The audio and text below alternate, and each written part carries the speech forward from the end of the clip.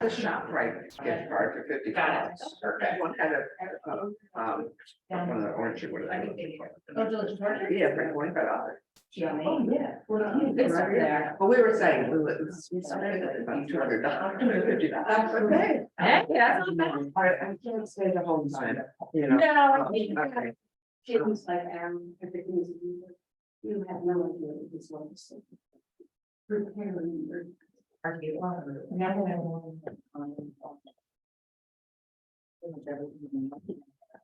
is good.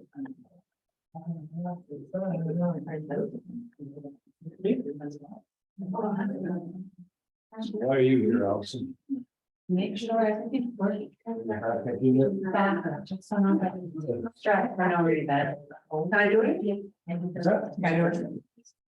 Yeah. Yes. Yeah. But we're. I think we're good. We will see, we will see. I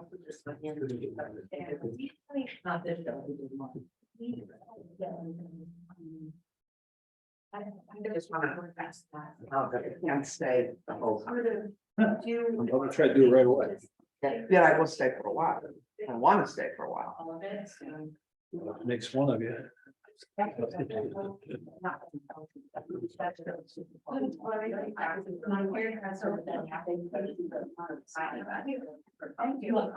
Good.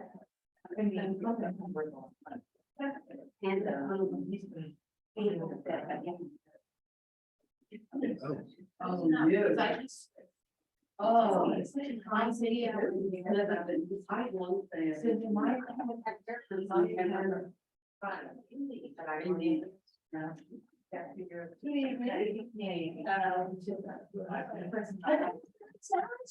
Yes, they were. How was your travels? They've been back. Very good. You know. I went into the Mexican restaurant next to, Country Farm. And I went in with Danny. And not only, well, he gave us out, but he gives us $200. Another membership for another business like that. Sure, and it's out, another $100. So we need to be a sponsor for the movie, dinner movie. And yeah, he's a nice guy, he's an inspector, he works for Beast.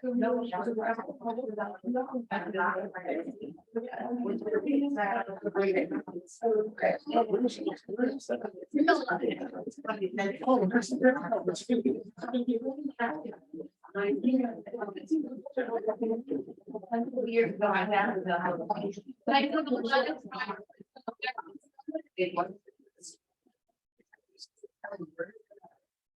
yeah.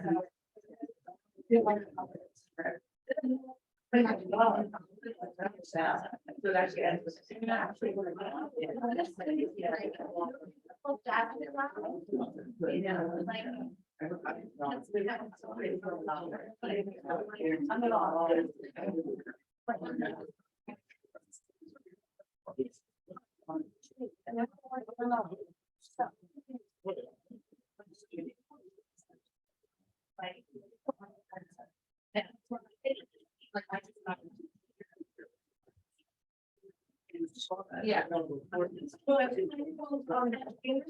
No, I think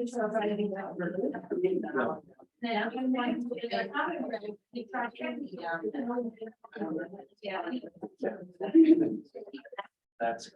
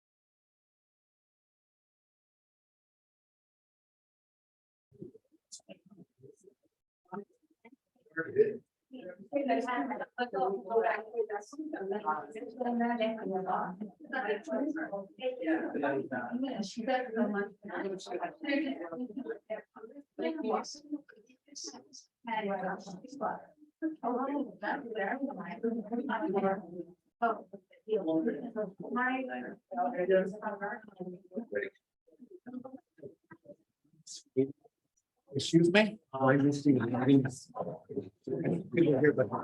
Yeah, I don't know where they went. Okay, the mayor was here a minute ago. He said that Meredith was here a little while ago, but I'm not sure what happened. Just want to make sure they were. No, as far as I know. Okay, thank you.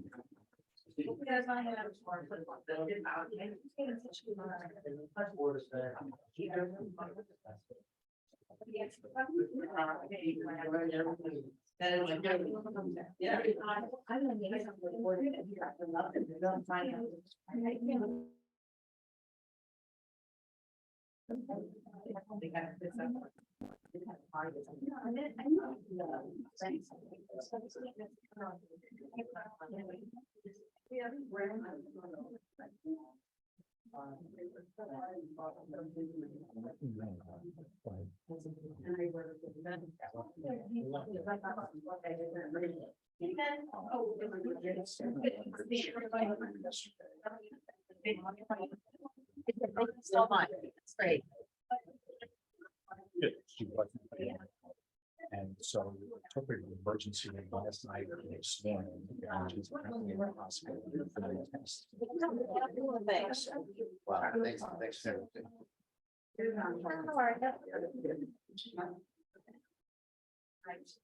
Couple things. One is, Yeah.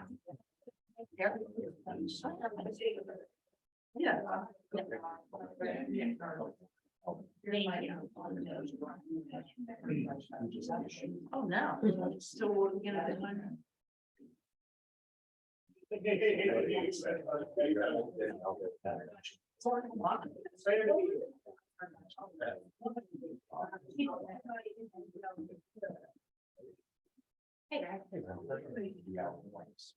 The second thing is. Michelle was just telling me. Oh, okay. Yeah. I just. Right, that's what you said. I pointed to Erica. And we're still trying to get them. Budget questions and budget questions were at the level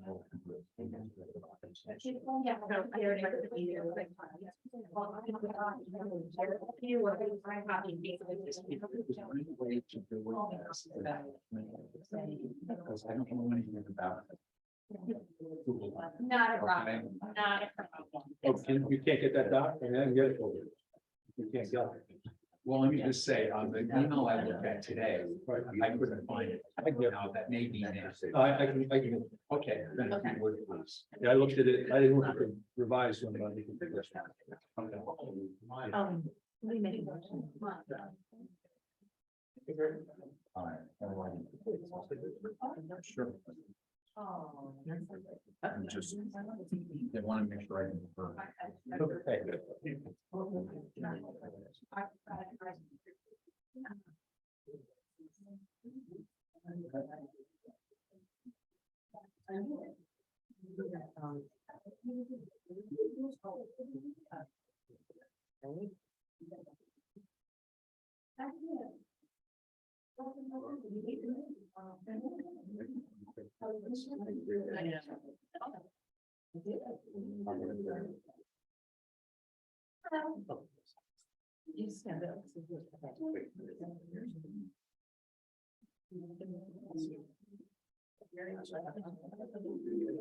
So,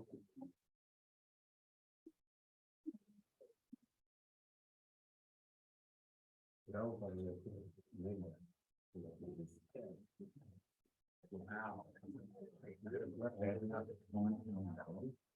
they're right. Are they really? You all get my email. I'll drive to them anytime. And they're the ones that hired me. It's a bit, Really? which is the trick. As you know, was doing this, breaking up. Are they a regular? Yes, we Fairburn. For sure. I just remember getting a call from a council member there, 18 years ago. Some dispute with the mayor on something. I just-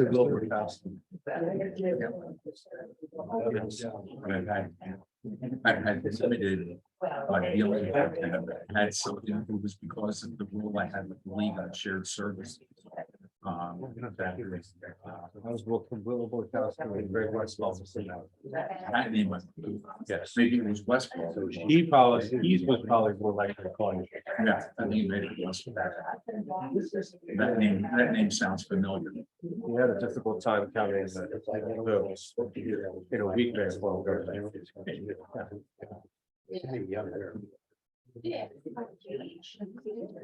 I'm gonna tell you, I have seen some personalities. And the.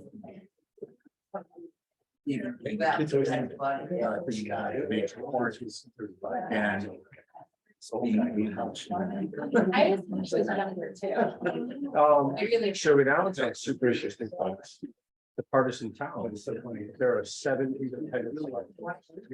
And they're run the races functionally as a nonpartisan town. So there's Allentown together, there's Allentown first, but and none of them finalist parties. Notwithstanding, there's 2 lines available at any time. And they've done that 5 years in a row. So now it's just. You getting at any age? It's super, it's really efficient. That's wild. When I originally. You know, I hired, experience because no one else wanted his job. Watch it. But it's really. I feel like it's deja vu sometimes. Although this is more sophisticated, down there was the line, you know. Let's not time picked up the bell, so. Yeah, we felt that the clerk on stage released. We felt that the clerk was giving more time to the code and get out from. So then the meeting. Missed. Good evening, everybody. Pledge of allegiance, please. Pledge of allegiance to the flag of the United States of America and to the republic for which it stands, one nation, under God, indivisible, with liberty and justice for all.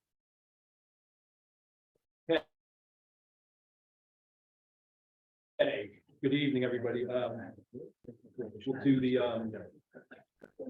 let me do the open public meeting and I'll explain a few things after that.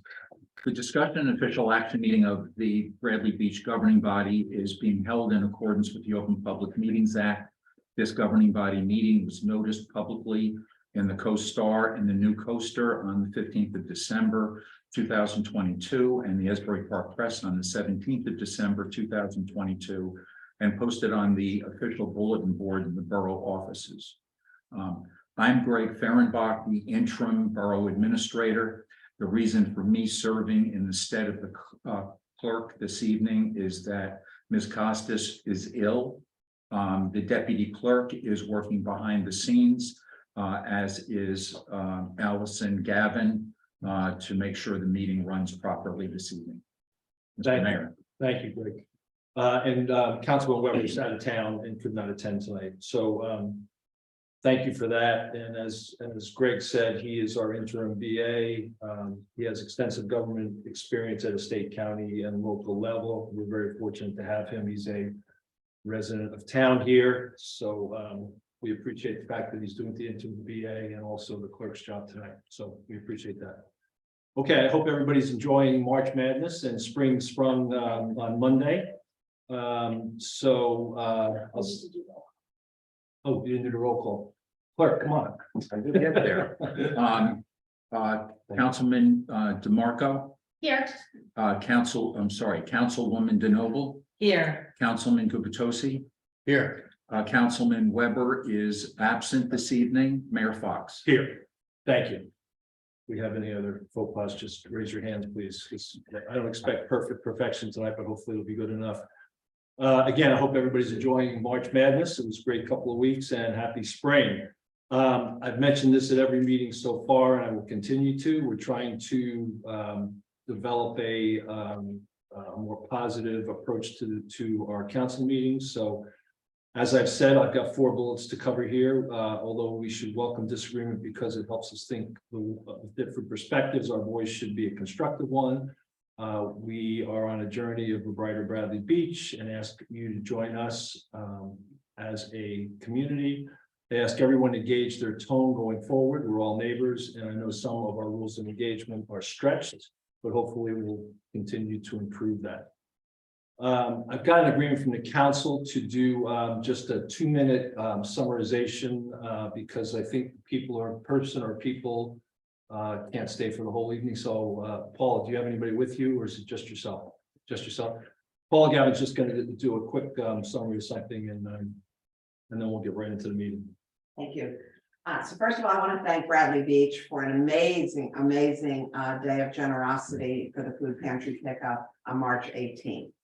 I want to thank the fire department and the first aid squad, who, as always, just stood up and stood out for us to man the trucks that they took, man and woman the trucks, actually, Joanne had one of them, the man and woman the trucks throughout town. We estimate over 300 households donated, with over 7,500 pounds of donations, fulfilling a lot of the needs of the food pantry. They gave us a specific list this year of needs, which included cereal, toiletries, a number of things, and those were what were donated, which was great. In addition, they had generous residents donated $800 in addition. So it was a really super day, but it's all about the generosity of Bradley Beach and understanding there are others who need their help and need our help. I will say that we had 40 volunteers who represented the Alliance with our 2 chairs, Ed Mulligan and Dan Hubston, who couldn't be here tonight. And then there were another 20 volunteers at the food pantry. So it was really also a day to see the generosity of spirit from our residents volunteering their time and energy and excitement. I'll just close with a quote from Linda Curtis, who of course is Miss Food Pantry, who couldn't be here tonight. But the food pantry pickup was truly magical. The community coming together for a common cause was just fabulous. The generous donations stocked our food pantry shelves, our back shelves, the basement, and more. So the 7,500 pounds of donations will go to great use. And as I said, we all pray for those who need it more than us. And this was a time that we showed our generosity. So to the town, I say thank you, and to all of you, I say thank you for participating. And I appreciate the opportunity to give the report. No, I appreciate it. Thank you.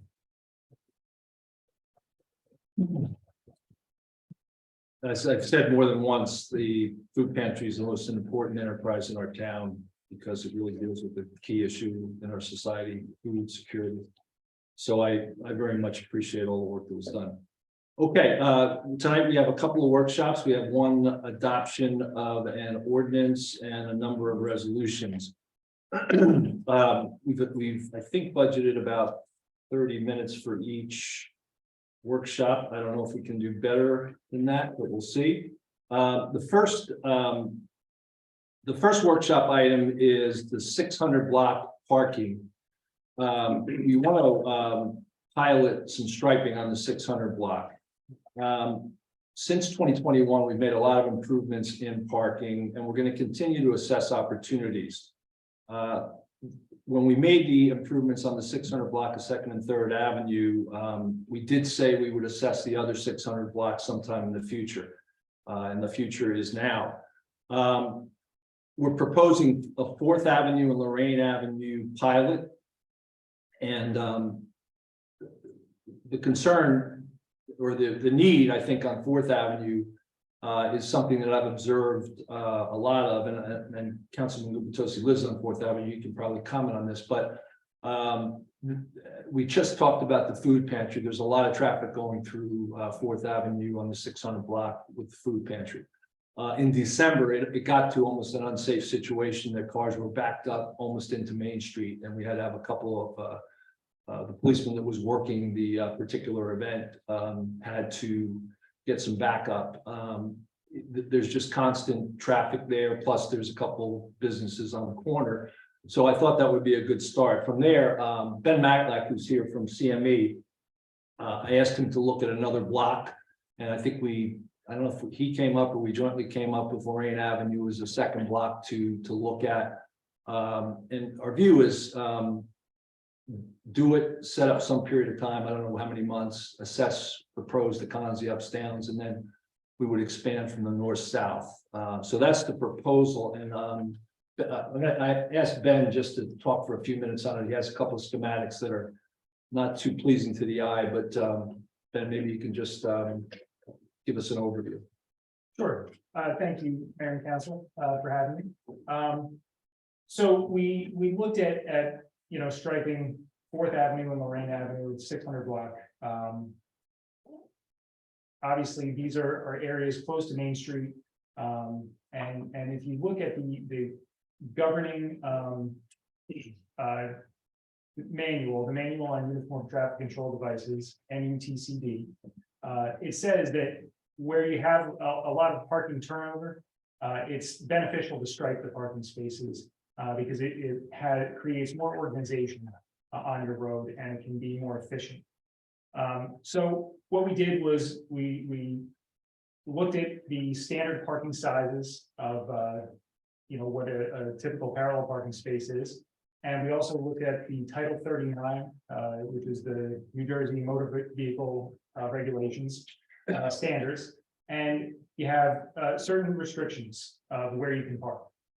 You're not allowed to park 50 feet from a stop bar, 25 feet from a crosswalk, or if in the absence of a stop bar or a crosswalk, 25 feet from an intersecting street line. And also 10 feet from a fire hydrant. So couple that with the amount of driveways we have on each of these streets, which you can't park in front of. We put together a striping plan. So the minimum parking space size is 8 feet wide in all cases, and 22 feet wide when you're parallel parked on the side of the road, and it can be reduced down to 20 feet if you're on an end space. So in a case where you are parked up against a driveway, you can have a 20-foot minimum parking space. If you're on both parking spaces on both sides, you minimum 22 feet. So by doing that, we laid out how many spaces we could get on each of these roads. 4th Avenue was, I believe there's 29 spaces. And I know it's probably hard to read on that image on the screen. 29 spaces on 4th Avenue, Lorraine Avenue, we can get 22 spaces. And that's the the conceptual plan that we came up with. What we also did was we mimicked what was done on 2nd and 3rd Avenue. This is the same, essentially the same design intent that was already exists in town.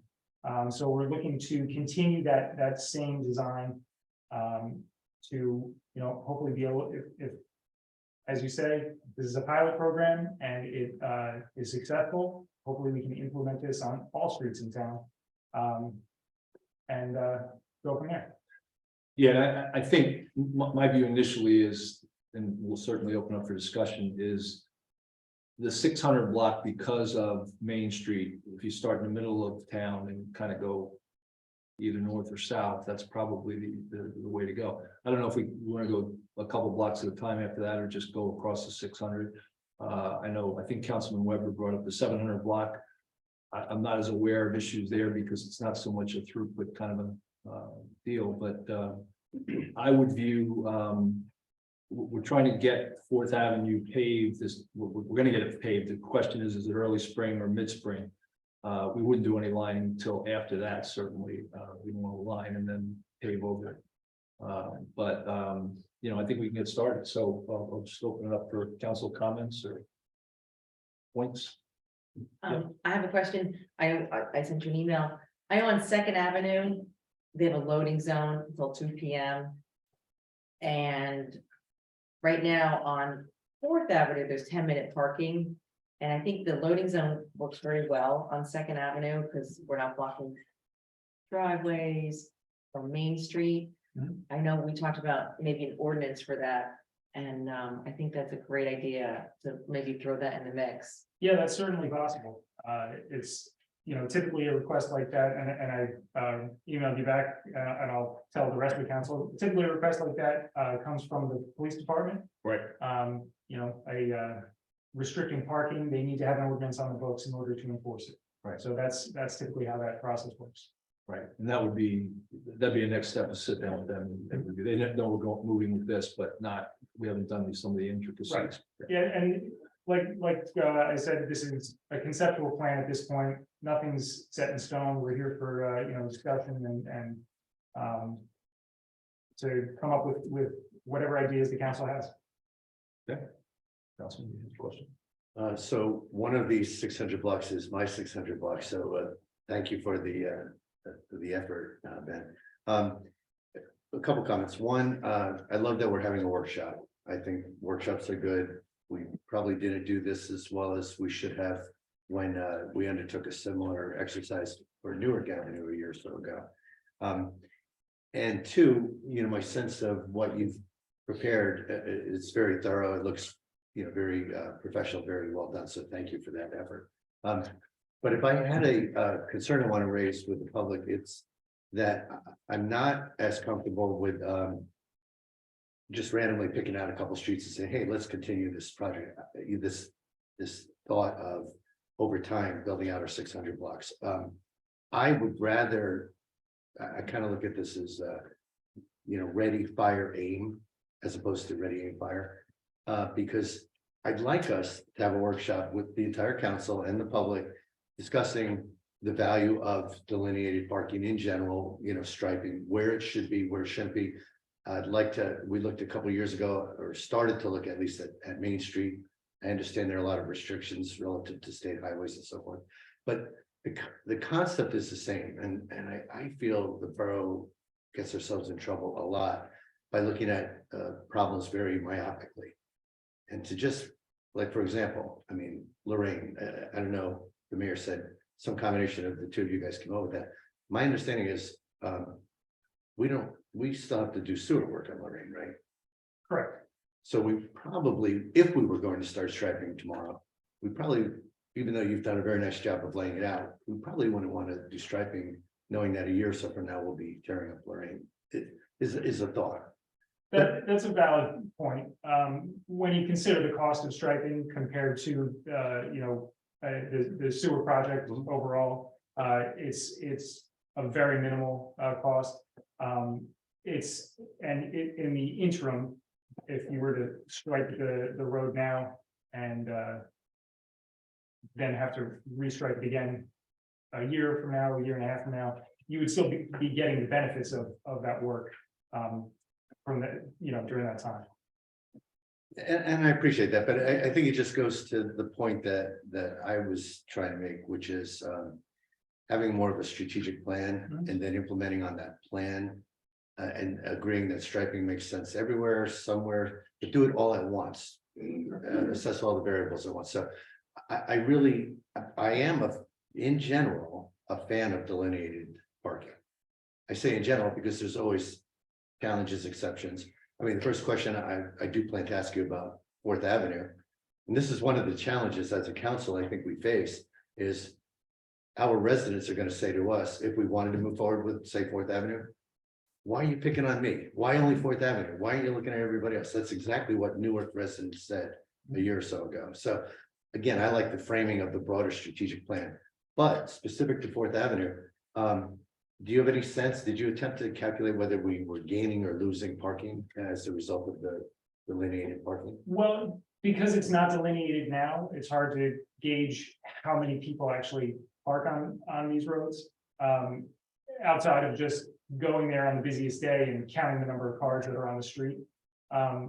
You look at what the standards are and we're able to calculate how many cars can fit there legally, according to what the design requirements are. What is the standard? Like you mentioned, you were allowing 3 feet on each end of a driveway, correct? Yes. Yeah, we want to allow a little maneuverability for. And what's the standard size of? Is there standard size, and if so, what is it for the parking spaces? 23 feet long? 22 feet long and 20 feet on the end of a row. So if you have a space, a blank space next to you, such as a driveway where there is no parking, you're allowed to shrink it down to 20 feet. Just your engineering expertise. I've heard that there are studies that exist, I haven't seen them, that suggest that in oftentimes with delineated parking, you can actually increase parking space because you eliminate a lot of the inefficient parkers, the people who quote unquote take up 2 spaces, that kind of thing. Correct. But based on your expertise, do you have a sense for would the borough, would the borough benefit generally?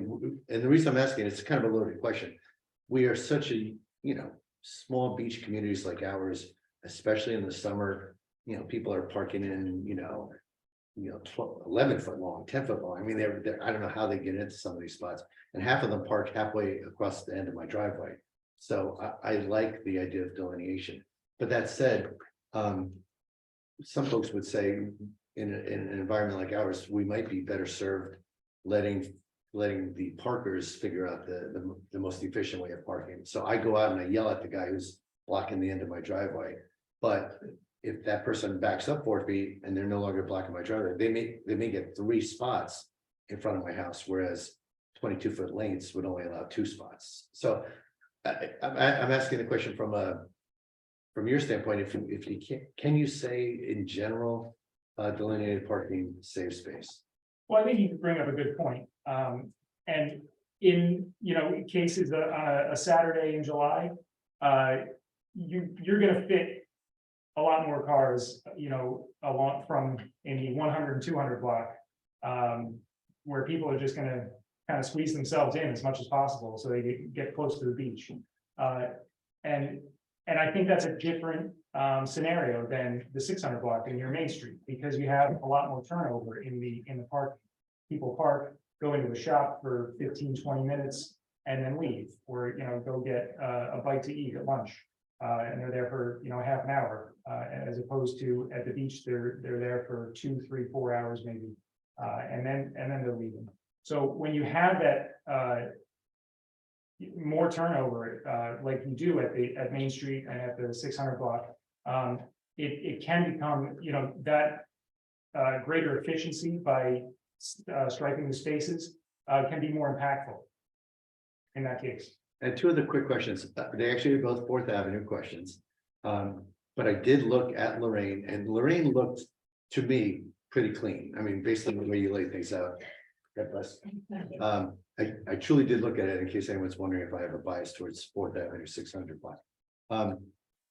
But 2 other questions on 4th Avenue. One is, you wouldn't necessarily know this, but we've had a history of traffic safety concerns regarding the alley that runs behind Darcy's and a number of the shops there, and it exits out onto 4th Avenue. And it didn't look, but I could be wrong, it didn't look like we had allowed for perhaps wider turn radiuses or anything that might enhance safety. Is that something you considered? Yeah, so it's actually on the screen there now. You can see the on the left side of the plan, right behind that white building, there's kind of a delineated, essentially it looks like a driveway. But it is an alley, and we use the same standard, keeping 25 feet of no parking from the edge of that alley, which is, the New Jersey state standard. So you would be increasing the visibility there, by doing that. Now, I did see, I can't see from here, but the I 20, know, it's a little hard to see. but the 25 feet, I thought that was from from Main Street, the curve at Main Street, but coming out of the driveway itself, you're making a left-hand turn or a right-hand turn. Is there parking that comes within 3 feet of the apron? Currently, yeah, people park right up to Right. that alleyway. So that when we get to a point of considering this, for final action, that might be, is that something we could create more space? Could we make it 5 feet instead of 3 on that one driveway? Yeah, well, the way we're showing it now is 25 feet. So we're treating it as a municipal road. You are 25 Yes. feet. Yes. Okay, so 25 we're definitely losing spaces then. Yes. Okay, I saw the 25. I thought that was a side triangle for Main Street. But you're saying it's, Yeah, so the standard is 25 feet from any two intersecting roads. There's no parking. the other question is just, I wasn't sure what was happening on the, across the street, on the north side of the street, far east corner. And we have a business there that has curb cuts. So I know there's some, there right now they're using that space for outdoor dining. But at some point, should they revert back to, those being curb cuts for parking in their driveway?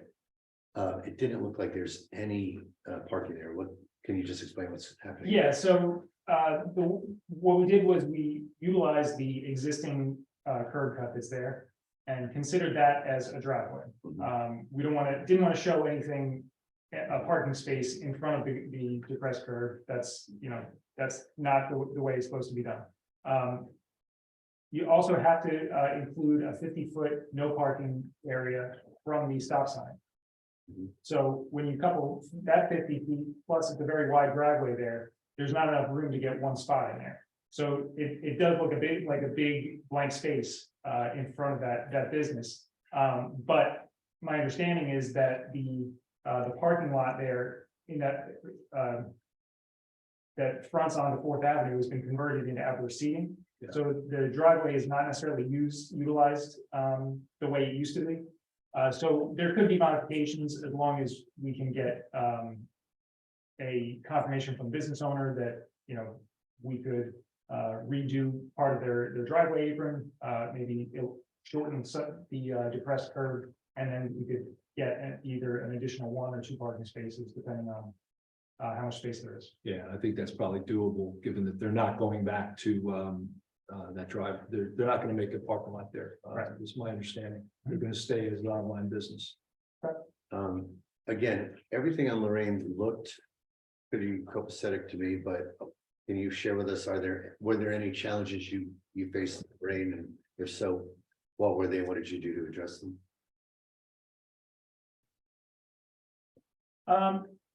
Well, the main thing on Lorraine, kind of the same thing on 4th Avenue, just trying to fit as many spaces as we could without impacting people's driveways. And, originally, we had just laid out 22-foot wide spaces, and that didn't result in as many spaces as we could get. We went back to our design manuals and consulted a couple different things and realized that we could take advantage of shortening the space to 20 feet when they abutted against a driveway apron. So that enabled us to fit the spaces where we originally couldn't. And it's difficult to say where there's 19 feet. No, we can't put a parking space here. But according to the federal and state standards, that doesn't allow for a parking space. And this has come up in past conversations. This is not my original thought, but is there such a thing as federal and state standards, motorcycle parking? Like, can you have an intentionally smaller space designed for a smaller vehicle? You can, yes, and I've seen that. I think I've seen it in Asbury Park, I know, and that's definitely something that can be implemented if that's desired. Yeah, that's my questions. Thank you. Council President Warrington. Yeah. Okay, we'll open it for the public for 5 or 10 minutes. Yes. Thank you, Ben. Thank you. Thank you. Don't go anywhere. Nope. Hi, Julie Nuccitis, 605 North Avenue. Yes, North Avenue. I know you want to pilot this on other blocks, but we still haven't finished North Avenue yet. And especially the 600 block on North Avenue was supposed to be sandblasted with all the markings because they use standardized measurements on a non-standardized street. We get blocked in our driveways. There was no communication. I know I met with Ms. Humphrey and Mr. Capone came to my house and everything because we were all shocked when this was done. So there was no communication, and then we were told that it was gonna be sandblasted, that this was gonna be removed. I'm all for spaces, this is not, because we need organization. But all the different, there's no rhyme or reason as to what the size of the spaces are. We have a very narrow street, it's a one-way street. People have driveways, cannot get in and out of their driveways. Talk about a safety hazard. I have been in situations where I've had almost multiple accidents because I cannot see to the right of me what's coming down from the street. And I cannot get in and out of my driveway. And the question I have is, if you have a space, and here's the white line, does your tire have to be in the space? Or does the bumper have to be in your space? Because I've had people yell at me saying that their bumper can be over the space. If what? I'll defer to Lieutenant Browning on that. Do we know what that is? I'll defer to. I'd have to double check for sure, but it really, realistically, the car should be in. Well, that's not what's going on, and there is no rhyme or reason as to how much space is to an apron. We as taxpayers, bought properties with driveways to be able to use them. That was a real estate decision that I made, and it cost me more money to do so. This past summer, my guests did not park in my driveway, and I have a very large driveway, as everybody knows, because they could not get in and out of the driveway. You have to back in, but you can't even make the swings to get in and out of the driveway. Now, Ms. Humphries, our former BA, and Mr. Cofone, and I believe some other people, did trial runs trying to get in and out, and they realized they couldn't do it. They can't swing.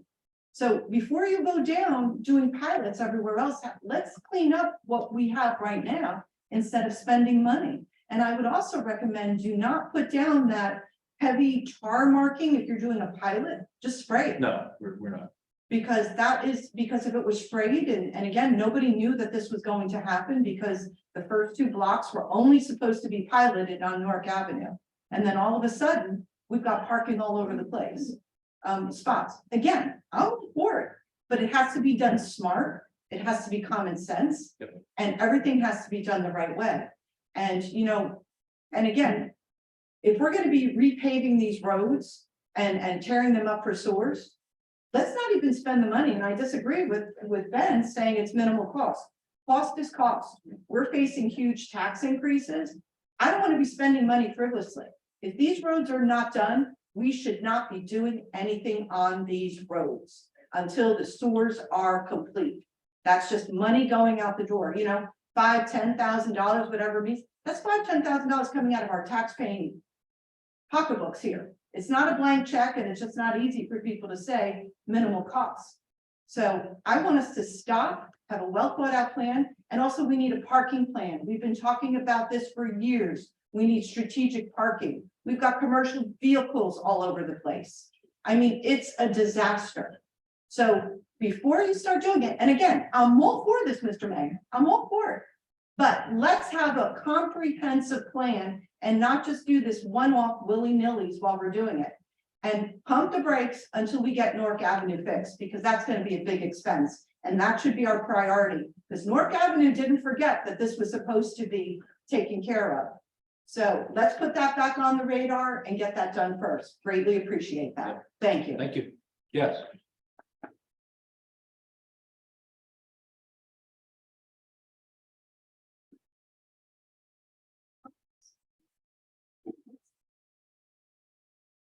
Irene Shishis, 112 Fourth Avenue, not to digress from Lorraine Avenue on Fourth Avenue, but I welcome the idea of a plan throughout town. My big concern is Ocean Avenue. When you pull out of, let's say, Fourth Avenue, Third Avenue, and you want to make a left-hand turn, you have to go halfway into the lane before you can see a car coming down the road. Somebody is going to get T-boned, or a bicycle, somebody is going to get killed. It's only a matter of time. I noticed that Spring Lake has their parking on the west side of the street of Ocean Avenue. It's parallel parking. It's not diagonal parking. And it's a better visual for you to be able to pull out and make that left-hand turn. It's an accident waiting to happen, and nobody deserves to get hurt.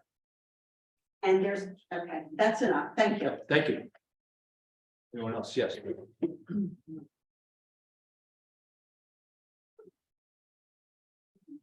Hi, Linda Duffy, 312 Brindley. Thank you very much for this presentation today. Ben, could you please put up the last slide that you had? I don't understand the side triangles that you had there, because are they the same for one-way streets, which we have running north and south in town, and the side triangles running on the north and south streets, depending on which way you go, you cannot see around the corner. So I just want to see where does it start? This point, because it's hard to see from back there and. So there's not any specific site triangles, but what we're talking about is a distance of no parking from the crosswalk. 25 feet here, and no parking 50 feet from a stop bar, so 50 feet here. Now, when I'm talking about this alley in the back here, it's 25 feet in both directions that way, no parking. Okay, can I just go there? Can I go there and point to something? Sure. It's up to you, can I? Okay. Thanks so much. So I'm looking at this street runs north to south, if I'm not mistaken, correct? Yes. So Is it's that Ham? 20, Is that Ham? Ben? That's Hannah. Okay. so Trying to- from this side of the crosswalk, 25 feet in. This side doesn't have to be 25 feet because no one's going that way. It's still 25 feet from any crosswalk on either side of the street. All right, so what is it existing now? It's less than that. It's much less than that on every single street in this town. Yes. Okay, I just I want. would say the majority, yes, the majority. Yes. There's some that have been fixed, yeah. Well, I don't, it's only by the school and the church that really, Yeah. it's 25 feet. Yeah. I just wanted to make that. Yep. Oh, people aware of that. Thank you very much. Okay, thank you. Yes. Thomas J. Cohen, 612 Third Avenue. Ben, I just had a couple of questions. The residential site improvement standard spaces are 9 by 19. But this is a thoroughfare standard based on the Title 39 that you're using?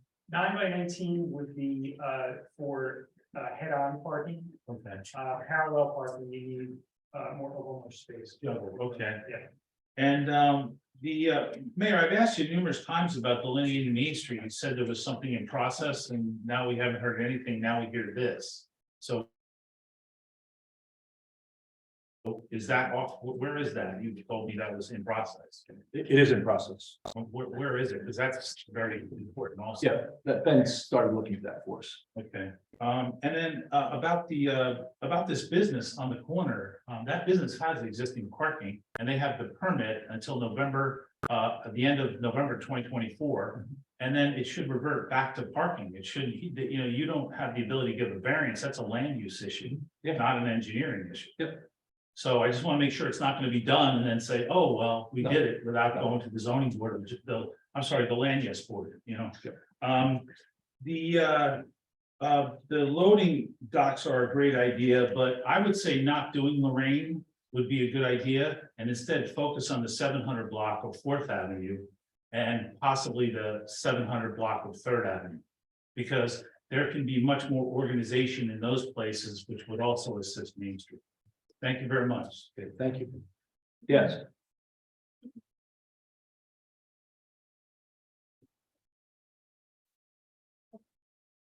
Nancy Mayo, Ocean Park condominiums.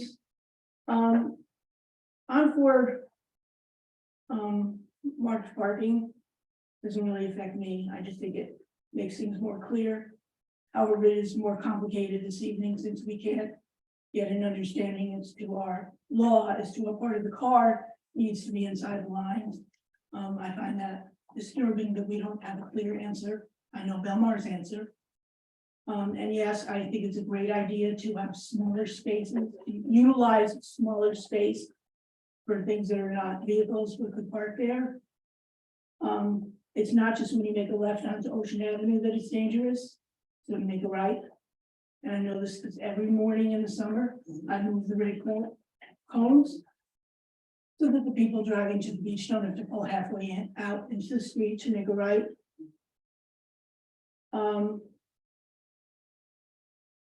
it is disturbing.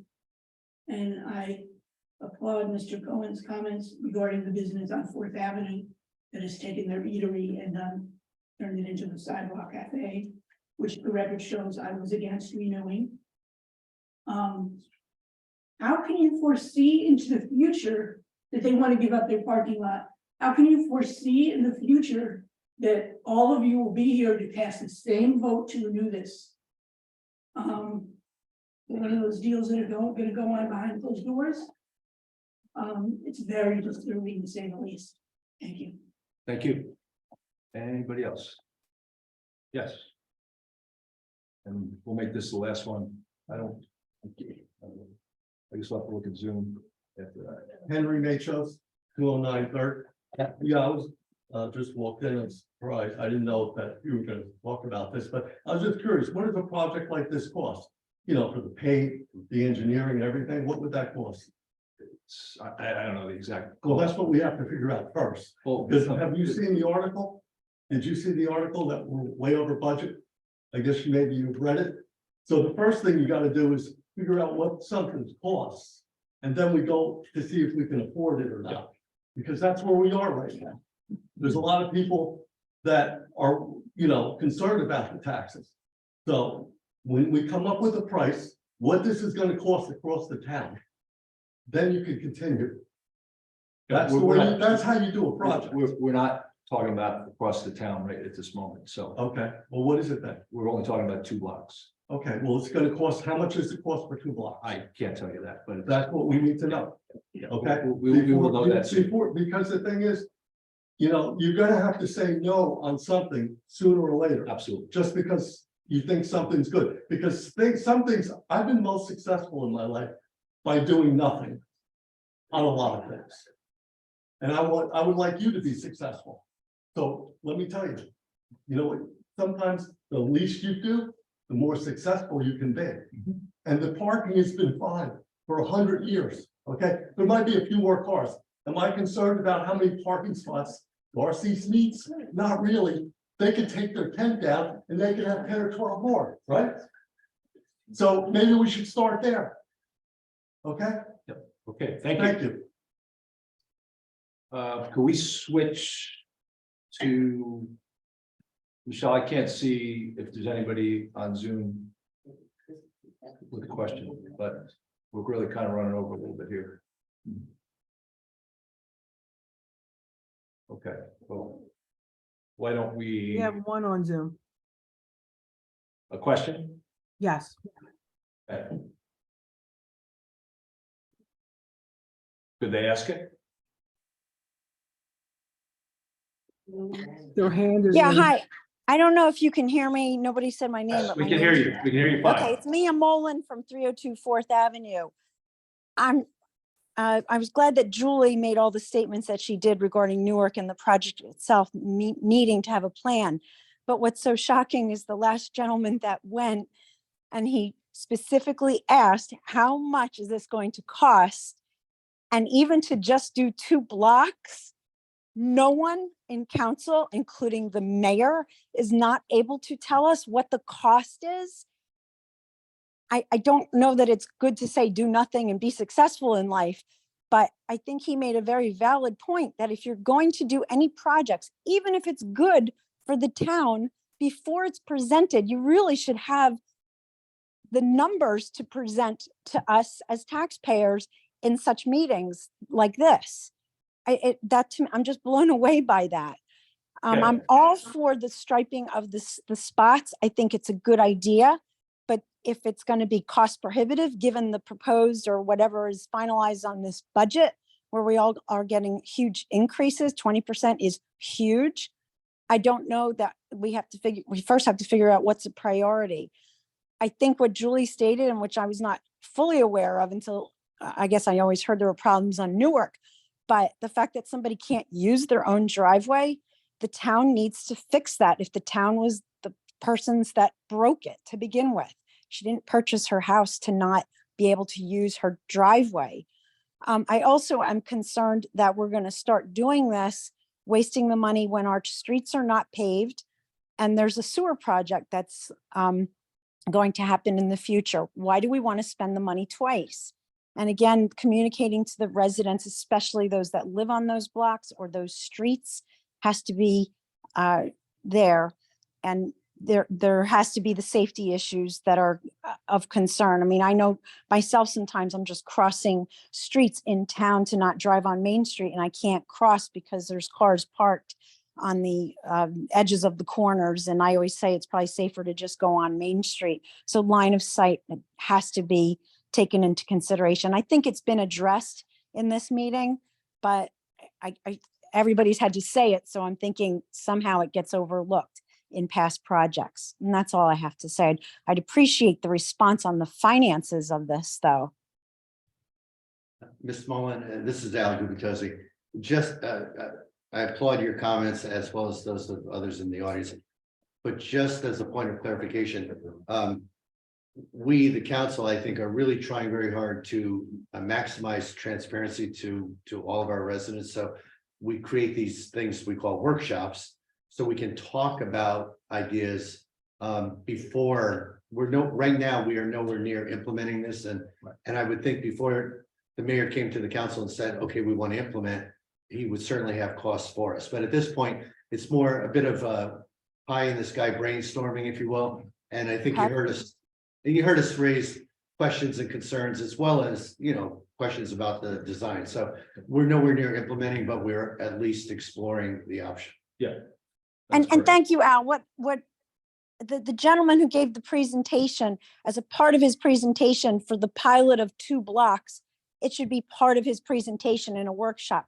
I think we pay him to do the presentation. So as part of his services, he should include that in the workshop. Yes. Because I don't want it to come to vote. I don't want it to come to vote when the price is already out there and then everybody just votes for it to get it off the docket. That doesn't make sense. It should be part of the workshop. Okay, thank you.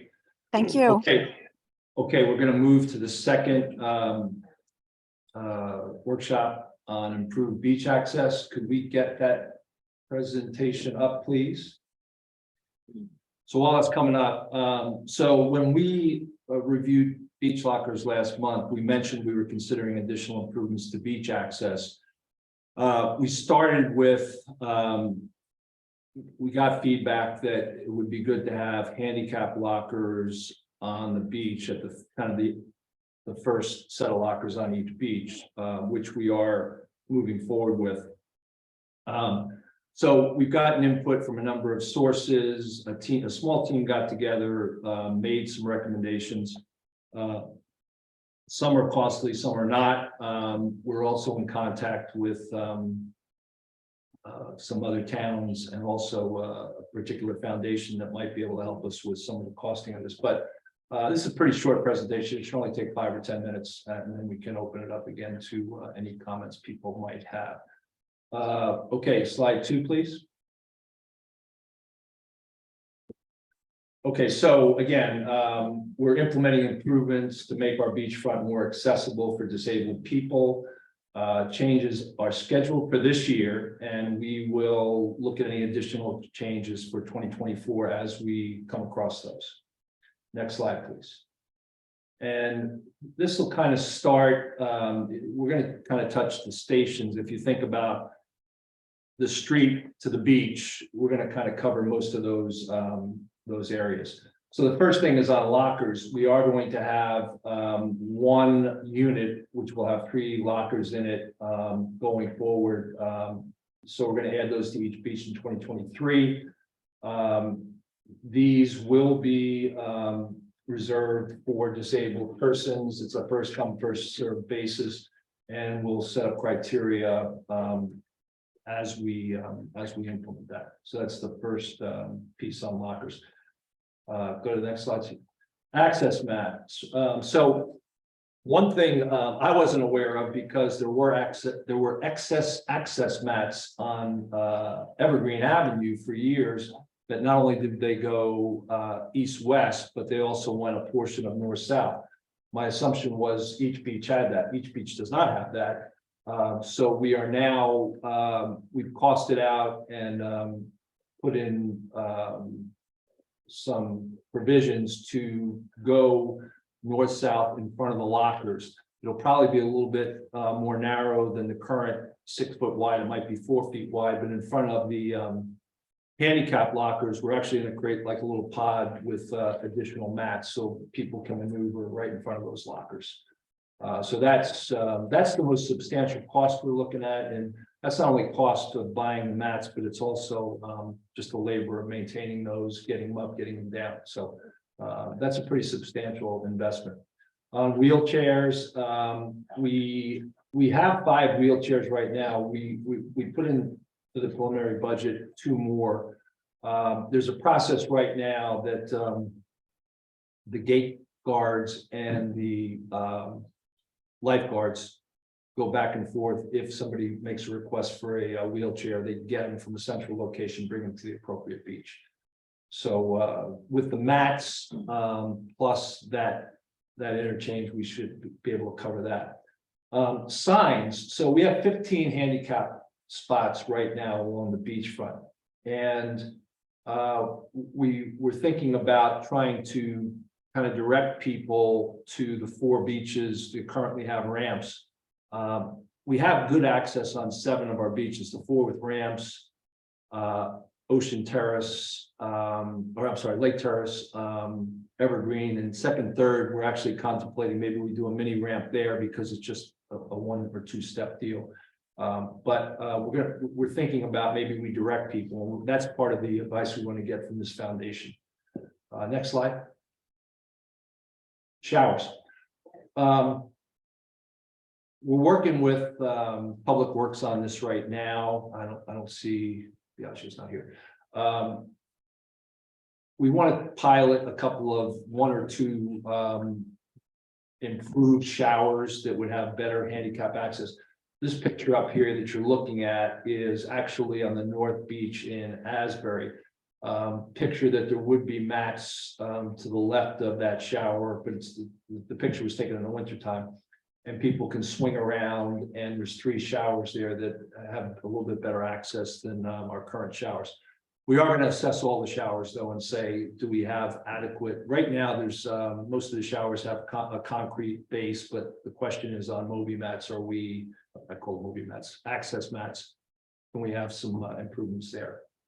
So, kind of in summary, we're certainly striving to make the beach more accessible, and I think as we go through this, we'll continue to assess, improve, assess, improve.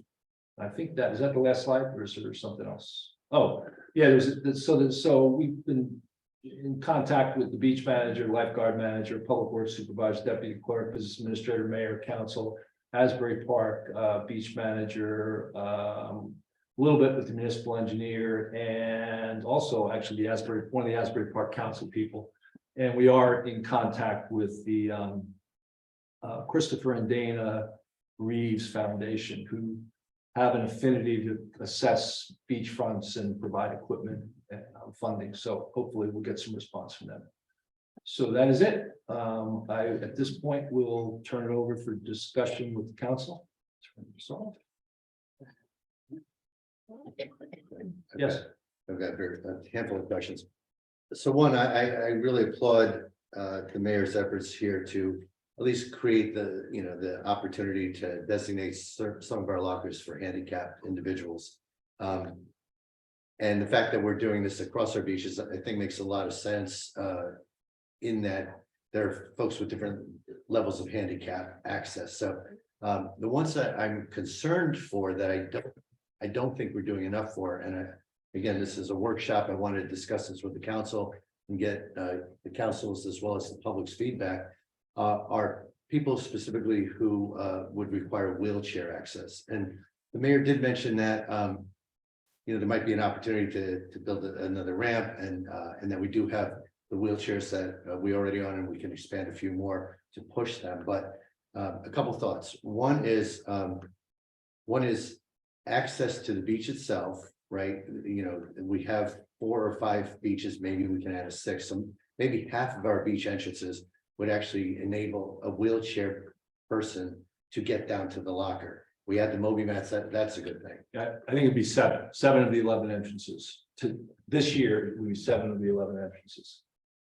Lake Terrace, Evergreen, if we tweak third and fourth, and then the 4 blocks that have ramps. Okay, because we have 3 ramps currently, is that Yeah, correct? cool. Oh, wait, 4, I was kidding. Okay, regardless. I think part of access, we're focused on, I'll call it the middle. The middle being the beach locker.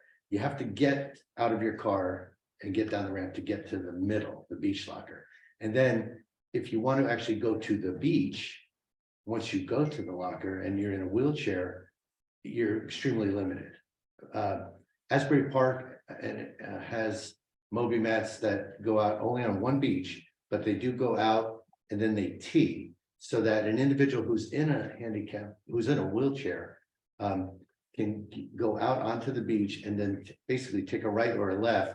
And in this one area, Asbury has set up some benches and some, I don't know, platforms, whatever's there. I'm not an expert on this. It's actually the mat. So what It's they've done is mat. taken the mat and instead of just having a straight tee with a mat, it's kind of I don't know if it's a square or a circle, but and I failed to mention this.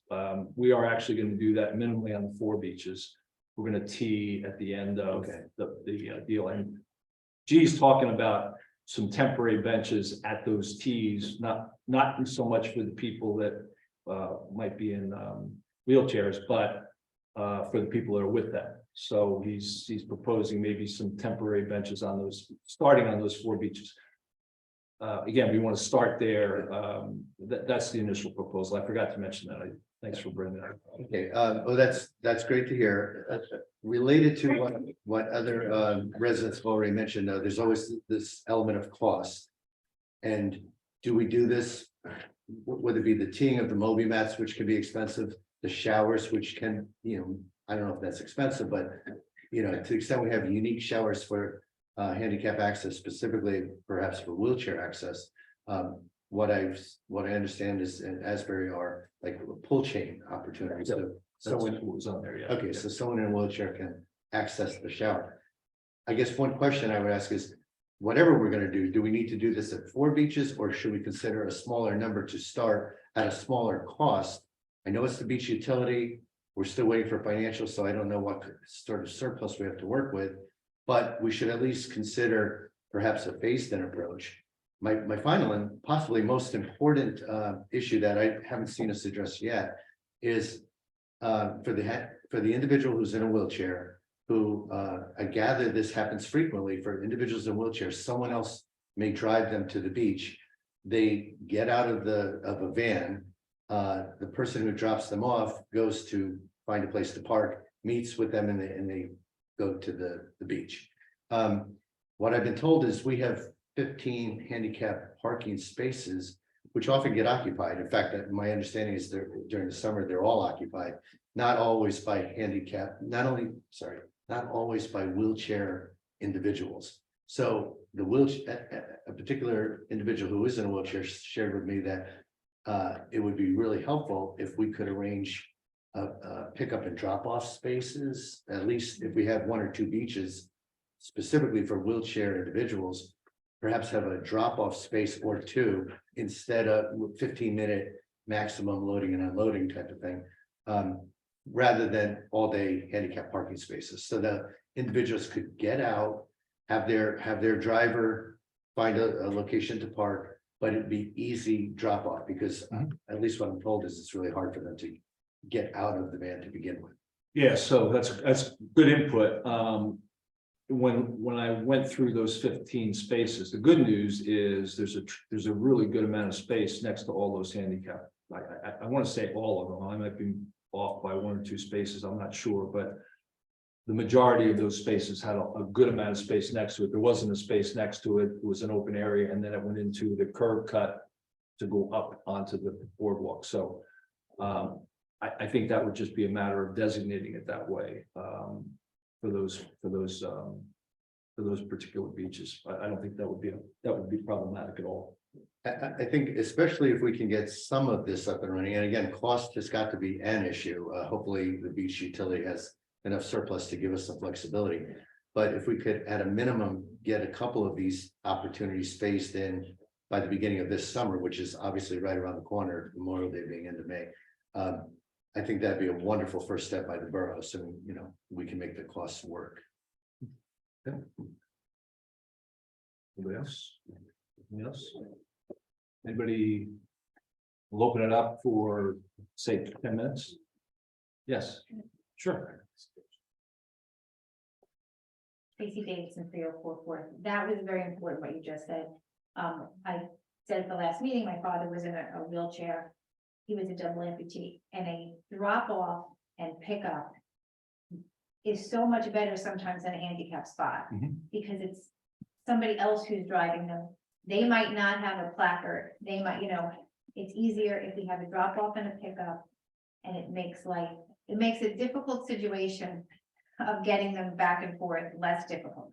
So I would really say that that is important. And of all the things you mentioned, which a lot of them are such great ideas, that would be really important. So thank you.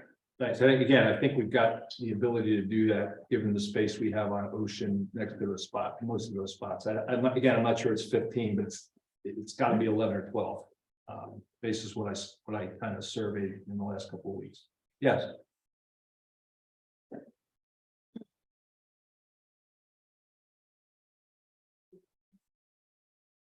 Nancy Meadow, Ocean Park condominiums. I have a lot to say about the beach, surprise. First of all, yeah, it's nice to have a workshop, Mr. Gubitosi, but it appears to me, based on past practice, you quote do a presentation, we come and make comments, and decisions are made behind closed doors without any consideration. So on one hand, I'm thinking like, why am I talking? The reason I'm talking is because I'd like the record to know what I think. That being said, the list of participants that went into this did not have one person from the public. That's offensive, let alone one person who might benefit from bringing this to our community. Again, That would be why we would have a workshop to get feedback from people like yourselves who are. maybe there's things they could have put into the presentation that you've not considered, since they are the end user. Do you have any suggestions? I'm continuing, stop interrupting me, please, thank you. Check your tone, please. Thank you. Stop interrupting me, please, I say the word. It's a workshop. please. It's a workshop. It is also offensive after this whole community pass thing went into effect, where people got to check boxes for handicap, and it said just bring, or something about bringing a note, and now you're deciding the criteria for what is handicapped. As is the Bradley Beach Way, this appears a little backwards. We haven't decided any criteria. Well, isn't that a problem? And I believe it said to be. No, it's not a problem. It's something we have to do. Are you finished? I don't know. Keep going. I'm just trying to respond to you. We haven't decided, but you're saying that we've made a decision about criteria and we haven't. That is the problem. Well, no, it's not, because we've got time to do that. People have already made their selection and already have expectations and have provided notes. You need to have decided what is a handicapped person for these lockers prior to having them sign up for a locker. That would be the correct order, in my humble opinion. I appreciate your opinion. Really? It is, I think, helpful, and I know you alluded to getting more of the beach wheelchairs. I've never observed a lifeguard leaving their bench to accommodate somebody, bringing them down for those, with those wheelchairs. And I would imagine that I would hope I do not see a lifeguard leaving the bench to help somebody down with the wheelchair. Yeah, to clarify, it wouldn't be somebody off of the bench, it's the lifeguard team. That's what they do today. So for instance, on Evergreen, if somebody called for a wheelchair, they would call the lifeguard station on Lorraine, that's where the inventory is, and they would bring it out to that person and check it out to that person. That's the procedure. I guess I'll need to review the presentation, because clearly that was not what I heard or saw. But again, that's the Bradley Beach way, and perhaps I stand to be corrected, but I believe it did say lifeguard, not lifeguard team. That being said, we know here in the public, you're gonna do what you wanna do. And that's sad that you don't value our input. Thank you. Yes. Thomas J. Cohen, 612 Third Avenue. You did brush over the criteria, Mayor, and I'll let you answer my questions if you could. You're saying we are gonna establish the criteria. Could you tell me what the definition of we is? Well, we're going to sit down with our business administrator and sit down and say, first do some benchmarking, see, is there criteria in other towns for handicap lockers? And then we'll make an assessment based on that. So we've got some time before we have to make that final determination. You didn't mention the council in the we. I just want to establish, is the council in the we? Because what you described was not the council being involved. I really, anybody can be involved in that conversation, the council, the administration, so. Okay, so the council is involved in the we, is that the answer? Yeah, Okay, because I know you weren't here, but we had an issue a couple years ago with the handicap parking spaces, which are reserved on the street in front of people's house. And there was minimal backup, and even a cursory review determined that a number of these people were not eligible. So in all fairness to the public and the people that should be eligible and need this utilization, that this all be documented, whether it be through handicap certifications from the state Department of Licensing. But there should be a backup set up as to what is the criteria. Okay, so I would appreciate if you do that, because the backup information would be very important. Thank you. thank you. Yes.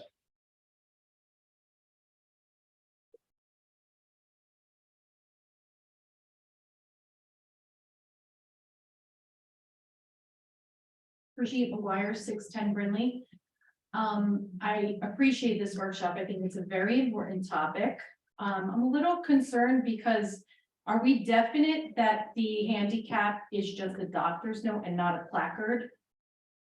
Is that No, that's the part of, direction we're going in? no, that's part of the criteria that has to be decided.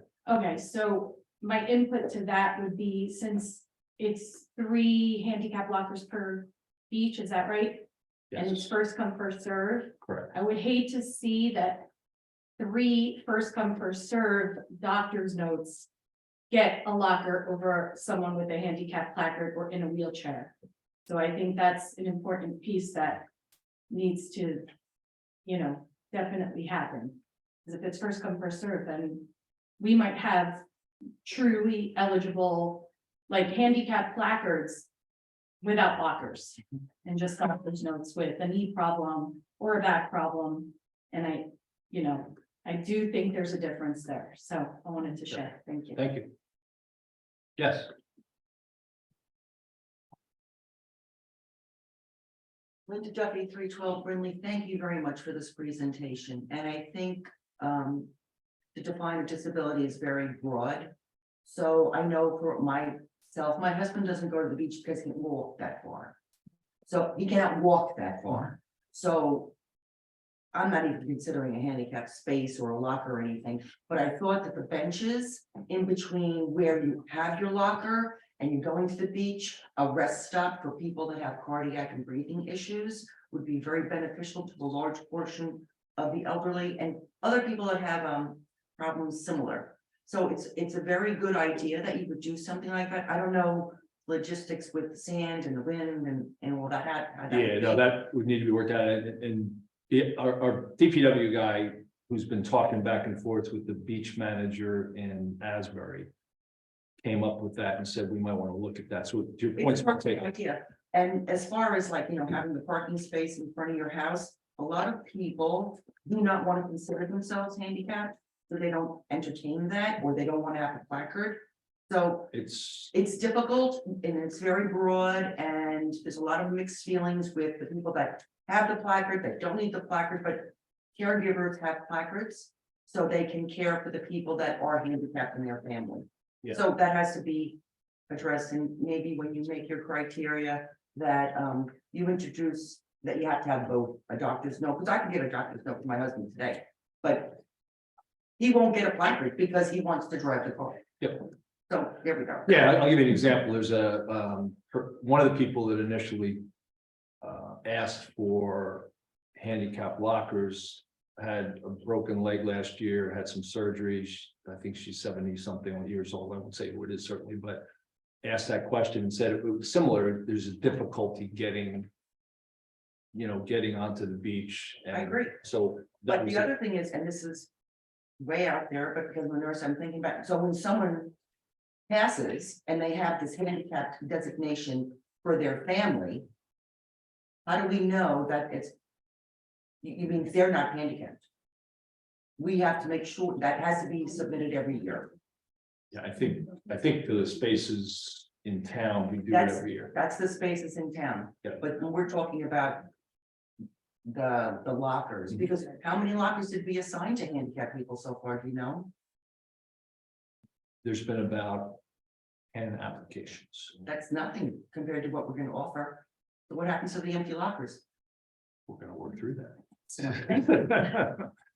I'm not, I don't want to give people false hope. No. Yes, yes.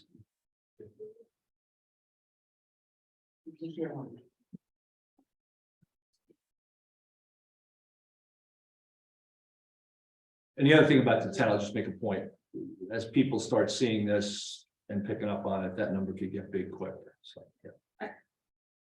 Eileen Shishias, 112 Fourth Avenue. I would like clarification about the concrete slabs by the showers. Could you repeat that? Are they going to be torn up and? Oh, no. Okay, because they No, were it'd just, just be the augment. How do you ensure that the access mats meet right up with those? And if we tweak the showers, we want to make it so it's, could 'cause they that- please keep in mind the design and the location of the showers? Being a beach goer, and I'm on the beach every day. The traffic pattern and the location of the showers are very awkward sometimes. Because people are lined up and they want to exit the beach and they can't do it. So please keep in mind the design and locations of the showers. And please make it aesthetically appealing to our community. I would appreciate, we, the taxpayers, would appreciate that. Thank you. Thank you. Anybody on Zoom? Michelle? Yes, there's two. Okay. The first one's Shanna Greenblatt. Okay. Hi, Shauna Greenblatt, 414 Monmouth Avenue. This is a bit of an aside, but not really if you're looking at the showers. We've noticed over the years that the showers are often left on and the water is running, and we've shut them off specifically. So I would put in a request to please consider putting some sort of an automatic shut off for all of the showers that, beachgoers are using. Save us some water. Okay, thank you. Thanks. Last question. It's Julia Rand. Hi, Julia. Question?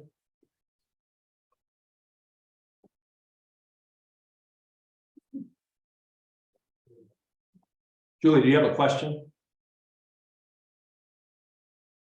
Okay, I don't think she does. I think I know what her question is and doesn't relate to this. Okay, we will close that out. We'll take this good input from everybody. I appreciate it. We'll take that as we continue this implementation process. We just on that, I think we've got over 85% of the people that have signed up on the new system. Just see if they have a report. two sidebars. One, about 80%. About 80% have signed up. Hence the number we have with lockers. And we're also, just 1 second, Julia. And based on the first few weeks, we have some frequently asked questions that we're getting on the website, and we'll continue to try to improve that. Julia, do you have a question?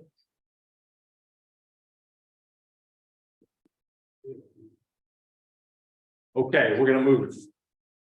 Okay, thank you, everybody. We're gonna go to number 6. There were no presentations and bids. Number 7, approval of minutes. Make a motion to approve the March 8th, 2023 budget workshop minutes. Hello? Hello? Let's ask Ms. Rand to speak. Just, I'm trying to talk. Hello? Yeah. You hear me? Yes. You we hear? can. Yes, we can. Sorry. Okay, I just wanted to talk about the handicap for a minute. What's handicapped and what isn't handicapped? Hello? Yes, we're listening. Oh, I'm sorry. I didn't think you could hear me. I just wanted to clarify, I don't know what people are talking about. People don't just get placards. I mean, I have a placard because I am handicapped too, but there are degrees of handicapped. And that's, true. Not everybody is in a wheelchair, but they may have difficulty walking or breathing or whatever the problem is. So it's very difficult to clarify that. So I'm not sure what a couple of those people were talking about, but you just don't get a placard. Okay? I just wanted to clarify that. The handicap placard, and people that are in wheelchairs, it's a different situation. We don't have enough handicap spaces, that's true, but I don't think Bradley Beach is very small, so I'm not sure that's a problem. Anyway, that's all I wanted to say. Thank you. We'll be assessing that, looking at number of spaces and how we configure those two. So thank you for that. Okay, did we get to, we got a second? We just need to go through the vote. You made a motion, you need a second? Yeah, we had a second. Second. Oh, did you have a question about the minutes? no, I had forwarded, not understanding that Erica was out in the hospital. I had forwarded some edits, suggested edits earlier. They're not significant, so I'm gonna let it. Okay, thank you. Councilwoman DeMarco? Yes. Councilwoman DeNoble? Yes. Councilman Gubitosi? Yes. Mayor Fox? Yes.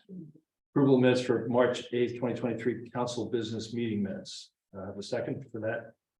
No second. Councilwoman DeMarco? Yes. Councilwoman DeNoble? Yes. Councilman Gubitosi? Yes. Mayor Fox? Yes. Approval of minutes for March 8th, 2023 executive session minutes. Make a motion to approve. Second. Councilwoman DeMarco? Yes. Councilwoman DeNoble? Yes. Councilman Gubitosi? Yes. Mayor Fox? Yes. Okay, we now have public comments pertaining to the 322 agenda items only, 5-minute limit. We're gonna need a timekeeper. Oh, you're good. Okay. Thank you. Just hit the door when you keep the time. Any questions on the agenda? Okay. Yes. Thomas J. Cohen, 612 Third Avenue. 2023-110. What is that project of the grant application? Mr. Mayor, do you want me to respond? Please, because I'm looking for it right now. The grant application includes 3 projects. Those projects are Main Street improvements, Sylvan Lake improvements, including bulkhead replacement, and phase 3 of the sanitary sewer project. They have been part of a program that was offered out of U.S. Senator and U.S. Congressman's offices. We only had approximately 5 days to make submissions, and the submissions had to be made by either last Wednesday for one or last Friday for the other. will there be any public hearings on those? Once there is an action on the grant, it's a very broad description. The specifics of it will have to be defined by whatever amount of money might be granted, if any. And if that happens, then the governing body will have to go through a process of approving what project it's going to be and what it's going to include. Great, that's very helpful. Thank you very much. From that. And then on the 2023-1111, is that what Mr. Matlock presented at a work session maybe 4 months ago about that I know you weren't here, Mr. Murdock, but Mayor, is that this proposal that you're awarding, is it related to that presentation that he did? 2023, what was the numbers? 111. And the page is, It's the Beach Avenue drainage. Yeah. oh yeah, beach, I'm sorry, yeah, I'm sorry, I thought you were on the bill list, 2023, well, yeah. That, yes, that's for the beach So avenue. that was the work session he Right. did, and people were here about the Right. drainage issues in that neighborhood. Okay, thank you very much. Thank you. Nothing on Zoom? Okay, then we'll move to the next agenda item, which is, second folks, thank you. Ordinance, we have no ordinance introductions. We do have one for adoption, ordinance 2023-5. It's an ordinance amending chapter 425 trees of the borough general ordinances to clarify and enhance certain shade tree regulations. The primary change here is just defining violations in the public space and even in the private space. There are two clarifications in that. May I have a motion to open the public hearing? Sure. Beat me to it. Second. And second, Second. Council President DeMarco. Yes. Councilwoman DeNoble, Yes. Councilman Gubatosi. Yes. Mayor Fox. Yes, Okay, the public hearing would now be open. sure, thank you. Any comments on the public hearing? Anybody on Zoom? Michelle? Okay, we will wait till Council President Marco comes back, because we need her for the vote.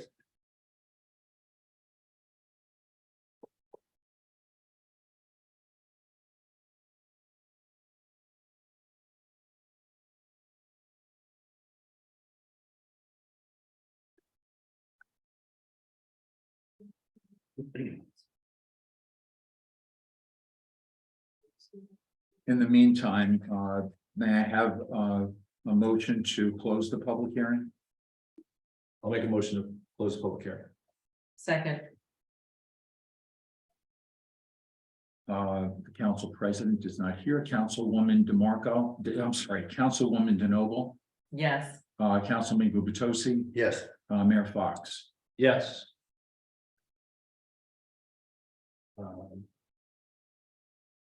We got a majority, we could probably proceed, it's just, Mr. Mayor, that's your call. If you want to. yeah, let's proceed. Okay. Okay, communications, we're trying, We need to have a motion to adopt the ordinance. oh, I'm sorry, you're right, motion to adopt, you threw me off by, I know, I understand. no, but I appreciate you jumping in on these, thank you. I'll make a motion to close the adoption hearing and move to approve resolution 2023-5. Second. Ordinance, yes. Councilwoman DeNoble, Yes. Councilman Gubatosi, Yes. Mayor Fox. Yes, Thank you. okay, we'll continue. Communications, we said, trying to close out the short-term rental ordinance introduction. Our business administrator has raised his hand and said he'd lead a small group and get this closed out, so that's a communication on that. I'll move to resolutions. Let me do the consent agenda first. 2023-101, approval of the IAFF Local 384 to conduct their 5-alarm 5K race for Saturday, June 10th, 2023, from 7 a.m. to 11 a.m. pass-through only. 2023-102, approval for Community Affairs and Resource Center to conduct their 5K race on Sunday, October 8th, 2023, from 9 a.m. to 12, pass-through only. 2023-103, approval for the Tears Foundation to conduct their annual Rock and Walk for Sunday, May 21st, 2023, from 9 a.m. to 2 p.m. 2023-104, approval for the Jersey Shore Running Club to conduct their 5K race on Saturday, April 1st, from 7:30 a.m. to 1 p.m. pass-through only. 2023-105, approval for the United Engine and Truck to conduct their 5K race on Saturday, August 19th, 2023, from 6:30 a.m. to 12 p.m. That is not a pass-through race. That is our fire company and our annual 5K race. So that's certainly exciting that we're, it's our second year back from COVID. 2023-106, approval of an off-premise raffle license to premise raffle license for St. Teresa of Calcutta Parish. 2023-107, authorizing additional appointments of special class 1 law enforcement officers attending the May class of Monmouth County Police Academy. 2023-108. Oh, I'm sorry. I went past consent. So I'll make a motion. Mr. Mayor, it's more of a clerical question, but in 2023-106, this description is off premises raffle, but the title of the actual resolution says on premises raffle, but then the wording within the resolution says off premises. So we just need to clarify, is it on or off? Unfortunately, I'm just trying to think about. I have not reviewed this, and unfortunately, Erica is not here. Can we approve on and off? On and or off? Well, it would be a hand on or off. Yeah, Yeah, or I think, yeah. yeah, why don't we just change it to on or off? So get it. So the note for the resolution itself, we have to say on or off twice. Right.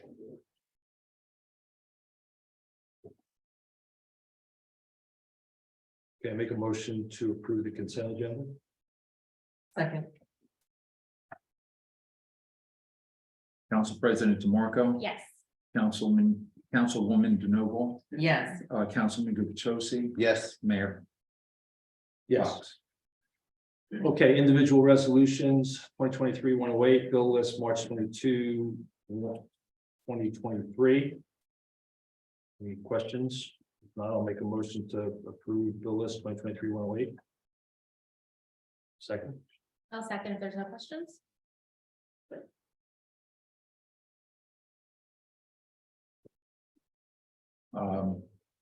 Council President DeMarco. Yes.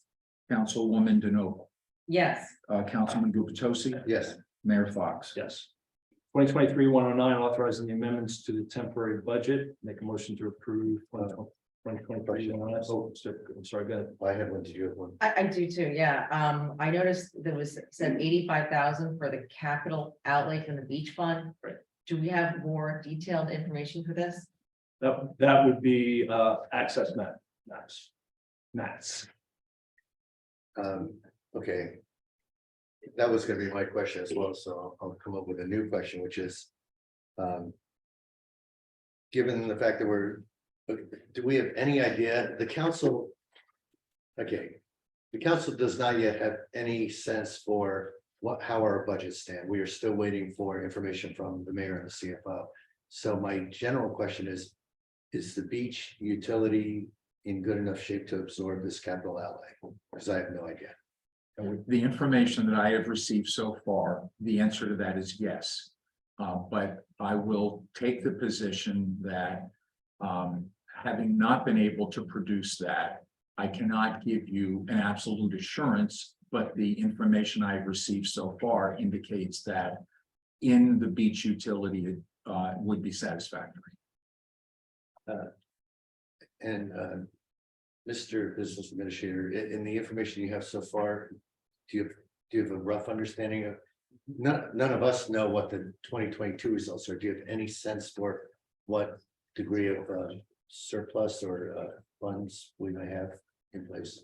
I can tell you that in terms of the capital improvement fund, there is a sufficient amount of money in that capital improvement fund for this purpose. Okay, thank you. And just to clarify, so my understanding is that we then just be moving this money into the temporary budget, but before it's expended, it would still need to go before council for a vote. On The that. council has to authorize the acquisition. I believe the plan is to do it, I believe through state contract. And if it is, the council has to authorize that by resolution before a purchase can be made in excess of the $44,000 number. So we could do the temporary, the moving over to the temporary budget now, but, not make the purchases. That's or do true. the resolution until we see what the beach utility is. Yep, that's true. Okay, so I made a motion to approve 2023-110. Do I have a second? I'll second. I'm sorry, 109. Sorry. I'll second. Council President DeMarco. Yes. Councilwoman DeNoble. Yes. Councilman Gubitosi. Yes. Mayor Fox. Yes. 2023-110, authorizing the Borough of Bradley Beach to submit a grant application for future year 2024 congressionally directed spending and community project funding application processes. Make a motion to approve 2023. Mr. Mayor, I'm sorry, again, a question. I'm just hypersensitive to Sylvan Lake improvements. I love the idea of Sylvan Lake improvements. But there is this reference, including streetscape improvements. Is that referencing Sylvan Lake? It seems it's hyphenated. No, that's Main Street. No, Mr. Gubitosi is correct. I think The streetscape There's two elements are There's two related to the area between the curb and the bulkhead. And that is what the engineer has identified as being streetscape. So at this point, because we're just authorizing a grant application, if we do not want to proceed with that particular renovation, we don't have to. Correct. Okay, thank you. Yeah, and just make a comment on we've already received, we've had some communication. I spent about 20 minutes or a half hour on with Congressman Cologne's aide on one of our grants, and he's asked us actually to submit something supplemental in another area. So it's a pretty active process going on right now. And we're pretty optimistic, but to Greg's point, these are pretty broad and we can really define those as if we get some funding. So. Okay, so that's 2023-110. I'll second. You made the motion. Council President DeMarco. Yes. Councilwoman DeNoble. Yes. Councilman Gubitosi. Yes. Mayor Fox. Yes. 2023-11, authorizing the award of proposal for engineering services for Beach Avenue drainage improvements to CME Associates. Make a motion to approve 2023-111. There's no questions. I'll second. No question. Council President DeMarco. Yes. Councilwoman DeNoble. Yes. Councilman Gubitosi. Yes. Mayor Fox. Yes. 2023-112, authorizing an award of proposal for engineering services for Ocean Park Avenue outfall repair to Colliers Engineering Design. Make a motion to approve 2023-112. Question. Yes. Allison. I know this is identifying the fees for the engineer Colliers, as you mentioned. I know this is part of a broader $1.3 million bid. Correct. The 1.3 million obviously will be bonding for that. We're not paying it out of that. I think we've already bonded for it. My understanding, you have a bond ordinance for it. Yes. So this payment, well,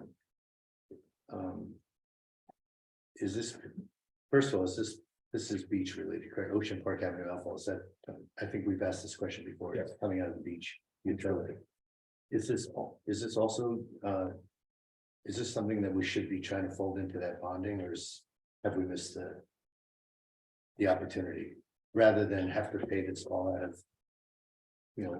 the 2023 budget?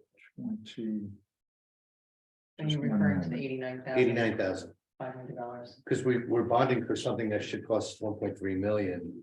I usually we bond in excess of the amount we need. I'm wondering, is this something that could be included with that funding? If you look at the bottom of the resolution, you will see that the account that is identified starts with B, so that it's being charged against the bond account, the bond ordinance. It is. It is. That I need a secret decoder ring for these account numbers. That's perfect. Thank you. Okay, so made a motion to approve 2023-112. Second.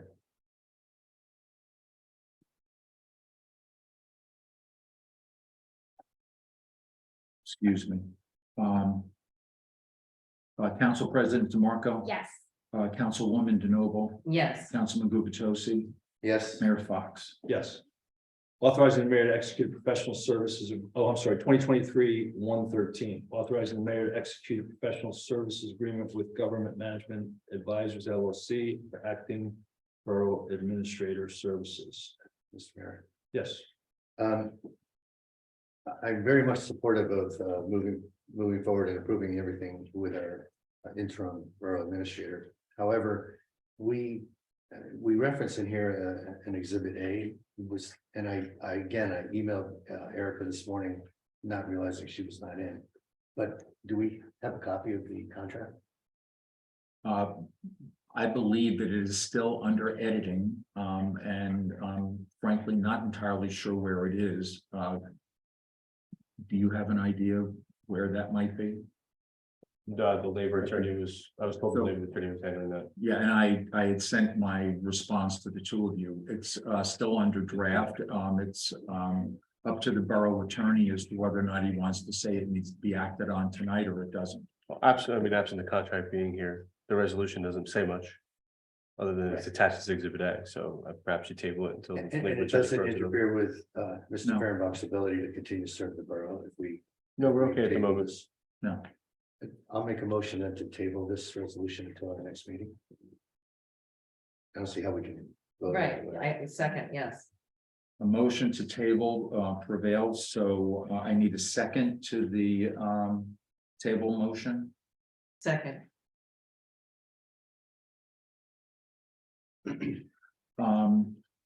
Council President DeMarco, Yes. Councilwoman DeNoble, You're doing a really great job. Yes. Councilman Gubitosi, Yes. Mayor Fox. Yes. 2023-114, permitting back in time cafe signage within Riley Park in 2023. This is something we should have gotten in January. It was an oversight, but I'll make a motion to approve 2023-114. Second. Council President DeMarco, Yes. Councilwoman DeNoble, Yes. Councilman Gubitosi, Yes. Mayor Fox. Yes. 2023-115, resolution renewing award for non-fair and open contract for Holman, Frenia, and Allison PC for financial advisory services. I have a couple questions. A second first. There's a question. I know there's a question, but usually the question occurs after the second. Oh, I'm sorry. I'll second. Thank you. Didn't know that. Yes, question? Yes. So question number one, in the proposal that accompanies the resolution, there's a reference specifically in their communications, it's Roman numeral 6. But I just want to be clear for the record. I can read it aloud. It says, the HFA team will return all client messages either by email or phone within a time frame no later than 24 hours upon receipt. It goes on, but I just want to be clear, when they say they're going to be responsive to the client, who is the client? Is it the full council or is it just the mayor and the BA?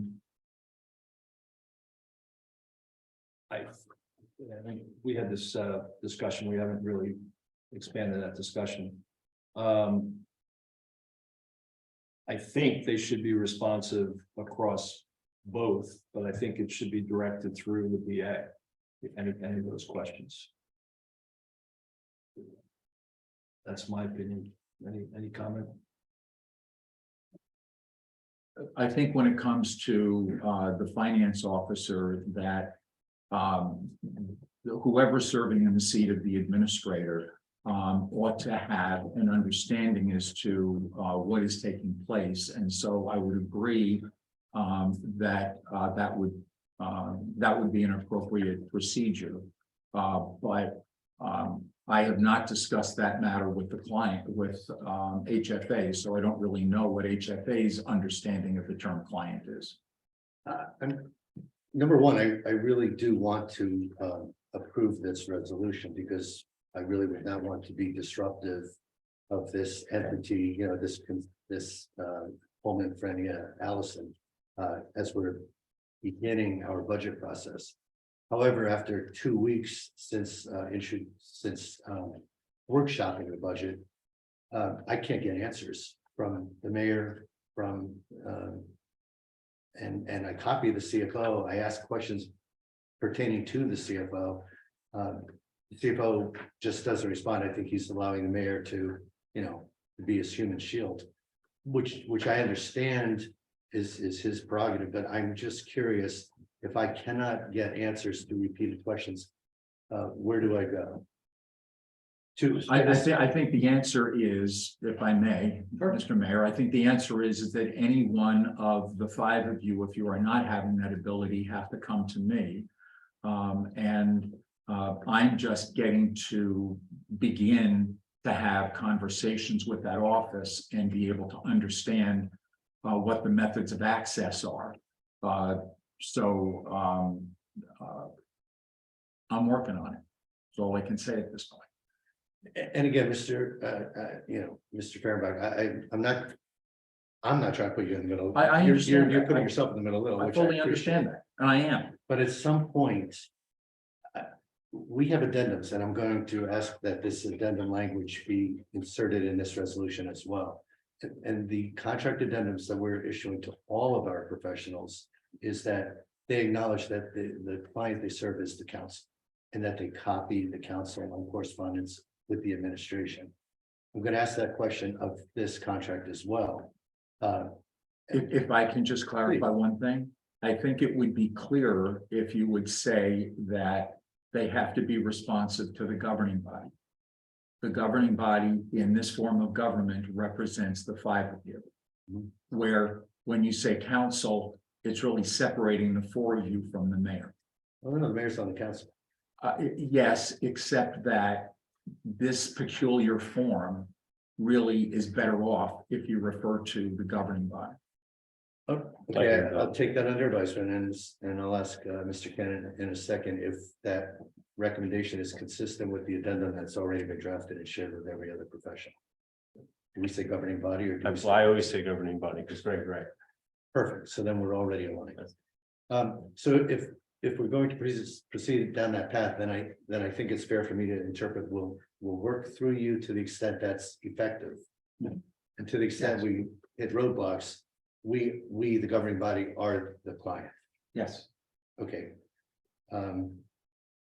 Did I have oh yeah, and my second issue is, Mr. Cannon, I don't know if you're taking notes here, absent Ms. Kostic, but in all of our other resolutions hiring of professionals, we've included the paragraph or the statement.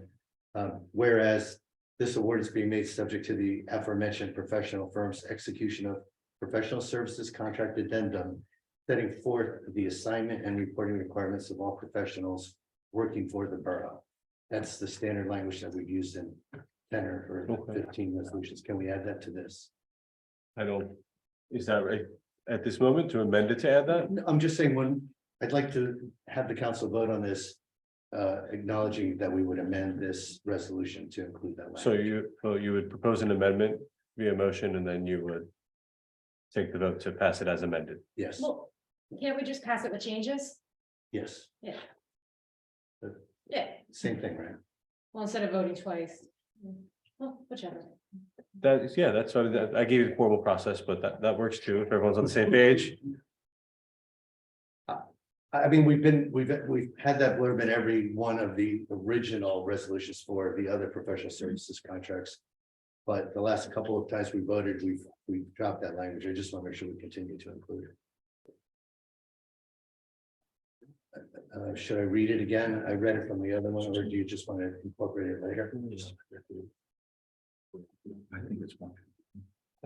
Greg, if you're okay, the mayor says we can incorporate it later, but it's the same language that we use. Yeah, Eric added it to all the other ones, so we, Yeah. but I can find it and put it, It's, yeah. item number 6 and all the January 25th. Yes. Let me just say this, I would feel more comfortable if the governing body would, a member of the governing body would make an amendment to the motion that is on the table. And then have that seconded, and then there'd be a vote on the amendment. And then there'd be a vote on the final resolution. Okay, I'll make a motion that we amend the original motion to include this additional whereas. Just give me a minute to.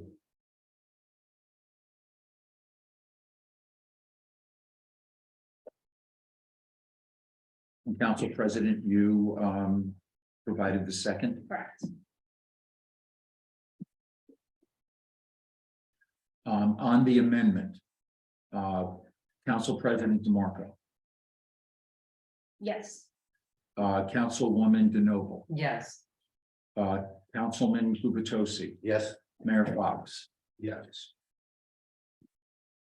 Okay, Now, if I can, sure. this is now a vote on the amended motion. So the original motion was made by the mayor.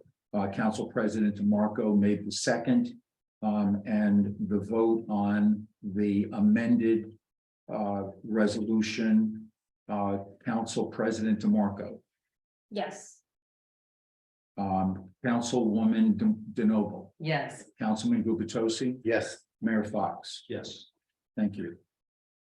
Okay, 2023-48 professional service appointment, Eric Bernstein as labor attorney from Jan 1/23 to December 31, 2023. Previously taken. Make a motion to approve 2023-48. Second.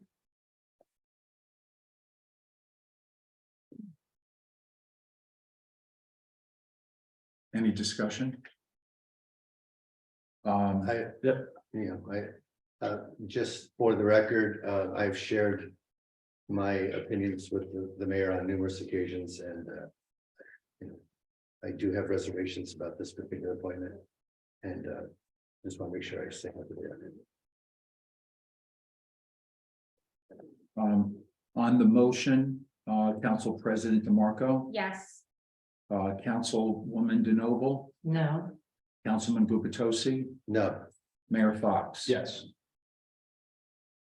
2023-49 professional service appointment, Sobel, Han and Cannon and Eric and Bernstein and Associates as Borough Oakbrook Council from January 2023 to December 31st, 2023. Question. Yes. Is there an option to reduce this to appointment of only Sobel, and Cannon?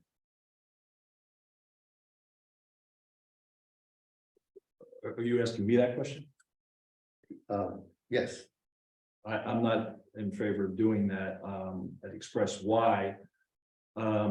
First, our clerk, who's not here unfortunately, has stated that this would be a more optimal mix. We have gone a little bit back and forth with the Oprah in the last few years. We had a bit of a capacity issue in 2021. 2022, I think Dominic Gianni, who works in Bernstein Group, is kind of the point person, has done a good job. Our clerk, who's the main interface on Oprah, has endorse this, and I think it's the appropriate way to go, so that's why I'm bringing it forward. And more a point of curiosity, how would this work in practice?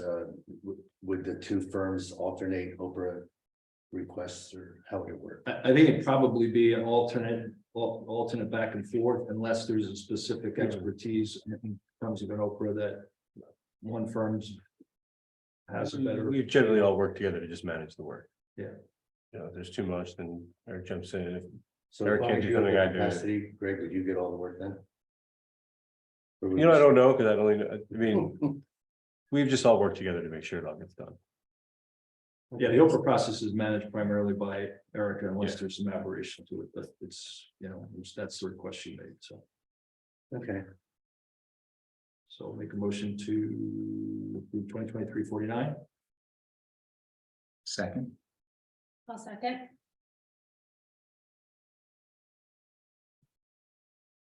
Council President DeMarco, Yes. Councilwoman DeNoble, No, Councilman Gubatose, no, Mayor Fox. Yes. 2023-57 professional services appointments, CME Associates Borough Engineer for January 2023 to December 31st, 2024, for the remaining 2 years of a 3-year appointment previously tabled. Make a motion to approve 2023-57. just a comment again, Mr. Mayor.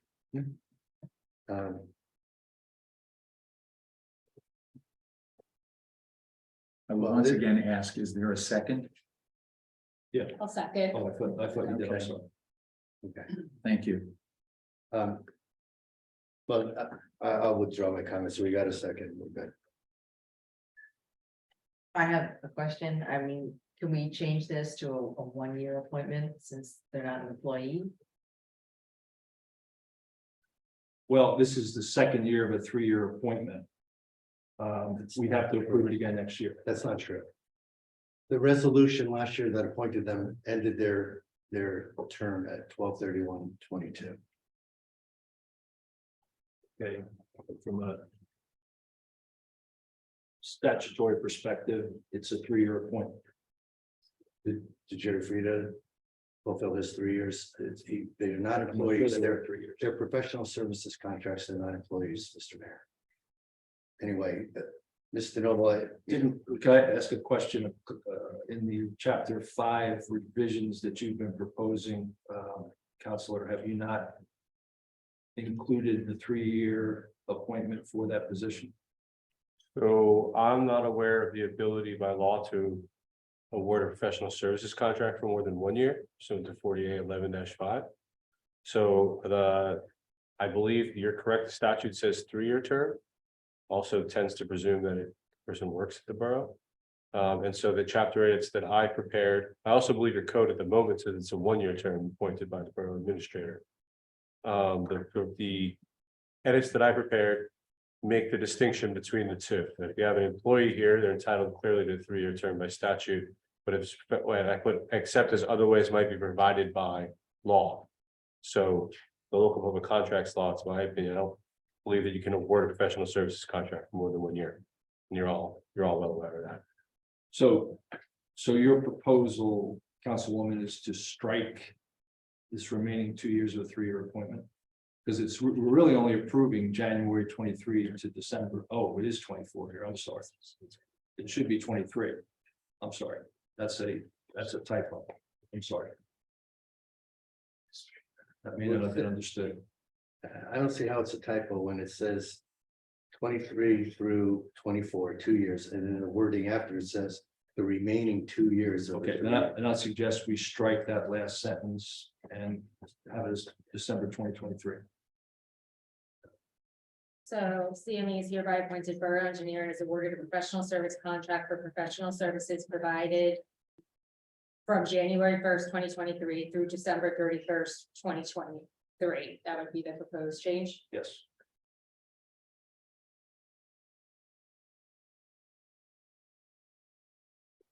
Motion. Second.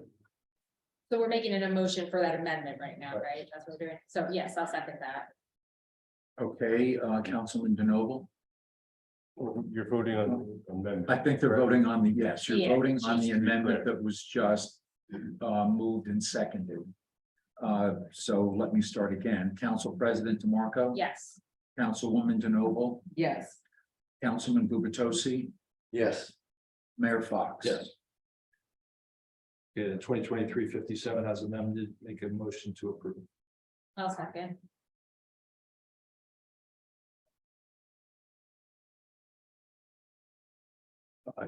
Council President DeMarco, Yes.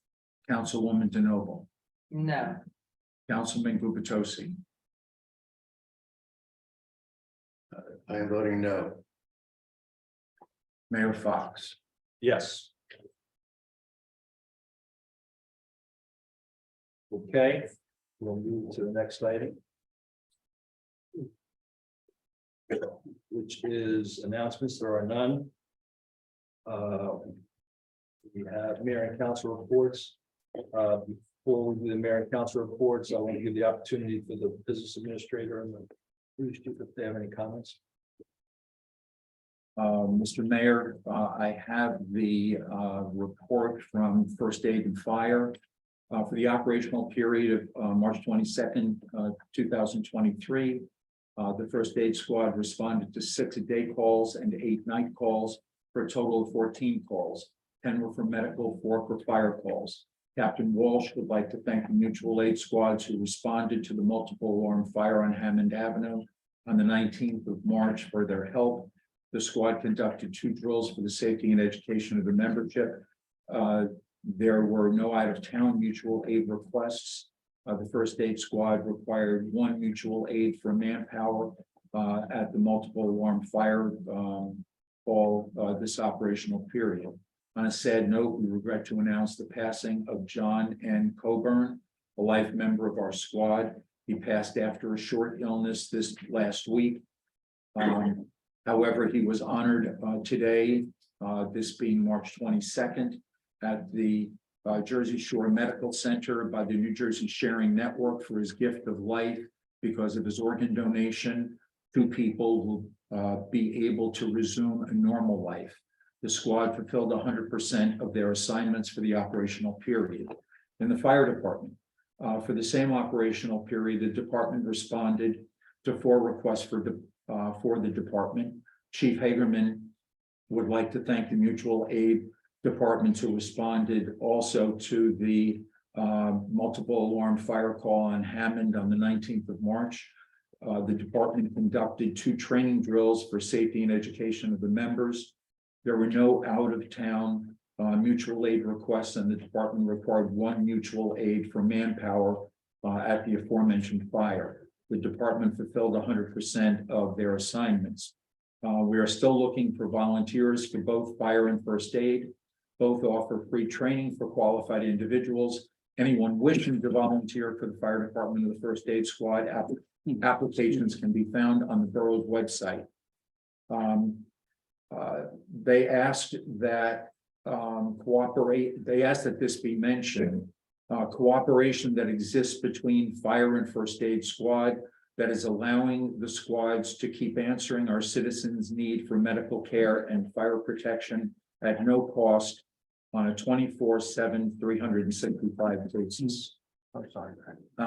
I would like to mention one other thing. I know that this is not typical and may be considered inappropriate, but I want to be able to give the council the opportunity to deal with this particular matter.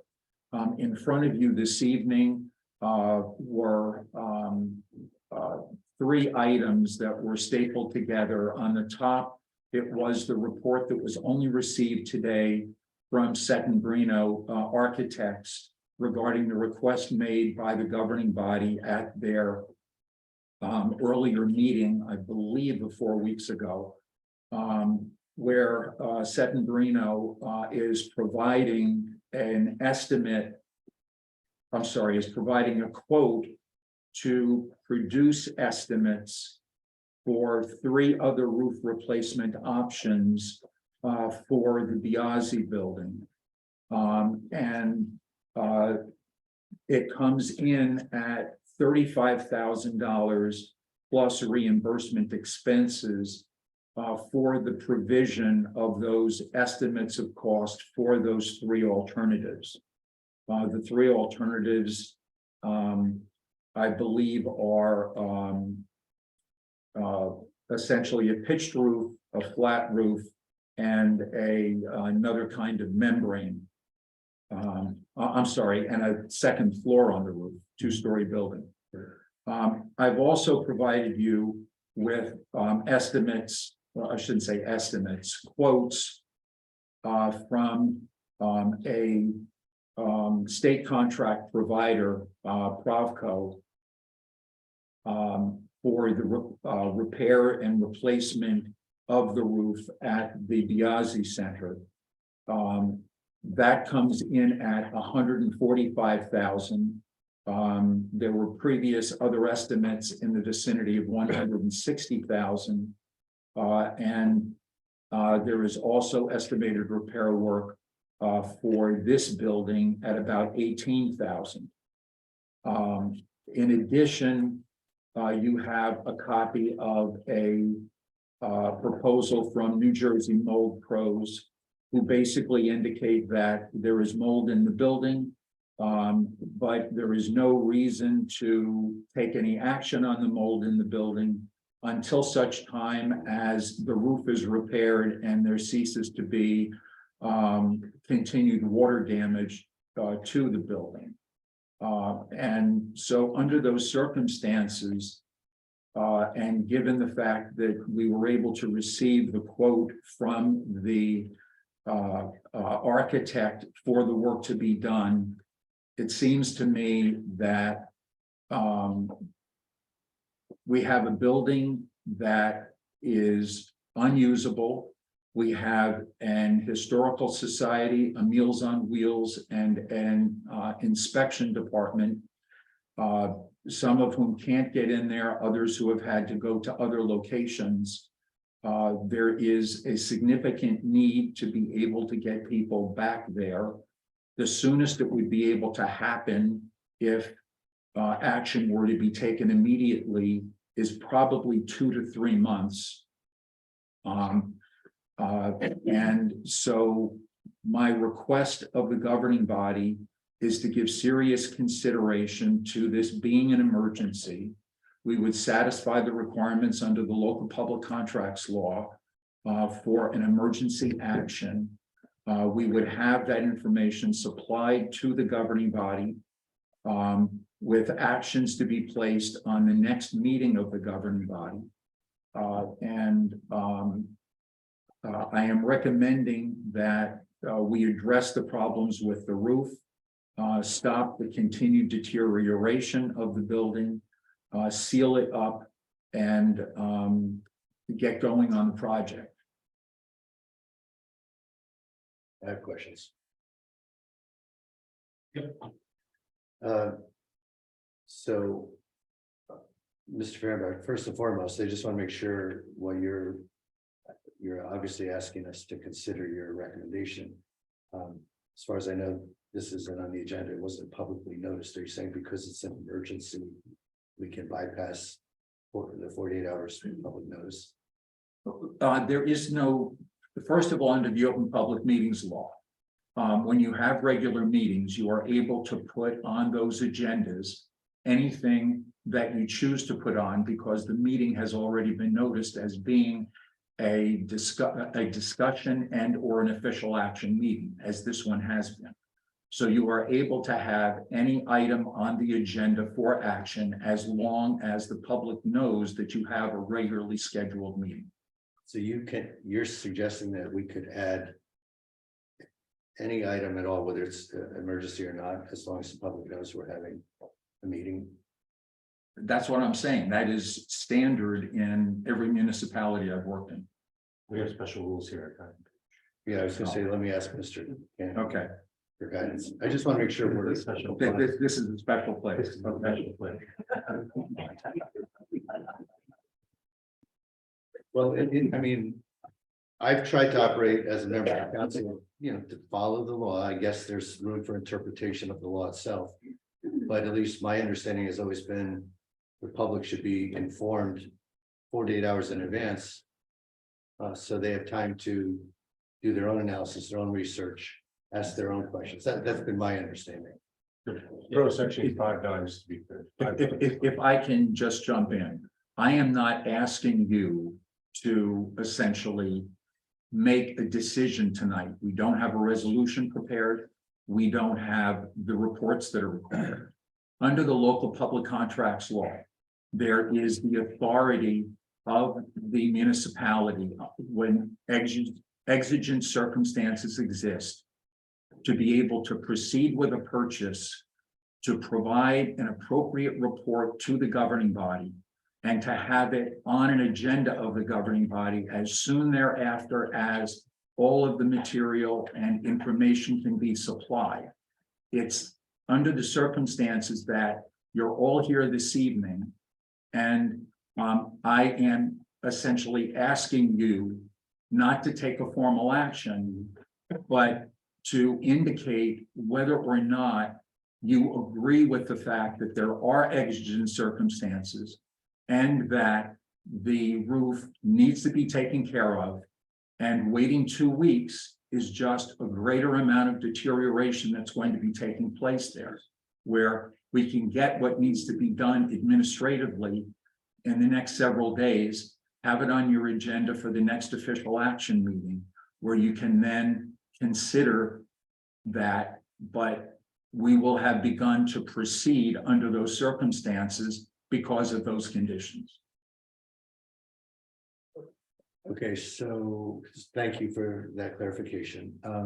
And I know we had a lengthy discussion about this, but it may have been before you joined us.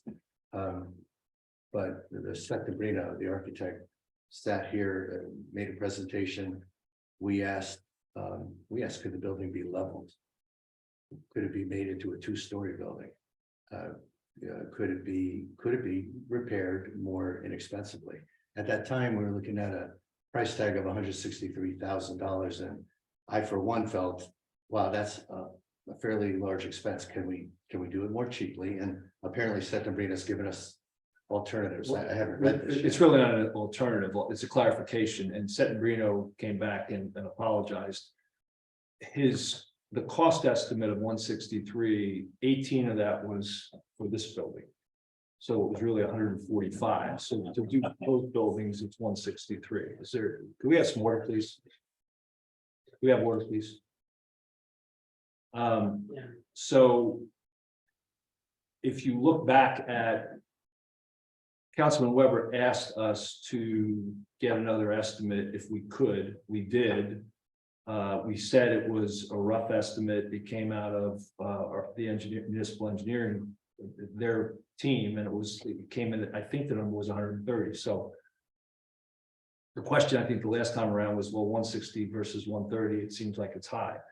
Unfortunately, 18 of that was for this building, which we need to proceed with because, well, you can see what's behind us here and what's happening in the court. We're just continuing to, the room behind us has plastic now, trying to protect the files. So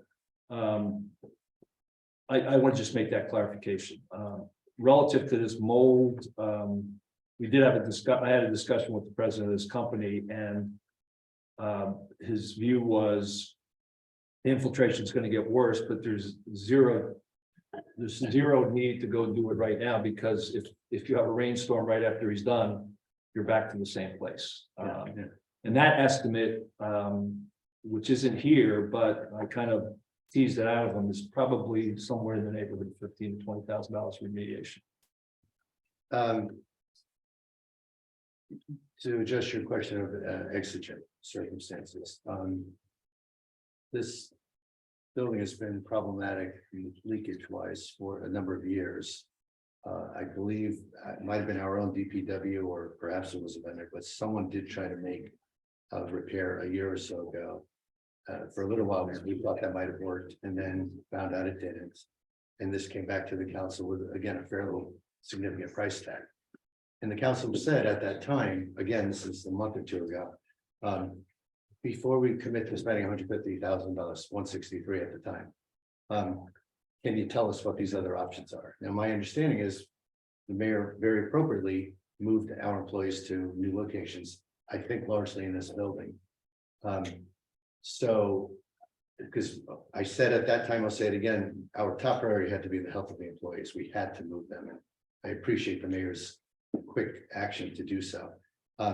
Now that those employees are moved and they're not exposed to health risk, and now that the building, you know, presumably continues to leak, but basically has been doing this for a number of years. I, for one, as much as I'd like to resolve this, I don't see it as exigent. I actually would like to understand what our other options are for that building before I personally would commit the borough's funding to fix that roof at that price tag. So this, as Greg said, this estimate came in today from Settembrino, and basically it says to go through those options as we've requested, the price tag on that is $35,000. So we would write a check for $35,000 to get this estimate, plus expenses. What estimate? Again, we've just been handed this, so I have. Yes, I just got it's at the bottom of the page highlighted. in Page yellow. highlight. Yeah, the third, but what would we get for 35? You would get What is above that? what's above that. So the point I think that has been trying to be made here is that he can go forward for a number of weeks and do these estimates. It'll cost us $35,000. At the same time, that building is going to continue to deteriorate. The health and safety is the most important thing relative to our employees, but I'll also tell you that the inefficiencies and the kind of issues that are emerging, we're gonna have to manage. Meals on Wheels and the fire company are working very well together, but they've got to get them out of there because there's some rentals that are taking place that are like week long in the firehouse around Easter. They moved the refrigerator in there. They've got to move tables around almost on a daily basis. So the firehouse has been super accommodating, but I can see it's getting old with them because it's problematic. They've got a fish fry coming up. It's problematic. They've got to move everything around. It's not optimal to have, we're kind of the group in the front office is tripping over each other, and that's not optimal either. And then the historical, I'm surprised, I don't know if Paul's on, but he's going to ask the question, what about us? And, you know, they're a group that they don't have a staff, but they've got a number of things, not only files, but other things. This 35,000 will buy us estimates. Will buy us architectural renderings and plans. But my view with this is going to be months, not only of Settembrino putting together these plans, but then the deliberation over that. My position on this is we've got a roof that leaks here and across the parking lot. I view it as our responsibility to fix our buildings, and we're not fixing this building. We can talk about how long it's been the way it is, but we now have a situation where we've evacuated the building. We're suboptimal from a productivity perspective. And I just don't see us getting anywhere probably for months with this. Plus, we're going to spend $35,000 potentially and say, well, never mind. So that's a little bit of a concern too. And I know, you know, there's arguments about the strategy. I think I've said more than once, we needed an asset strategy 2 years ago. We've got waylaid and diverted appropriately, trying to figure out what was going on with 319 Lorraine. We didn't do both simultaneously because of the contradictions and complexity of that. I think we need to move forward, would be my opinion, and I'd certainly entertain anybody else's opinion on that. Or not. Other council comments? Yeah. Can we open this to the public? Well, sorry, just for a clarification, I'm sorry if you have to talk to me like I'm 6 years old on this. So what you're asking for is approval from us to move ahead with the roof replacement and the repair work at 701 Main Street. But it wouldn't be a formal action tonight. There would be a resolution that would be voted on 2 weeks from now, in theory? Yeah, what I am saying is that I believe that it is in the borough's best interest to pursue a emergency purchase as is provided for in the local public contracts law. But this is the one time I have an opportunity to address all of you on what I consider to be an exigent condition. And I consider it that way because it is not just suboptimal. It is not working in terms of stuffing all of these people into this limited space. It is not working trying to take Meals on Wheels, which services about 80 seniors, I'm sorry, 60 seniors, and In 8 towns. have them operating out of the firehouse, which is also a banquet hall for which they have to get out of. Completely, I don't mean to interrupt, but just, I completely understand the issue. I guess Okay. my question is, what's the action you're asking for us? The only action I was asking for here was support for the concept to proceed, because I respect the role of all of you as the governing body. And while I have, while I have the authority under the statute, I'm not going to proceed to do something that this governing body is of the mind should not happen. Makes sense now, thank you. Just to continue, if no one else on the council's comments, just to continue my own. I very much respect your opinion. I appreciate your opinion. I appreciate you taking the time to organize all these issues for us to consider. Speaking for myself personally, I don't see that anything has changed dramatically from a month ago when we asked what are our other options for this building.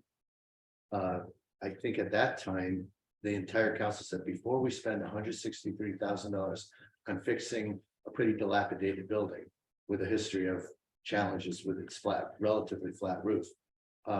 We all felt we needed to take a step back and look at that more strategically.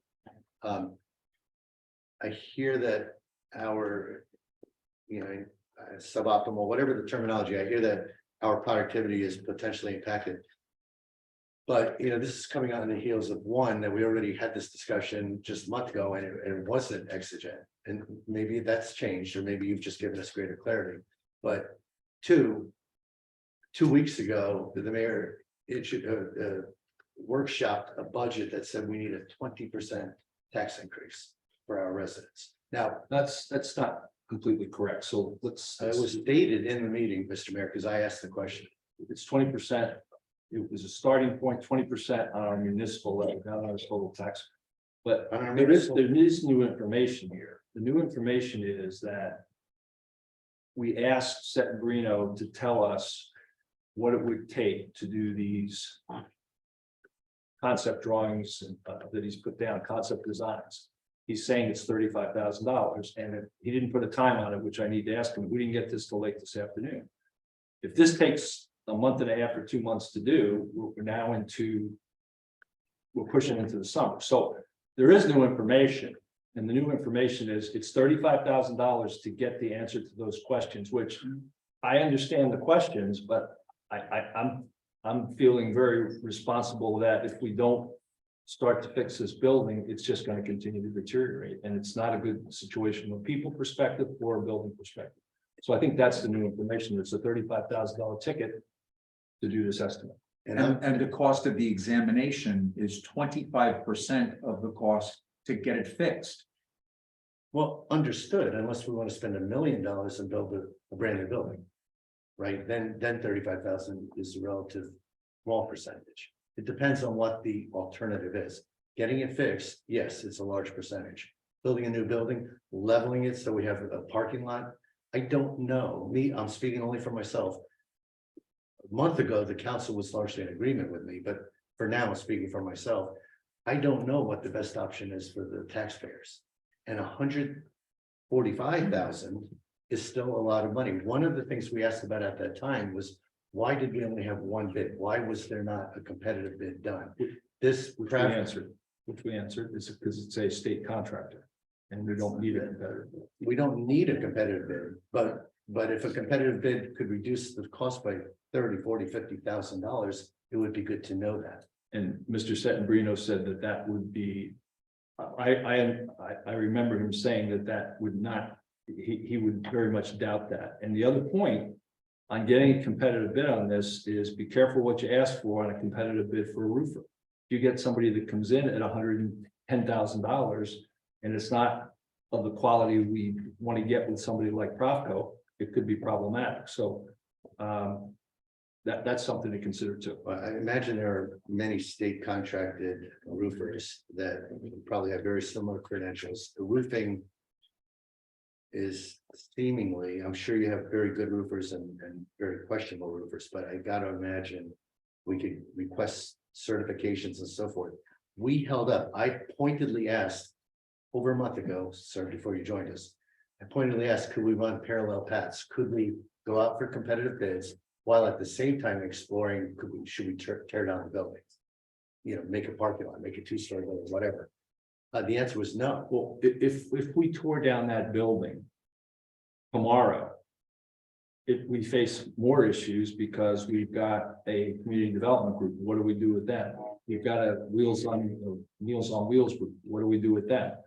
We've got a historical group. What do we do with that? So I understand that point. I walked away from that meeting and the primary question was, can we find out how much it would cost to do these analysis?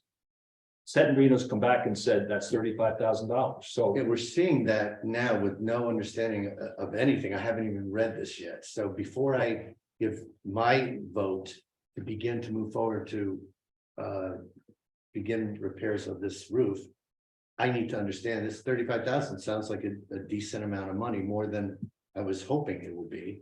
But once again, I feel like this is a boomerang. And no matter how many times I kind of throw it out at a target to say, hey, should we add a second floor in this building? Should we demolish the building, make it a parking lot? We could have more parking, get our police cars off of Lorraine Avenue, put them in a parking lot, a legitimate parking lot. Are there other things we should do with this money and with this land? I feel like the boomerang just keeps coming back to what the mayor wanted from the beginning, which is fix the roof on this really old building that's falling apart as we speak. well, I disagree with that only because Settembrino did exactly what we asked him to do. Come back and tell us what it would cost to do this analysis. It's $35,000. You can read the line items and it's going to take, I did not get how long because this just came late today, but if it's a month or 6 weeks to do this analysis, then we're into more deliberation and we don't get this fixed. You're absolutely right. I am pushing to get this fixed because I think it's our responsibility to take care of our assets and we're not doing it. You know, once we got a recommendation when we did the 319 Lorraine to do some securing of that facility, we made that investment, even though that was a very high risk investment. But we did it based on the fact that the principle was we got an asset, you need to protect the asset. And that was the recommendation they made. Question, Mr. Fairfax, are these prices contingent on the work being done simultaneously, or is it no? No, So in theory, if we wanted to give permission or support for the concept to proceed at the work for 701 Main Street, that in theory could be done and then have a larger discussion about the roof replacement part, or? okay, I misunderstood. I don't know if Profco was planning on them taking place at the same time. That is possible. I know that the mold remediation would be following the completion and testing of the roof. Right, which we don't have here at this time, at this building. Right. Yes. Mr. Fairbank, if we were to abandon our hope that there might have been creative solutions outside of repairing a flat roof on an old building. But if we were to say, let's focus on fixing the roof, as you're asking us to do, could we then immediately be, and not immediately, we'd have to do this at the next council meeting, but could we begin an RFP process where we could get other competitive bids? I don't believe that Profco is necessarily going to be the lowest bid. And I'd like to demonstrate one way or the other, if I'm right or if I'm wrong, by having a competitive bid. We talked about doing this earlier, but we put it off. Let me say this, and I'll ask the borough attorney to correct me if I happen to be wrong. There is a difference among bids, RFPs, and quotes. Okay. If you do a bid and you receive bids, you are going to be bound to make an award. Because you have represented that you have the money and you have the intention to proceed. If you use a state contract, it is generally the case that state contracts come in at reasonable or even lesser amounts because they have the opportunity of quantity. A quote would be able to potentially be obtained using a set of specifications that you couldn't necessarily hold the vendor to. But you would only be able to award that under exigent circumstances. So you have to go out quickly and receive the material, receive the response quickly and award quickly.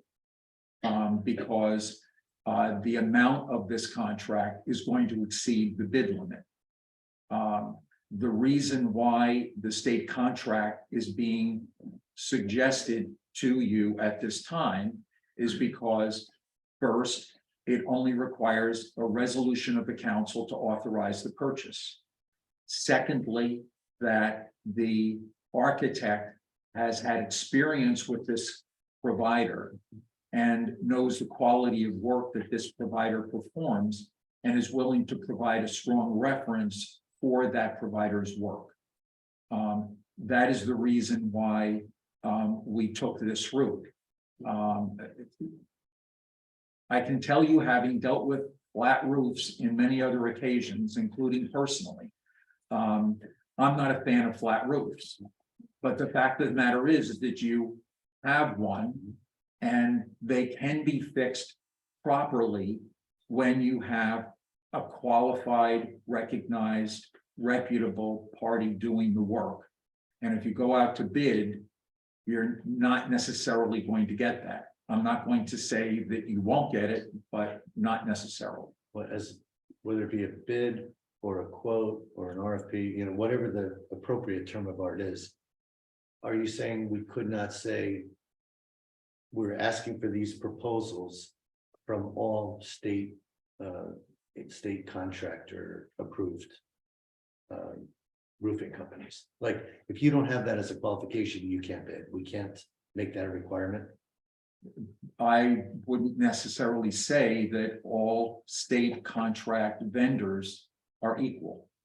Well, no, of course not, but. So what I'm saying is that we have to identify, and I'll just try to truncate. I'm just trying to get multiple quotes. We have to identify qualified roofers who do this sort of work. And then see quotes from them and see where that gets us. And that with everything else that's going on, that's probably going to take a minimum of a couple of weeks. Yeah, and I guess 2 points. We did go out based on Councilman Weber's request and get a quote, and it came in at $130,000, 132 maybe. I can't remember the exact number, but it was a written, you know, this approximates what it would take to fix this roof, number one. Number two, I know Mr. Settendrino gave us a number of examples of jobs he's done with Profco, and one was a large school district that was, I want to say it was 280,000 foot square feet roof. So my question, I guess, Councilman, is why not Profco? They're one bidder.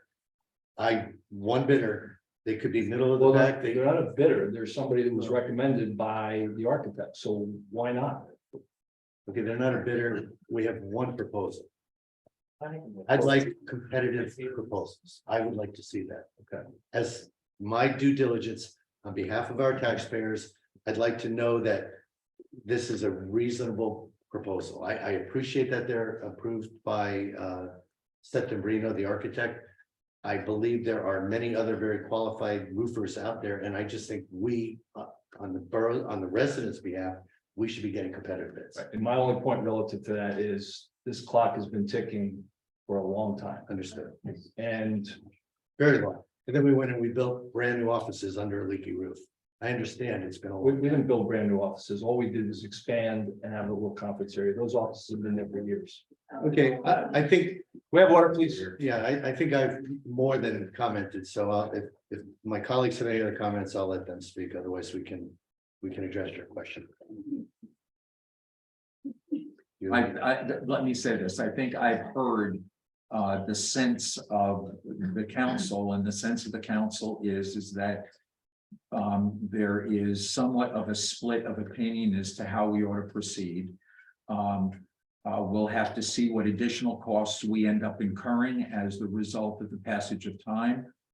But given what I'm hearing, I will see what the opportunity is to be able to obtain one or two or three additional quotations from vendors that I can get appropriate references on. Let me ask you just one other question that you and the mayor may both deem this to be, off in left field, but if there really are, I think we've resolved the health risk to our employees by moving them, but you both pointed out that you're concerned about productivity related issues. Less than sub. Yeah, well, that plus, if in fact, one of the options is to raise the building, we don't have right now the facilities to accommodate these functions. My question was, Mr. Fairbank, my question is going to be, have you, and I know you've got many, many years of municipal experience, have you in a similar situation, either been in yourself or seen others, consider short-term rental of retail space? Like, we have some shops that are available for short, I don't know how long, but if they were available for a short-term lease, 6 months. Is that something that we could consider? I've seen the use of trailers more often, but if the relative price after you go out and shop it around, you may find that retail space is cheaper than trailers.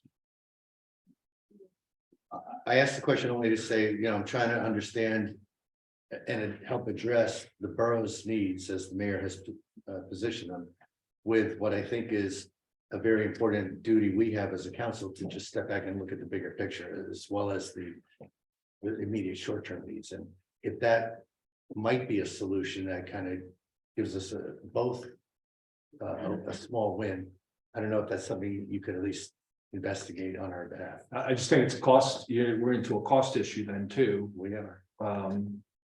Rental, moving, trailers. Well, we just saved $20,000 by putting this off a month, because it was 160. What? Was 163, the Bapco's dropped it to 1. Well, It is. No, what it was is it's always been 145. they didn't describe it properly. Right. It included two elements before it was presented as if that was the price of one, but there were actually two elements in it. Right, okay. Anyway, that's the end of my comments. So let me ask this question. Did I hear that there is a desire for 3 quotes from reputable roofing contractors who perform this specialized work on flat roofs? That would be my desire. That's not my desire. I suggested it at a last, one of the meetings, because I know when I have work done, I always get a second opinion, sometimes a third opinion. So I know this was a non-fair and open. I would like to see fair and open. Or even just quotes, because I know like what you said, you lock into somebody that you don't like, maybe. But CME did do a quote and it came in at $132,000. They said, it's not perfect, but it's representative of what this is going to cost you to fix it. I look at 132, 145, and I say, okay, it's reasonable. I think I just think I'm just concerned about the whole situation. Tactically, we've got a building that we should be protecting and we're not.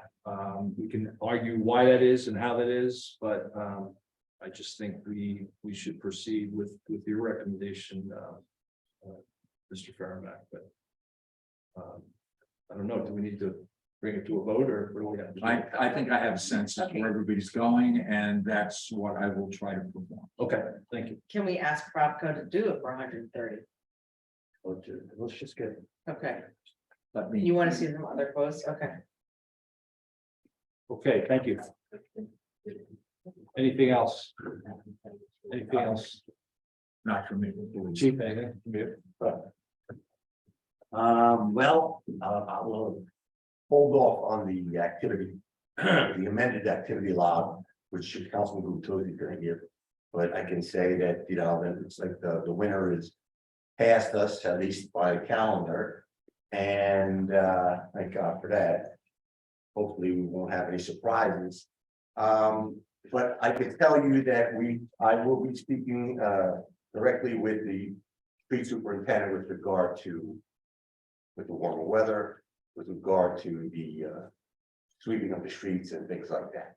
So I know that's been an issue, tried to address it. There's a little bit of a problem there. We don't want to put the residents in a situation where they're moving when they're not being able to sweep on that particular day. So we are going to address that. And hopefully we can come to some resolution. But does anyone have any questions for me? Yes, sir. Business up on Main Street, I know I just seen the signs going in front of my office of the 2-hour parking. Is that gonna start getting enforced? It's currently. Okay, because there's lots, that's like my biggest issue with patients is still parking, and there's cars that are sitting that live right there that haven't moved all day on multiple days, so. Like the point if there's gonna be more street, it's all like thinking that. That's all. Okay. Anyone else? Yeah, thank you. Okay, thank you. Okay, we'll go to council comments. Reports? Yes. Council reports, I'm sorry. Am I- Yes. All right. The Bradley Beach Land Use Board met last week and discussed the disconnect between Borough Code and Uniform Construction Code for the definitions of third floor, half story, and habitable attic. The chair of the board requested borough construction officials review these terms and adjust our borough definitions to be in line with accepted terminology, which would help applicants, their attorneys, and board members. They also approved an application for porch and balcony. The Bradley Beach Environmental Commission would like to remind everybody that the spring beach sweep is coming up on Saturday, April 1st from 9 a.m. until 12:30 p.m. There's 2 start times, 9 a.m. or 10 a.m. And the team will be meeting at the gazebo on Ocean Avenue and Fifth Avenue. Pre-registration is required, so please register at cleanoceanaction.org. The annual Bradley Beach Green Fair will take place on Earth Day, April 22nd from 10 a.m. to 3 p.m. in Riley Park. This is a free event and will feature a wide range of activities, including free yoga and live music. Vendor space is still available, so if interested, please visit the borough website or email communications@bradleybeachnj.gov. And finally, I attended the Bradley Beach Elementary School PTA gift auction. I know other council people were there.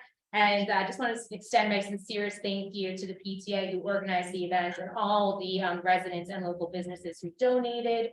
We had an absolute blast, and my puppy Natty Girl is really excited because she's enjoying her gift basket from Paws and Anchors. So we really did have a really great time. Okay, thank you, Councilwoman. On March 11th, 2023, Councilman Gubatose and I attended the budgeting for the elected official. Everything you need to know to create, balance, and approve your municipality's budget. And they said, creating and approving a feasible budget is one of the most important tasks of an elected official. It is also one of the most complex and time-consuming tasks. I currently have not seen anything about the budget yet, and I've been scheduled 1 hour to meet and talk with the CFO. And I do hope we can elaborate on that, because we should be collaborating and working together for the best outcome for the residents. The Shade Tree is going to be doing their Shade Tree the Bradley Beach Shade Tree Commission is going to do with the tree planting April 29th. If you'd like a free tree in front of your home, please stop by the office or go on the website and fill out the wishing tree application. We also are doing honor me trees if you'd like to honor someone with a tree. The tourism is doing the Mediterranean Festival this Saturday at the Ascension Center behind the church from 2 to 8 p.m. It's a family-friendly event with music, folk dancers, face painting for the kids, as well as nearly 30 arts and crafts vendors. There's going to be dessert from E. Holland Sundries, Del Ponte's, classic Italian from Rocco's, Greek food from Iani's, and beautiful dishes from the downstairs kitchen. And they'll also be serving, Bradley Beach will be serving homemade zeppolades, coffee, I'm starting to drool, coffee, tea, and hot chocolate. And there's also going to be an Italian car show with the weather permitting. The annual Shamrock Hunt was a huge success. There were 9 painted rocks discovered, and prizes were donated by the great Bradley businesses. Board of Ed had their meeting, and they honored the winter athletes, the cheerleaders, the boys basketball, the girls basketball. They had a student report about Read Across America. The older children read to the younger children. They had a talent show that was a lot of fun. And they also celebrated Pi Day. It celebrated the mathematical constant of 314, and they had some mathematical hijinks, as well as high throwing contests at the teachers and the parents. And they also presented their, David Tonzola presented their budget. And even though they lost state aid again of $120,000, consecutively, they lost in the last 6 years, $700,000. They worked why do I never say this word? Collaboratively. I did it. Okay, great. And they're only going to have a 2% tax increase. Let's see. Oh, and they also built a little leprechaun traps for St. Patty's Day, and they're trying to catch the leprechaun so they can steal their gold for a new boiler. And they're trying to recruit students as well, and they're advertising, and they're accepting enrollments from pre-K through 8th grade. And they have a new board member, Noelle Weinberg, so congratulations to her. And let's see if I have, and I want to say, one of the board members, Bridget Devane, was named by Senator Loretta Weinberg, one of the most powerful women in New Jersey. So I want to say kudos to her and kudos to all the brilliant people we have here at Bradley Beach. And thanks for being here tonight. Thank you. Thank you.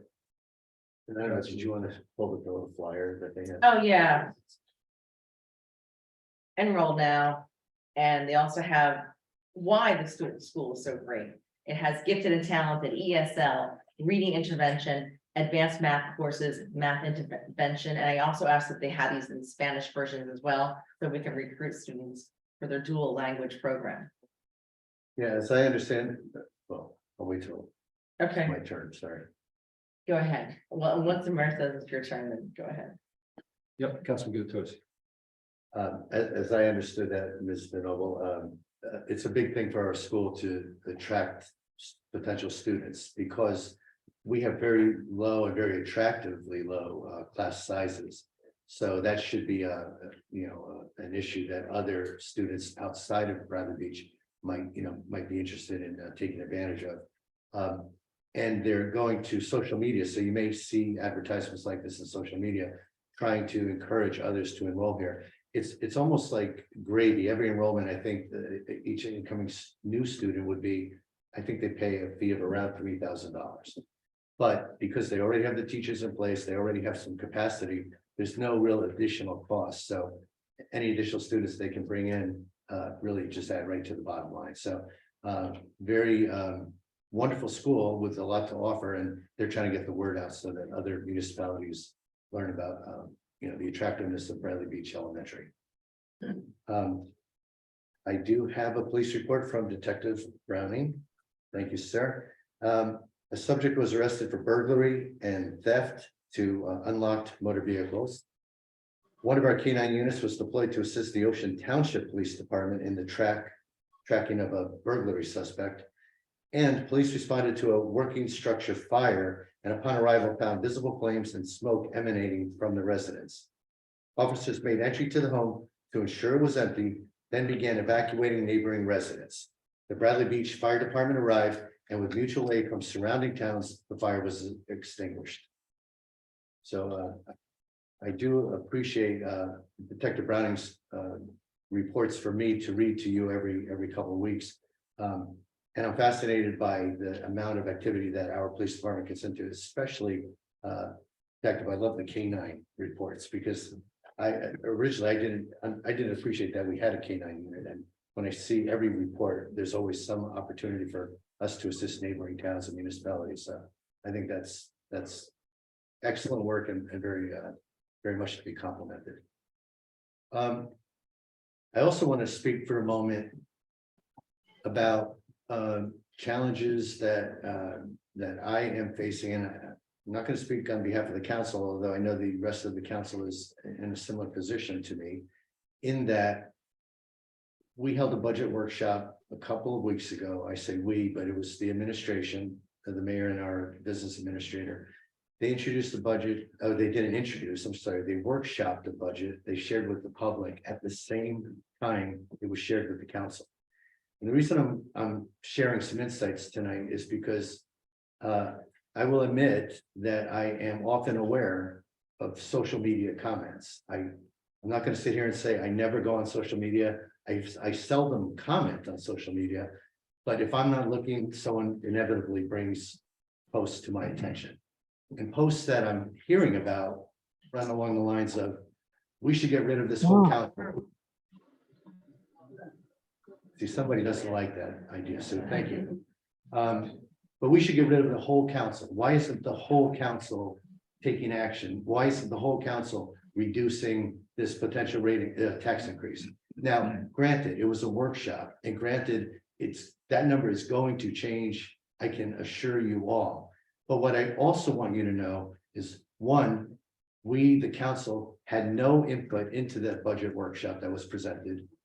Two, I only found out myself that the preliminary tax suggestion was representative for the municipal taxes of a 20% increase. I only found that out in front of you all with the rest of the council present. I don't think any of us knew what Ms. Humphrey was going to present.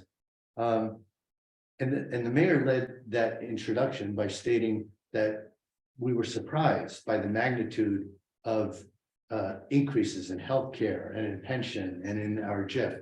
And I went back to the video.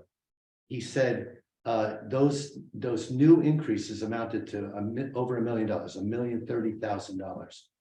I went to a spreadsheet that the CFO provided to us, a spreadsheet that was largely not valuable because there's data missing that I need to access. But one thing he did provide were the amounts of the increases. And the amounts of the increases were not $1 million. They were about $300,000. So that's an example of what this council hears versus what we're left to decipher on our own. Now, it's been 2 weeks since that workshop. And for almost every day of those 2 weeks, I've been asking the mayor and I've been copying the BA and I've been copying the CFO saying, when can I get an updated spreadsheet with data that I can analyze? And the mayor today told me he will schedule me for 1 hour with the CFO. And I said to the mayor, and I said this very measured, I said, please reconsider.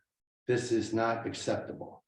I am representing our residents. I have an accounting background. I'm by no means an expert, but I can at least ask. In fact, I have a lot of questions to ask. I can ask some meaningful questions. I might actually be able to contribute. And if we as a council, including the mayor, if we as a governing body could collaborate, we could probably drive the best outcomes for our residents. But as we stand 2 weeks after the budget workshop, this council has still not seen details that we can analyze to assess the status of this budget. And in fact, I'll add one more thing. I was asked by a newspaper reporter, well, Councilman, you've got an accounting background. What do you think can be done to reduce taxes? And I said to him, you know what? I don't know that answer because I don't know what's driving the taxes up. So I just want to be as clear as I can. We're sitting here, we are trying very hard to get involved, to contribute to a good outcome for our residents. And after 2 weeks, we have made zero progress other than the mayor allowing me 1 hour with the CFO. I conclude my comments. Thank you. Thank you, Councilman. Thank you, Al. Thank you. Thank you, Al.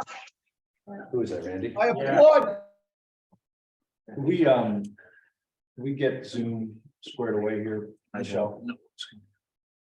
Okay, I wasn't going to talk about the budget tonight, but I guess I'll be compelled to. Last year, in the workshop that the initial workshop that we did, the same path, the CFO, the BA came forward, provided us a first look. That first budget that we reviewed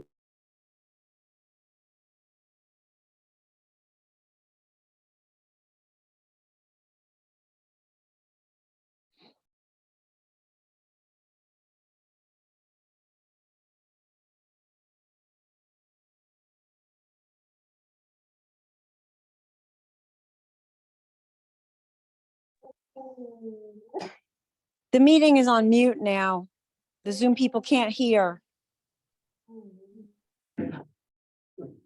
the Councilman Gubitosi brought up some issues a week or two ago, I think it was last week. And we re-looked at the schedule. I sat down with the CFO, I sat down with Greg. We reworked the schedule, and I believe we've got adequate time between now and when we introduce and when we adopt the budget, adequate time for review. The first pass on that is an hour review with each council person to answer questions and get insights. So that's the first step. We were asked to look at an additional workshop, and we've actually preliminarily put that on the schedule. So unfortunately, things aren't always perfect when you go through a process, but we do have a process that we are going to have reviews.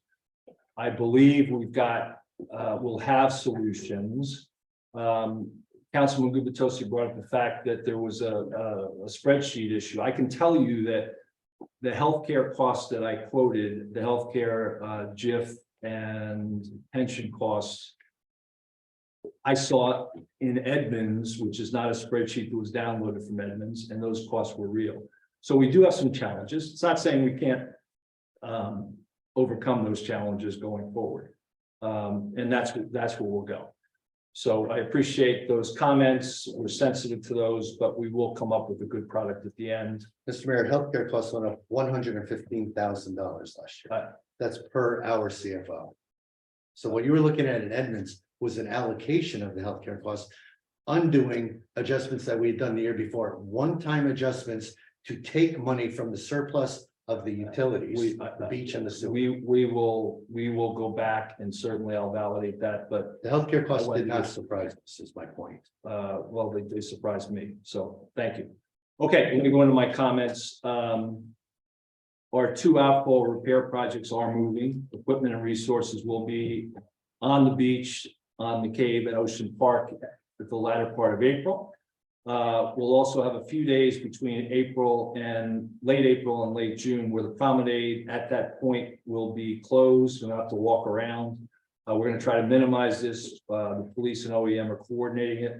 We'll do weekly newsletters during that time to keep people apprised. We're going to strive to minimize any disruption. We did have the Sylvan Lake pre-construction meeting last week with the engineers and Avon officials. This project is going to be more complex from a timeline perspective than the Ocean Park McCabe. But thankfully, we haven't seen any more deterioration at that site, and it's not as impactful to our residents as the Ocean Park McCabe would be. North side of town, we've received the replacement benches for Fletcher Lake. We'll be getting those out shortly. We're also preparing a walking bridge between us and the Ocean Grove community. That should be happening in April. Again, more good infrastructure. We've talked about Councilman Palone's contacting us, and that's good. It looks like one of our projects will go in front of Transportation, Housing, and Urban Development. Hopefully that's gonna bear fruit. Beach lockers, we mentioned earlier today, emails went out on March 10th. Number of inquiries, team fielded those. As I said, I think we have about 80% of those registrations in. I mentioned at the last meeting, Mayor's Wellness Committee applied for his designation with New Jersey Healthcare Institute for 22. We chose to fill out their questionnaire. We did that. And we received a really good designation. We were designated as not as a healthy town, but as a healthy town to watch, which is kind of the silver award in that designation. So I'm very proud of the team that worked on that and got us that designation. 14 towns got a healthy town designation. Bayhead, Asbury Park, and Freehold were our neighbors that got that. And Highlands did get a healthy town to watch designation. And the third one is up and coming. No towns in this area got that designation. Memorial Day planning is ongoing. Also at the last meeting, I announced the 130th anniversary celebration.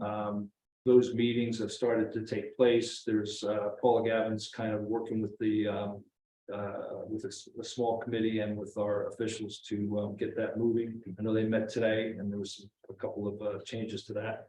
Got no library report. Unfortunately, Ashley had a little bit of a fender bender that has put her out for a week or so. So she did not provide a report. On the recreation side, we continue good aftercare programs in recreation. We're now using the Junior National Honor Society for volunteer hours, which is great. Crosswords and Coffee is really picking up some steam at the recreation center. We had a family game night on Friday the 10th, and we'll be doing it again this Friday. It seems to be going well. Held drop off for the parents for the PTA event that we mentioned from Sunday, and we were able to accommodate the children of the volunteers that were working the event, so that's great. There's a softball clinic in April for the rec department for baseball, softball. There's signups that'll be for grades 5 through 8. And that's about it for recreation. Arts Council, the spring production of Cats, Cats, Cats, and More Cats is Friday, Saturday, Sunday, April 28th, 29th, 30th. Julia Rand and her team are gearing up for that right now. It will be at the elementary school as the last production was, which is a great venue. So we're happy about that. And that is my report. So we'll now move to the next item, which is comments. Public comments. Any public comments? Yes.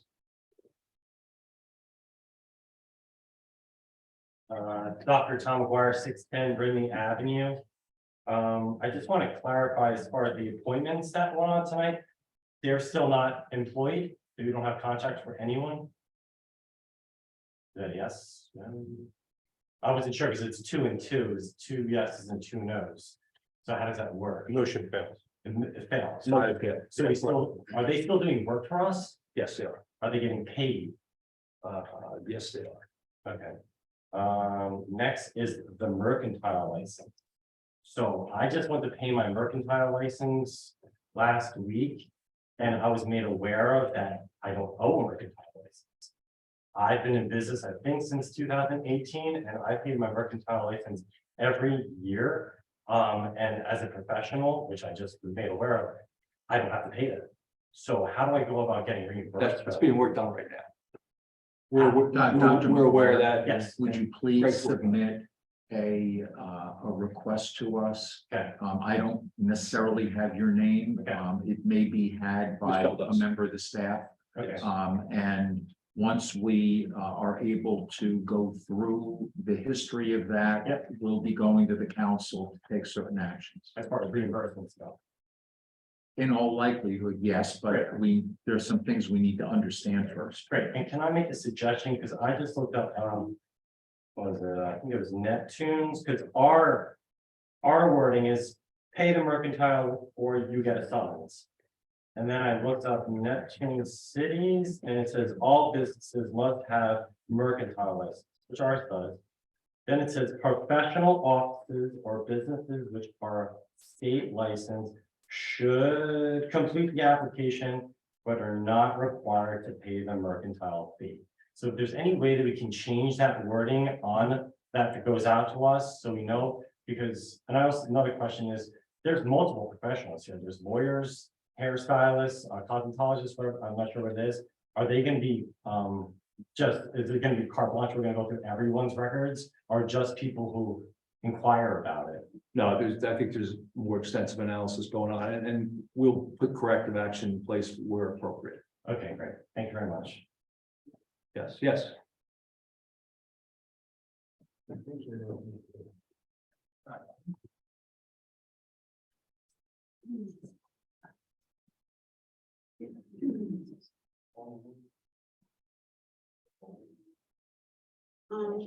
Eileen Shishias, 112 4th Avenue, Bradley Beach.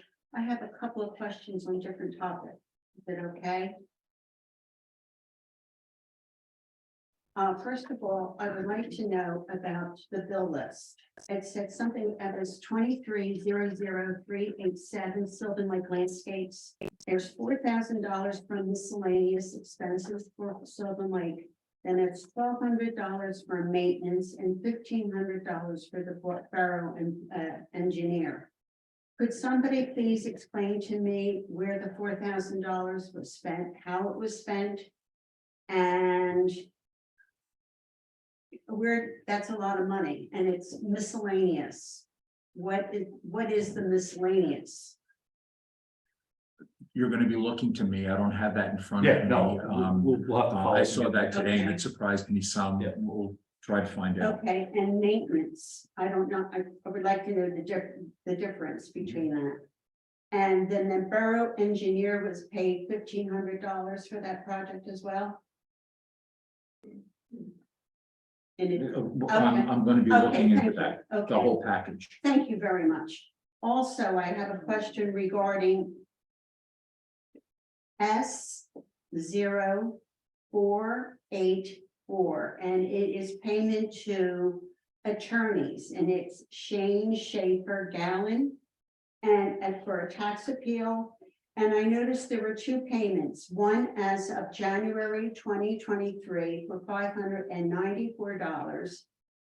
And that bill was paid, but I found it interesting that there is another bill that was paid and it was due November 2022. And again, I'm asking, why are we delinquent in paying our bills? It could be a function of the bill coming in, the invoice. Oh, okay. Yeah.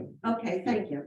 Now, But as I mentioned, I think in the last meeting, every time I ask, is every closet and is every drawer empty and are we clean?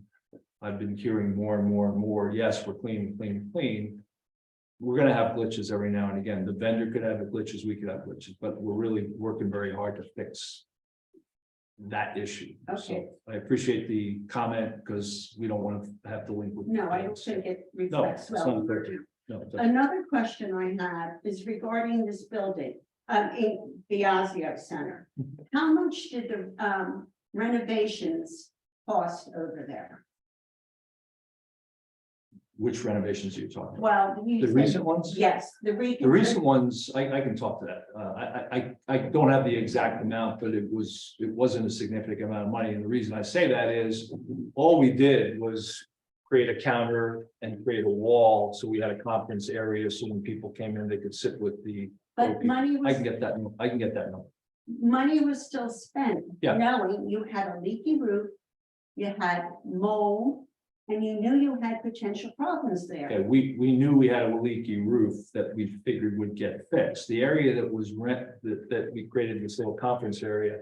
I don't think there's leaks right there. There's leaks away from there and in the actual office area. Okay, but it was a known fact when money was spent in that building, there was a leaky roof, correct? Yes, and Okay. a plan to fix that roof.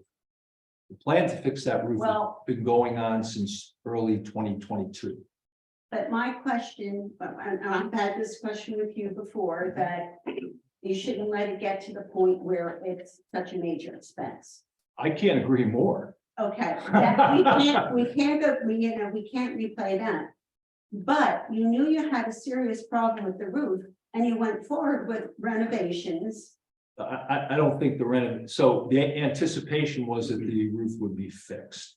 And it wouldn't impact the renovations. And today, it really hasn't impacted those renovations. All we did with the renovations was created a counter to make it easier for the group to talk Well, then, and a wall for a conference table. and then how was the mold discovered?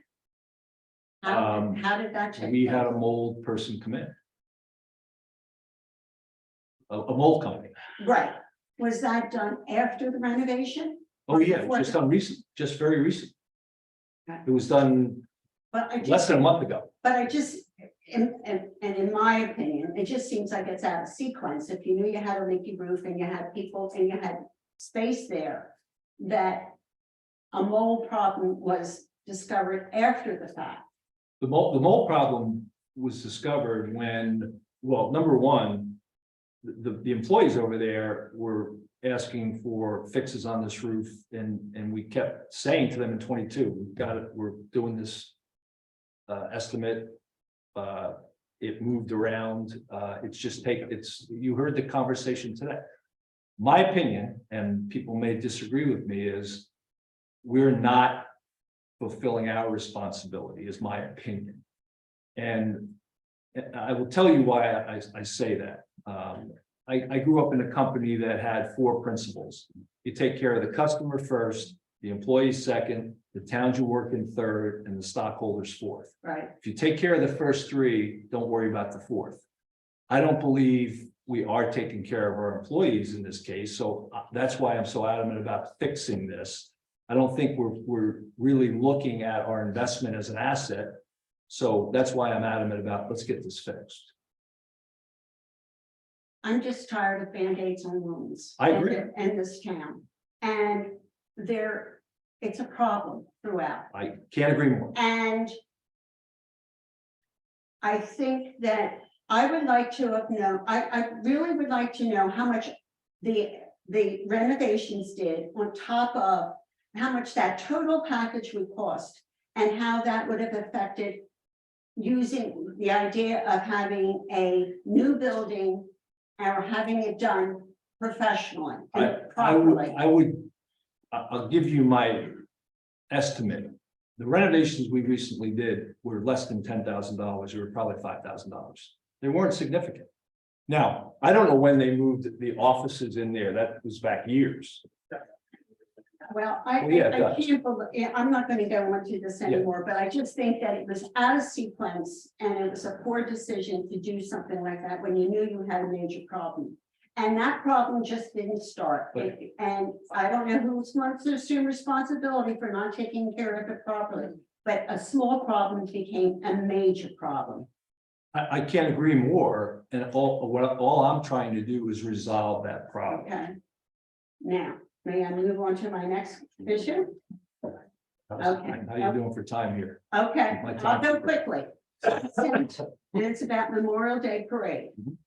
I am 100% in favor of the Memorial Day Parade. I sent an email to the mayor and council and my specific questions were not answered, and I want to make it public so I can maybe now get the correct answers. I said that the activities on the first two, activities on the boardwalk, i.e. vendors and festivals, really create a nuisance for the residents who live in the first 2 blocks. It interferes with the quality of life.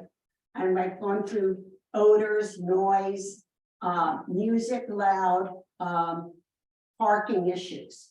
But my bigger question is, what is the decision-making process for events like this?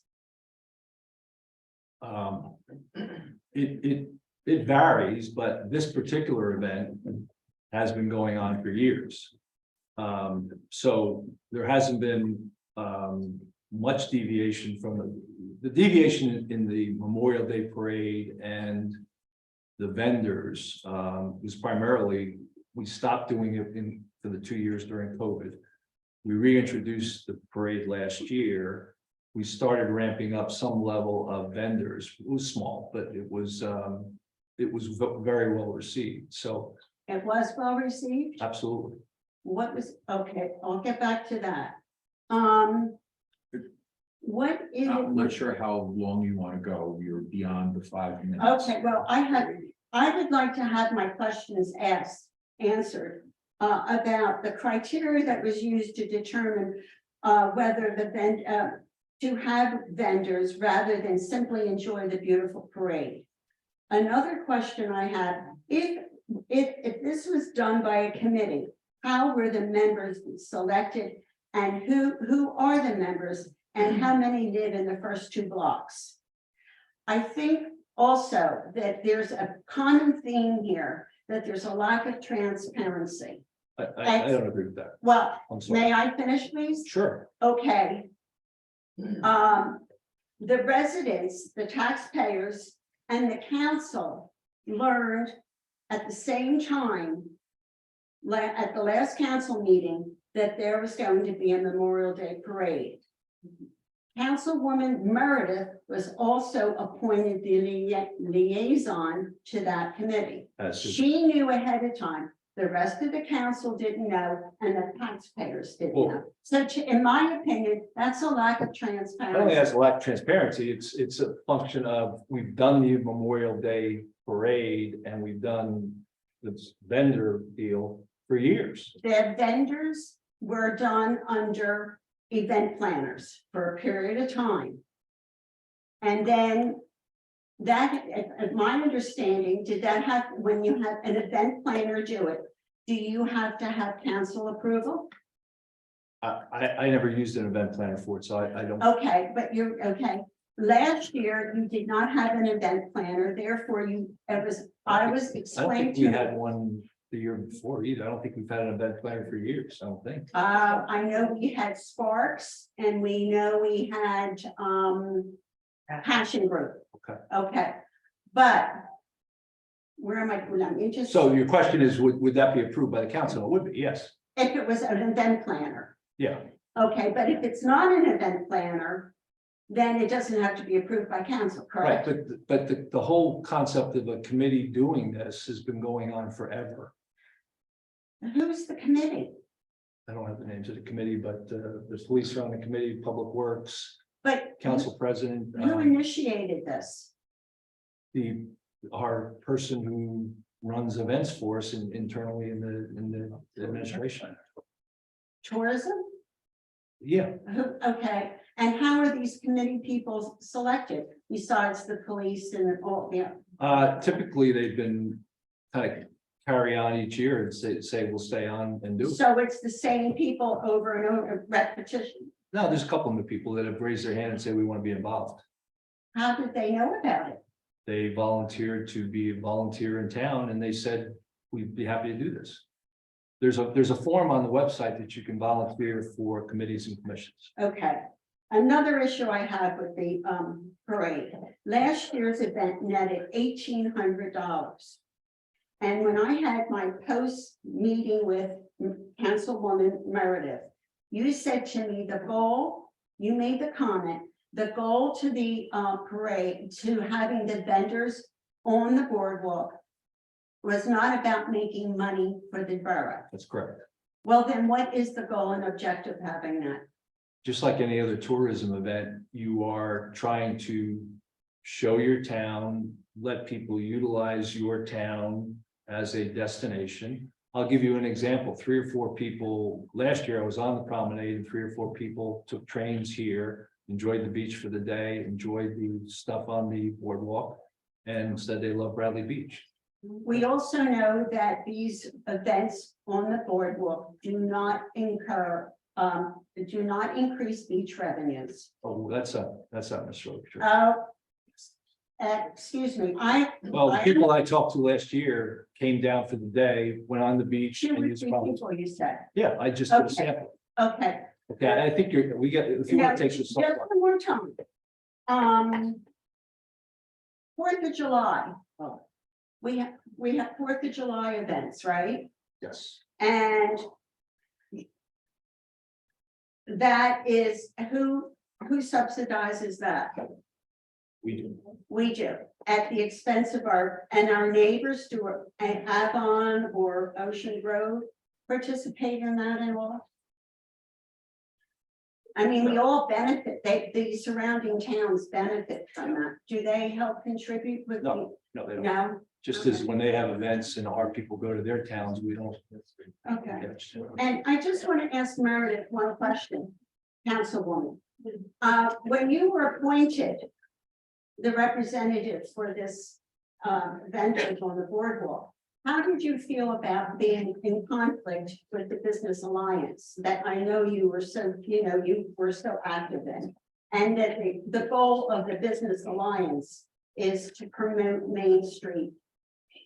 It's to promote businesses within Bradley Beach. There's nothing precluding a Main Street business from having a vending, having a table on Boardwalk. Additionally, just to clarify, let me back up. I lived on Ocean Avenue for 7 years, so I do understand your concerns. I lived them myself. I do know that for people in my building at the time, this was a family tradition for them, where their families came down and they enjoyed Memorial Day weekend and walking on the boardwalk. So I hear your concerns. I understand them. I've certainly passed them along, and I think that I'm just gonna make sure that, like I spoke to you before the meeting tonight, that I would love to get together. If I learn information, I can share it with you. As you have thoughts, you can share it with me. Right, and just on the counterpart up to you about family events, I know so many residents that make sure they're out of town for events like that because it interferes with their family life. Or there's so many different opinions in this town, which is one of the reasons why I love it. Thank you so much. Thank you. Yes.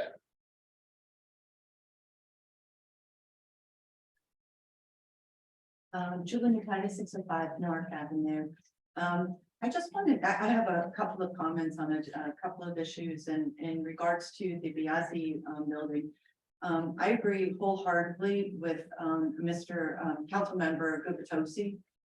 We should not have just one bid as to be the be all end all, especially for the fact that there are errors on the information that has been provided to us.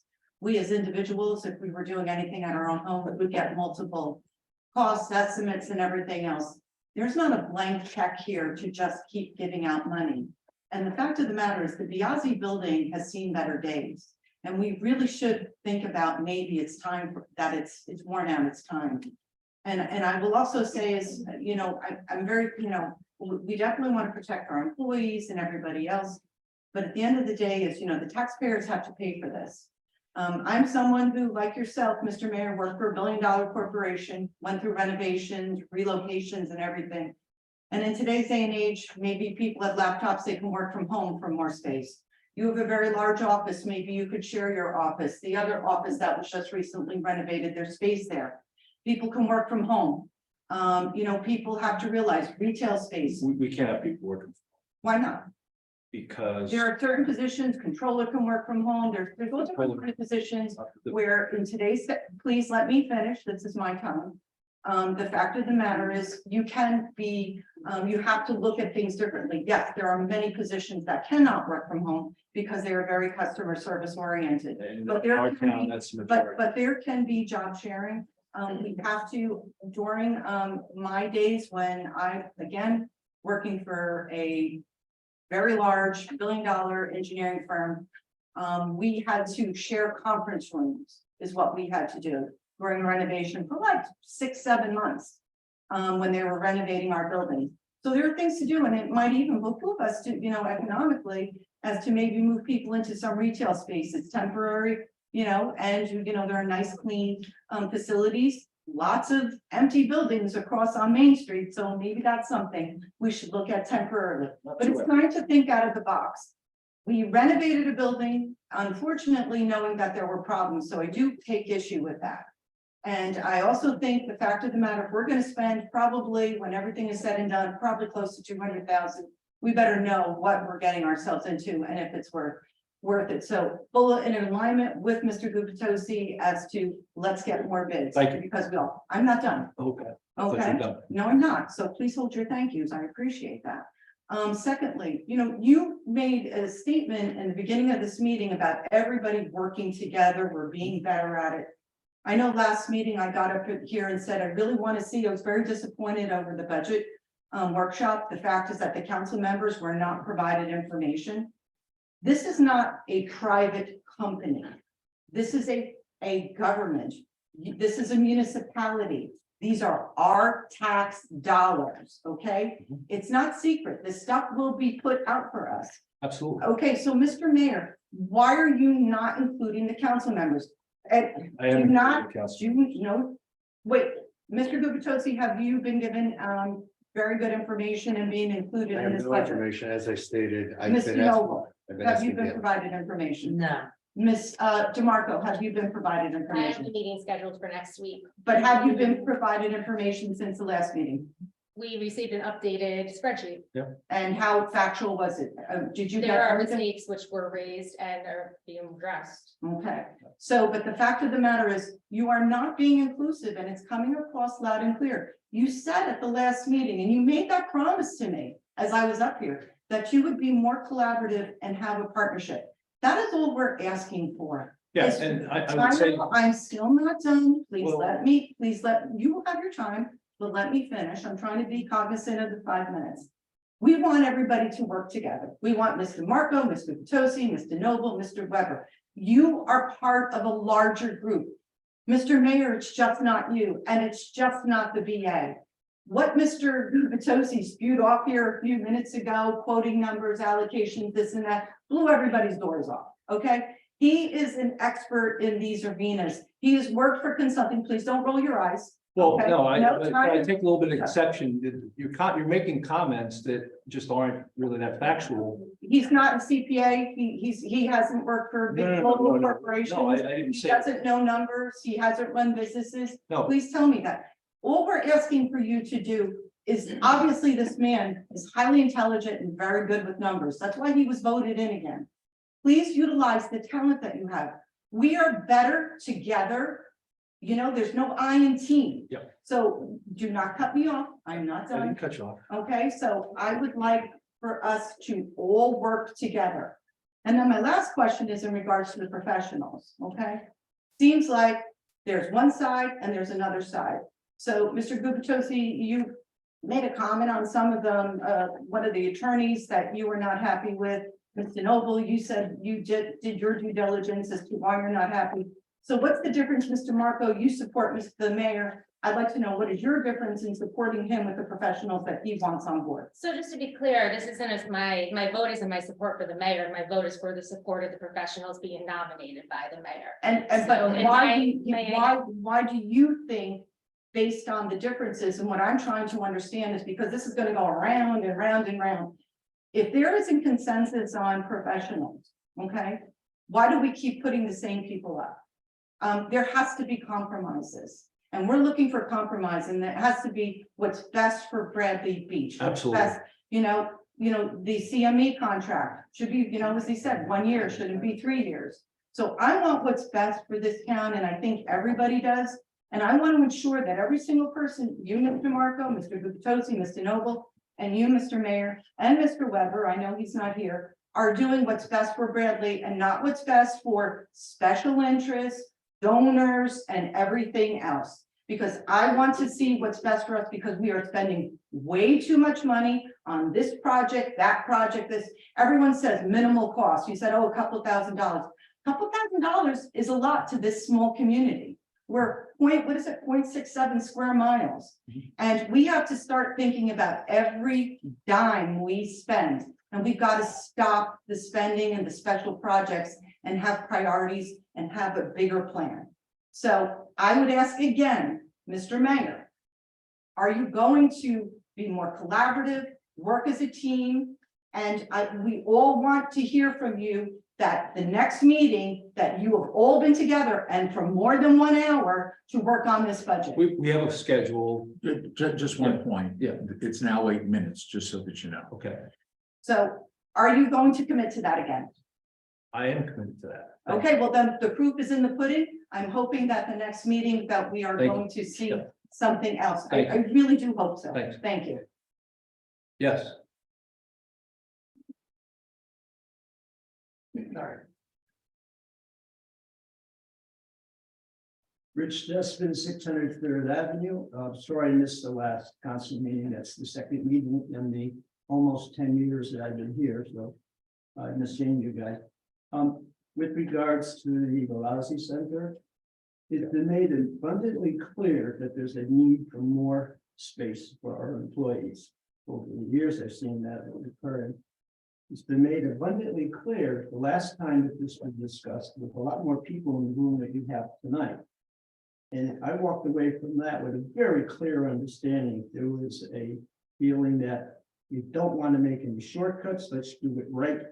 You need this space. Let's have a second floor in the building. We're still talking about that. I thought that was put to bed. No. We didn't put a second floor and split the bed. No. No, I said, I thought that it was. I didn't say that it was put to bed. Okay. So in any event, also with the parking lot, removing the parking lot and making more spaces for businesses. What are you gaining with that? Nothing. We need space. That's what we need. We don't need more parking spaces for businesses. Why I didn't know I was going to be talking on that. I've got somebody here who's going to talk on. I've got a few items here. I guess it's best if I state them all because they're sort of connected. Once before I came before you and I said, I've got a real problem with getting information about what's going on here in Bradley Beach. And I had done the search at the time, I think this was a couple of years ago, that there are over 30 separate websites where I could get information about Bradley Beach. As it would be nice to have it all in one spot. I still have problems finding them. However, just recently, I bumped into a site that does have all that stuff together. Instagram. Now, if that's the case, why don't we let that people know that widely? Because collectively, there's more information there than I've seen with all the different sites that I've been to. Now, we have a tourism page.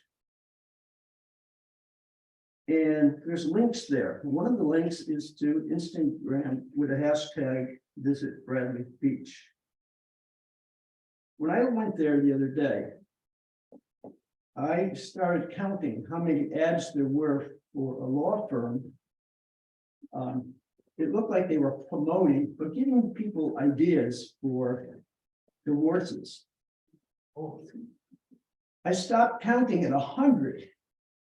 Okay, that's how many there were there. There were more beyond that. In addition to that, most of the other display ads that I saw were pictures of food. When I clicked them on, they were the ones that I did click on were from outside of Bradley Beach. So I don't know what goes there. On the tourism page, it shows that the October 21st, 2019 was the last meeting minutes that were posted there. Also, it says the facilitator is Amy Hall, and I remember her being given that position a few years back. And when I received some either Facebook or in some fashion about Bradley Beach information, there was also some information there promoting, for example, a museum in Freehold and other items. So I emailed her and I said, why are you sending me this through a town website? And she said, she has nothing to do with it because she was let go by our former business administrator. The last part of this puzzle, piece of the puzzle is, I checked with our clerk here in town and I asked her what's going on with that. And she told me, oh, Amy Hall is still tourism head. So if somebody has any information that can clarify that to me, would like to hear it. Does anybody know who the tourism director is? It is Amy Hall. Okay, she told me explicitly by an email. And she made, I forget the wording she used. She wasn't happy with it. She said she was let go by the business administrator. So, Rich, I know enough about the broader situation that I might steer you in a better direction, but I don't know specifically what Amy was thinking at the time she wrote whatever she wrote. But at a high level, there was a very limited period of time where we asked Amy to take on broader communications and keep tourism. And I believe she was asked to step down from the communications part of that, I believe. So she might have been referencing, if you saw a communication that came through Instagram, it might not have been a quote unquote tourism communication.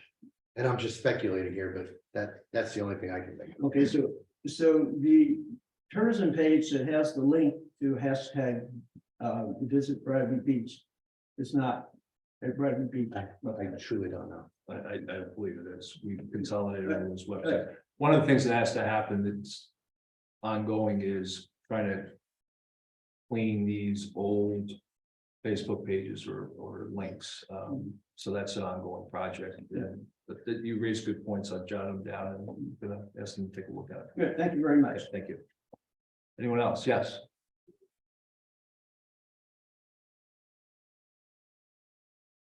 Linda Duffy, 312 Brindley Avenue. I think at the last workshop, when we talked about the Biasi Center and the roof, the sentiment within the population or the residents of the town, people wanted to get an estimate for a lot of things, not just what kind of a roof was going to be put on the building. How much would it cost to build a whole new structure?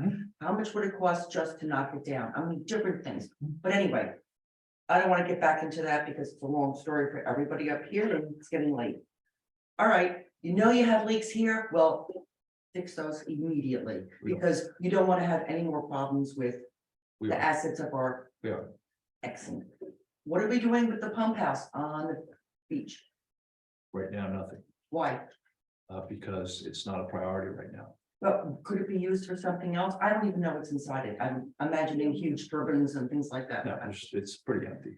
Okay, could we use it for zoning? For what? No. No, okay, just There's there. some issues in that building that need remediation. Okay, that's fine. What are we doing about Lorraine? The church? Did we Yeah, get so, any feedback from Yeah, Ocean Grove? No, we're meeting with Ocean Grove next week.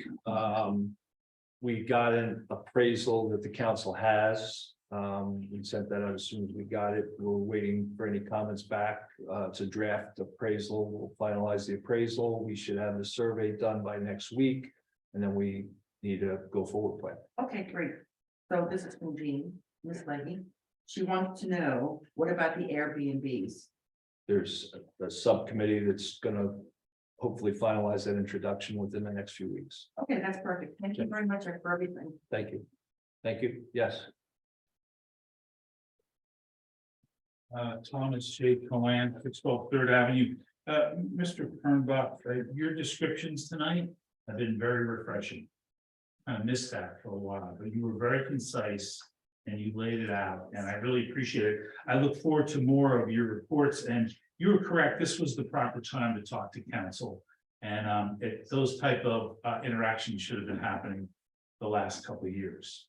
On that note, I do want to disagree with your exigent circumstances on this roof, and that's been confirmed by Mayor Fox, as he said, it's been ongoing since early 22. Well, that means it's not exigent. It's a self-created circumstance, and it should have been dealt with a long time ago. Now, I have a couple recommendations. One is to get a new architect. Okay, at a better price. Second is to do exactly what you're doing with Mr. Fernback and get 3 proposals. And let's figure it out. But don't take off the table a couple things that have been said tonight of knocking the building down and putting a trailer there and creating a safe circumstance for our people and a few parking spaces until we can figure it out. Or as Councilman Gubitosi said, it's a retail space on Main Street, create a little energy there. The key here is that we can't get too far ahead of ourselves. I don't know if you, Mr. Pernbeck, did you have a chance to read the DCA local finance board recommendations on the adjustment to the cap? Did you read those 6 items that are on there? I know what's on there, yeah. Okay, there's a little thing underneath which makes recommendations for the council, and one of them is shared services. So before we spend a lot of money on a building for our services, we may be sharing services 4 or 5 years from now. I'd like to point out that the Borough of Spring Lake, in their basement, under the building, they service the building department for Spring Lake, Seager, Brielle, and Spring Lake Heights. They have a zoning officer at their own towns. You get a zoning permit in your town, you bring it in with your file. The office works immaculately. So I don't want to spend too much more time on that, but I did want to confirm something that came up at the last meeting. It was confirmed that the business administrator, Miss Humphrey's nephew, was hired as a police officer. And I'm a little puzzled how that happens when we have a nepotism ordinance. And was the council aware of this nepotism to get this job? I don't know, to get a police job here, do you have to be the son or the nephew of a business administrator to get a job? There's a lot of other people that are qualified. I find it very disturbing in this town that happens. Yep, I find your comments disturbing. Really? Yeah, I do. Okay, great. And now I do have another question, Mary. You said something about the company you work for, J&J, and the shareholders report on your list. Could you give me that list again? Sure. Sure. Customer, employees, community, shareholders. Okay, and what are we as the residents in your? You're a combination of customer and shareholder. So are we one or are we 2.5? Which are we? I think we're one, and I'd like us Oh, to you're be treated. you're actually a little bit of both. You're 1 and 4. Yeah, well, we should be one all the way. We pay the bills. All we're asking for is proper service and a proper administration. Don't disagree with Gives that us at all. real answers. I try to provide real answers. I'm disappointed that you feel that way, but you're entitled to your opinion. Well, I've been a councilman. I've sat at the meetings that start in January, February, March. You get 80 pages of line items and you review them. You bring the department heads in. Do you need the new ladders this year? Do you need the new Sky Air Packs this year, guys? Do you need a new truck? Can you hold off another year? That's how you run a town. Thank you, sir. And that's what we do. Thank you. Yes.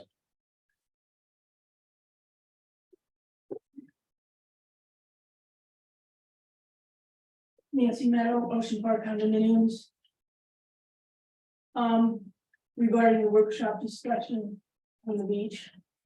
Where supposedly, we're partners in this decision-making process. I find it odd that $85,000 was approved for Max, because I thought no decisions had been made. That being stated, regarding putting benches onto the sand or mats that are on the sand. After Sandy, we had ugly, but well, that's subjective. We had neon blue benches that were placed on the boardwalk temporarily. I have asked numerous times, where are they? Because at one point I thought, well, gee, let's put them on Main Street now that we have those pink benches on the boardwalk. I've never found out where they are, but clearly we could utilize them and then not spend money on benches for the sand. Regarding the Memorial Day parade. After the parade in May 2019, it was decided that parade in the future would be moved to Main Street and we would not have any more vendors on the boardwalk that weekend. COVID hit. And then the next parade was the one we had last year. So I don't know what happened to the decision that was made after the parade in May of 2019. Mr. Cannon loves to make comments about my requirements for following rules. And I would like to observe and point out that frequently people that are not on the agenda get to come up here and speak, not during the public comments portion. And I personally resent the fact that they can come in here and not wait their turn. In addition, it's my understanding, and I've been told numerous times, to make sure I address all of my comments to the governing body. And I don't understand how someone can come in here, even this evening, and be allowed to face the public and not come in here and speak to this lectern and not give facts. And trying, it's been the second meeting in 2 months that this person has behaved that way. And I'd like to remind you that the BBVCA, as important as it is, and the food pantry are their own 501c3s and are not part of the municipality of Bradley Beach legally. Their volunteerism and their applications have no place on our website. Interesting links could be helpful just in a whole community way. I've said that before. In terms of potential solutions, I'd like the legislators to consider legislating the right of privacy I have as a resident, and I will elaborate on that in a minute. The definition of handicap, because we can go back and forth over this, and my personal suggestion would be whatever the state claims is handicap is what we as the municipality would support. And yes, it's funny that you brought up, that was brought up this evening about nepotism. I'd like to see our nepotism laws enforced and or tightened up. And I'd also like to see legislation as to, because we can't move without, we don't get results without legislation. And I said, you need to legislate every little nitpicky thing. You talked about replies to your communications from someone. How long do I need to wait for a reply? What is reasonable? 10 days? I don't know, but it clearly is offensive. And I bring up the right to privacy, and I discussed this with our new interim VA, and it was a lovely discussion, as his presentation and speeches this evening have been wonderful. Thank you very much. Because my privacy was violated beyond the repercussions that I can imagine.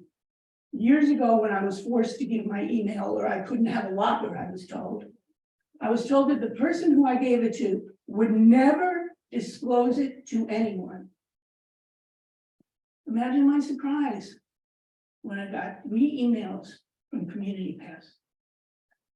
No, I didn't know I got them, because that email, quite honestly, goes to my end of life people, or anything that is pertinent to my existence.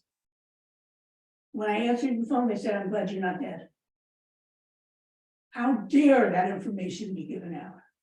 And then when I come into Borough Hall to pay for my locker and to have somebody enter my application, my date of birth is required? Really? I don't put this information online, and I should not be forced to. And more importantly, I should have been given a choice ahead of time.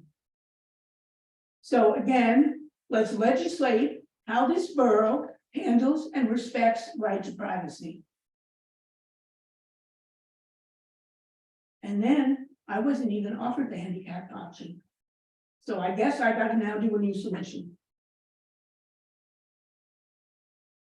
So maybe that's a training issue, I don't know. I was always told, if you're doing a job interview and they want you to pay for samples or give any sort of money, don't take the job. I also have never accepted I've never paid for an estimate for anything in my life. So the fact that you're entertaining spending this kind of money on an estimate is beyond my realm of comprehension. And if we're talking about pinching pennies, which I always do, why aren't our lights on, motion sensors? This light has been on for I don't know how many hours. let alone the hall lights, the bathroom lights. And when I drove by in the dark this morning, the lights in Borough Hall offices were on. Maybe, again, motion sensor would just eliminate a little problem. We own the parsonage as well as the church. Perhaps that can be a building to convert to offices. And if we're selling off, I know no decisions have been made, but maybe consider, again, thinking out of the box, because you can't think in the box. If you have, I don't know, let's say 4 lots from the church, 3 lots, however many lots there are, perhaps we, the people, could buy it and build a facility that we need. I don't know anything about zoning or any of that, but these are things that perhaps, I do believe it takes the village. And I know some people are arrogant and choose to do things themselves. But we are people that can contribute. And when there was COVID, people worked from home and our government continued. So the fact that we're now being told we can't work from home, when I constantly said to the previous VA, are our Chromebooks and laptops up to date? Are we ready for another emergency? I never got an answer. And I would also like to be considered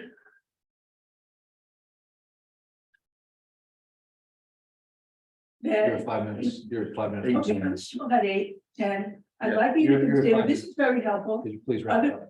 I'm trying to, but you're wasting my time. Other people, it confuses votes when things are bundled, I'll use that word, or combined. So you might get more things passed if you have separate votes for separate things, separate votes for separate companies. And just leave those ones that there's disagreement on, maybe out there, and you could make some progress in some ways. Thank you for listening. Thank you. Yes.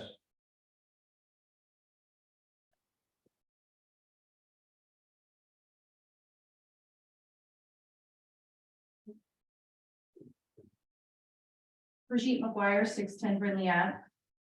I wanted to just reiterate the communications issue I've mentioned before.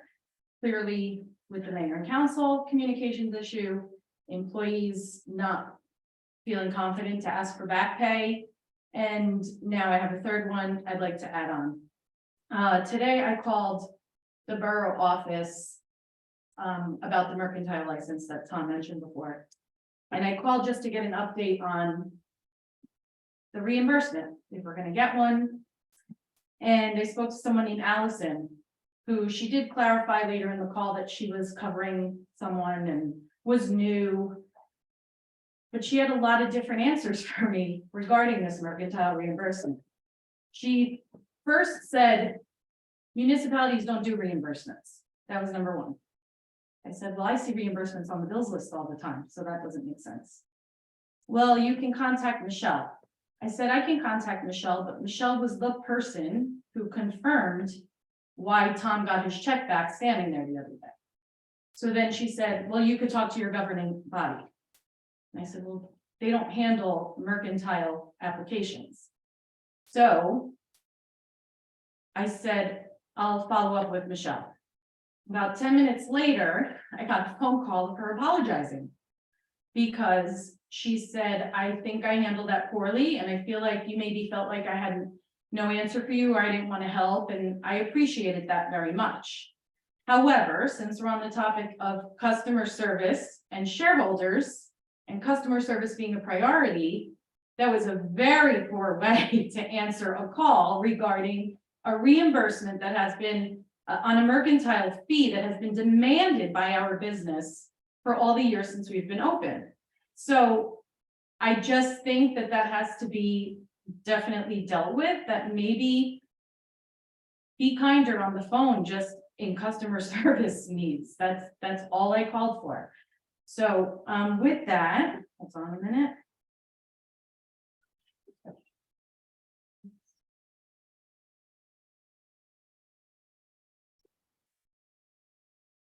Okay. Mayor, you had to call point of order in this room before.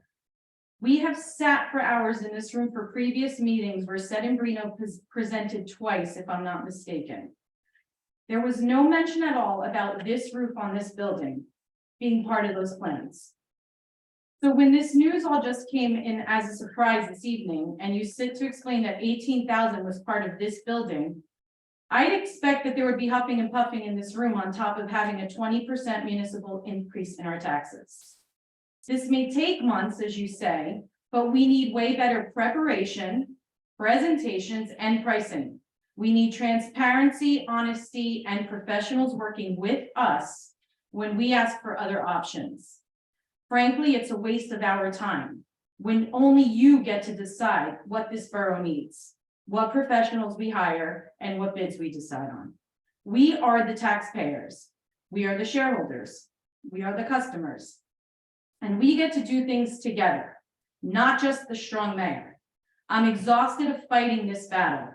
We just need you to start working with everyone. Stop reminding us of your strong mayor title. You get to choose the perspective of everything else that falls under the strong mayor Faulkner model. But you continually only choose the perspective of the strong mayor role. That to me is you trying to be our dictator. It is uncomfortable and it's time it changes. Thank you. Thank you. Anyone else? We'll go to Zoom. We've got Kristen Mahoney. Hi, Kristen Mahoney, 200 Lorraine Avenue. I just have one quick comment and then I have a question. I too am kind of, sickened and saddened by all these vacuums and silos that are going on with the issues regarding the Biasi building, going on regarding, the budget. I just want to, reiterate without saying it because we don't have time, what Julie said, what Brigitte said, we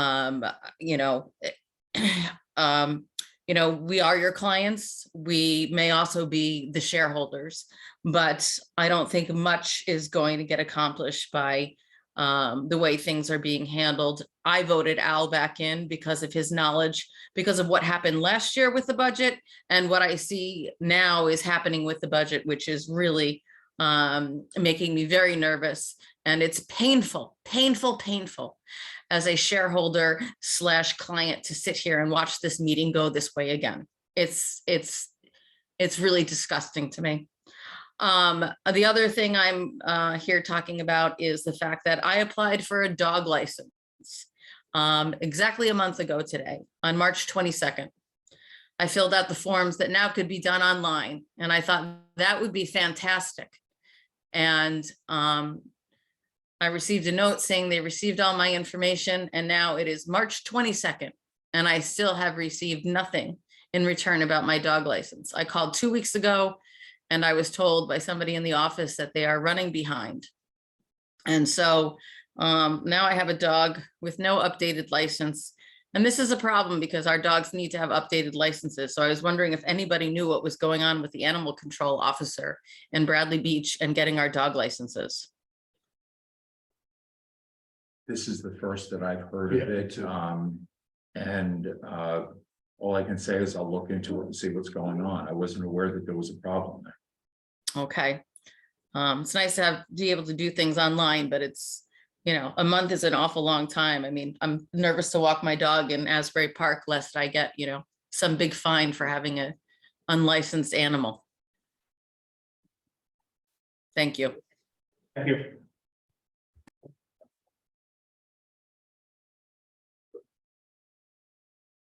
I think it's Cindy. It's Mary. Oh. You have to Mary, unmute. it says You guys Cindy. hear me? Can you hear me? Yes. No, we can. Okay, good. Thank you very much. I'll be brief and guess what, as a Can you provide your name and appreciation- address? Wait, oh, so sorry. Mary Backstrom, 218 4th Avenue. I'm gonna put my timer on and keep myself to 5 minutes or less. Just a couple of observations, just because I had to be on Zoom tonight. You know, J&J has a great mission. It's probably the most well-known mission from a life science company globally, right? I used to work for a similar company, and we had a mission of making a difference in people's lives. That was great too. But I don't think I don't think either one of those missions are mutually exclusive from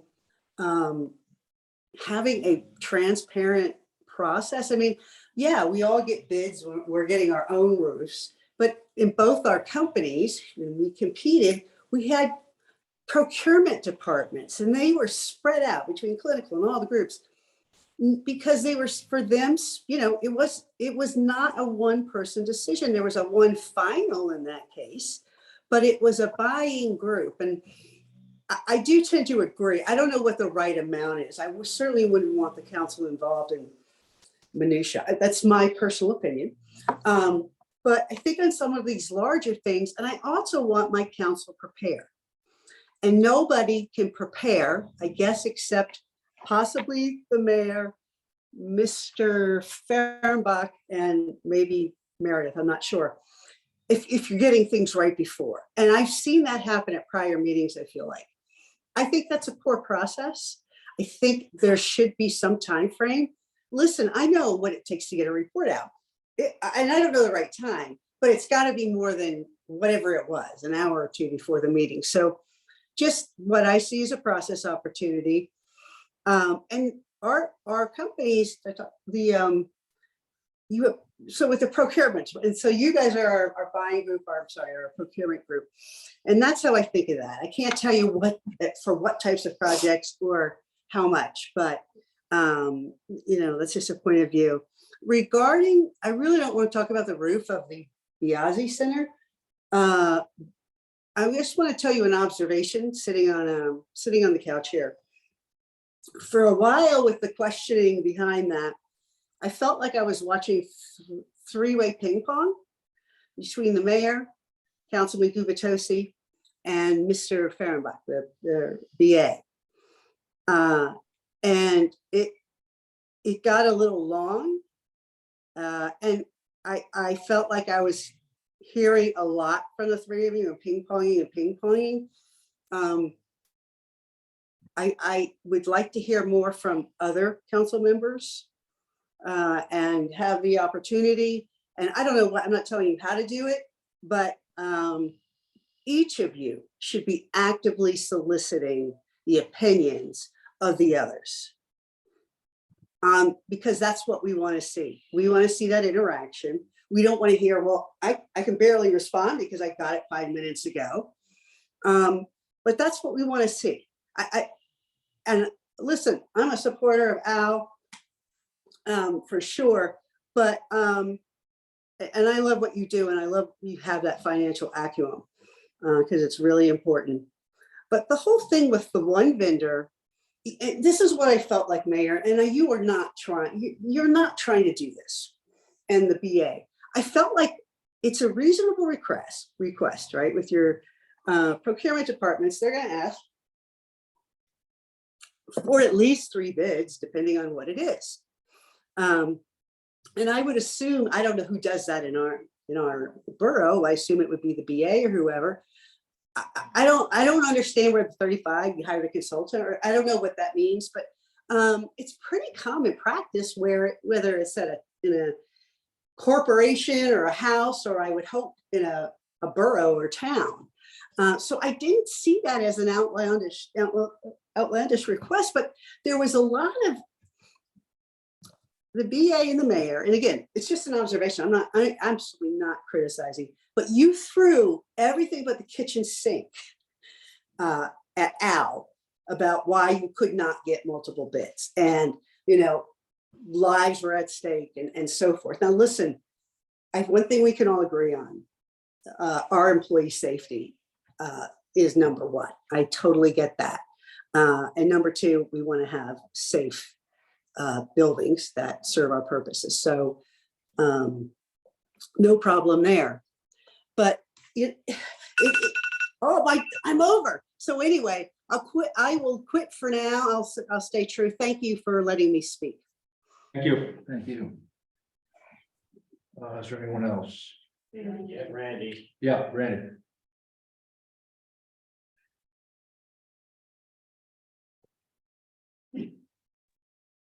Randy Vanella, 506 Third Avenue. I'd like to shed a little perspective on things tonight. I'll start with Eileen Shishius's comments about events on the beach. Larry, long before you were here or even involved, which isn't that long ago, it's only about 2.5 years ago, you were non-existent.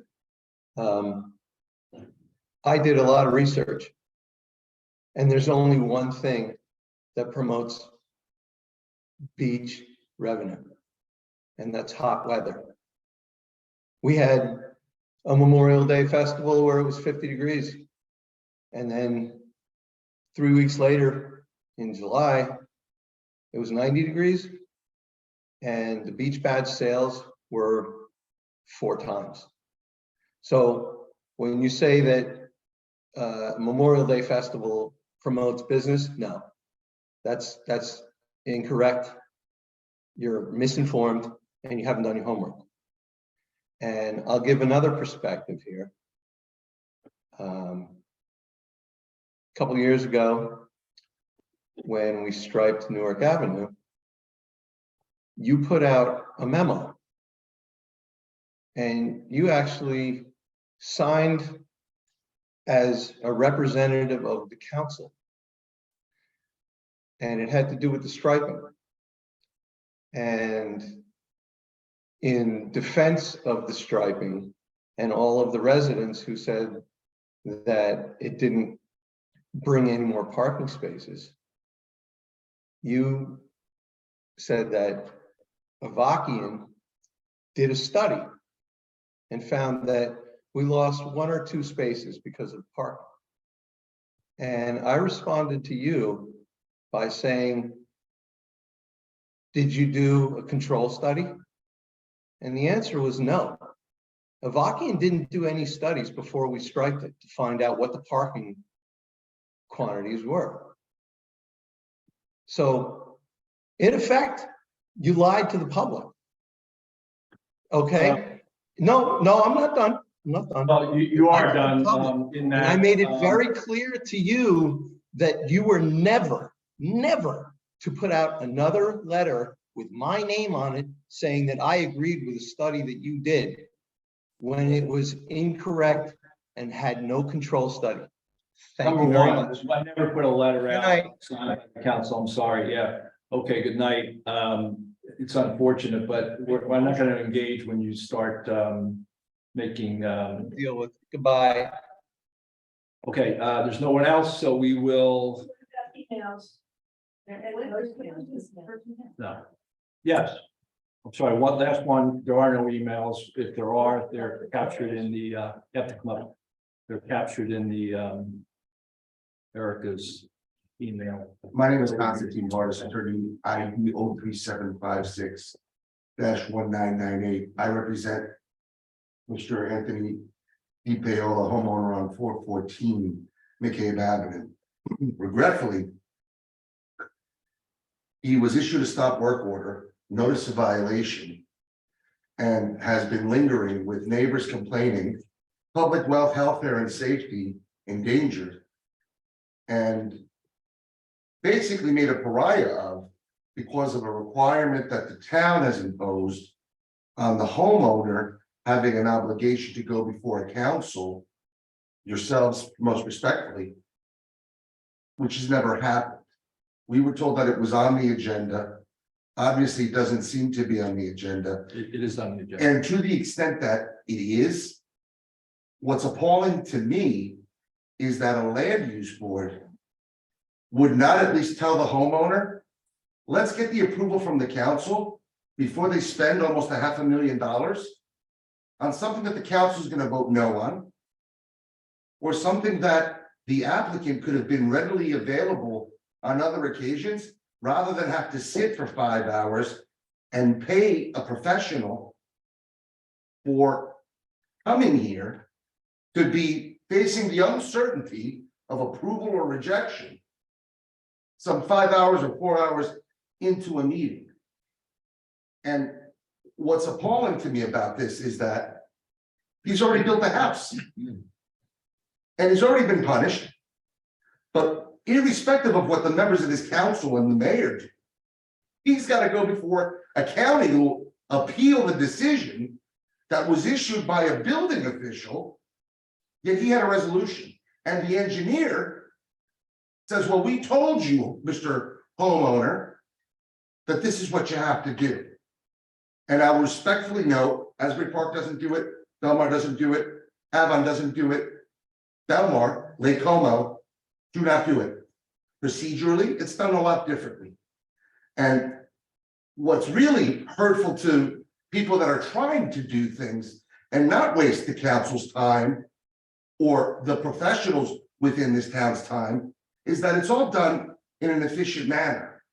So now we find ourselves at almost 11 p.m. with the uncertainty and a house that's basically been condemned by the town by shutting this property down. Because that's what's happened. It's been condemned by virtue of the act of the building department taking the violation and handing it to the homeowner. Yet, what I still can't seem to understand is how this is not put on the agenda first. Shareholders, corporate policy, I've heard it all tonight. The people are who count, and everybody here may have a personal agenda, but I'm a hired gun. I'm here with the professional counsel. I'm here with the business administrator. I'm here with the esteemed members of council and the mayor, the chief of police.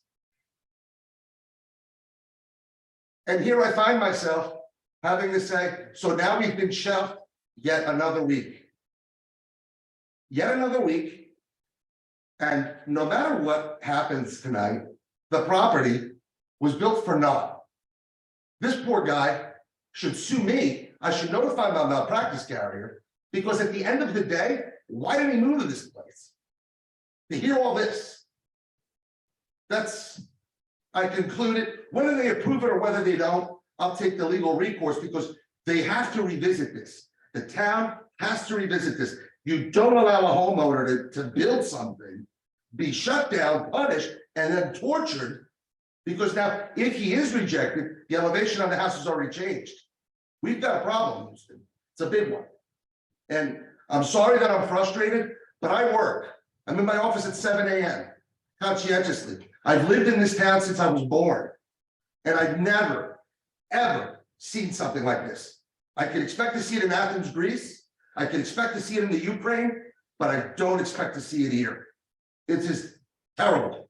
I'm not withdrawing the application, but clearly, at this time of the night, how can the town effectively render any effective business decision? Especially when I have to be tortured to have to listen to the whole moribund public meeting before a member of this town can even complete a business matter here. That's what's terrible.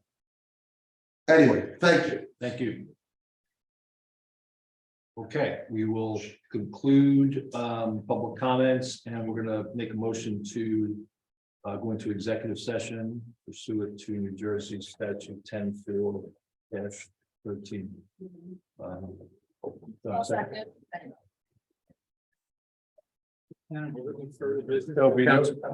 There'll be no further action taken. We should be about 30 to 40 minutes. Council President DeMarco. Yes. Councilwoman DeNoble. Yes. Councilman Hubertosi. Yes. Mayor Fox. Yes. Yeah. Me too. That's one of the ones you told me.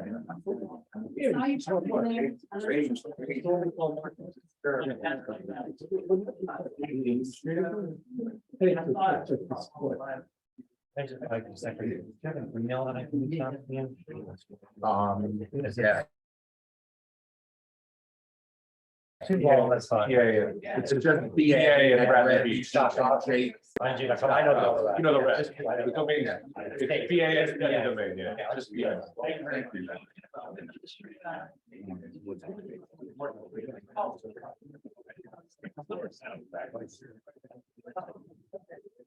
Down somewhere. Okay, good.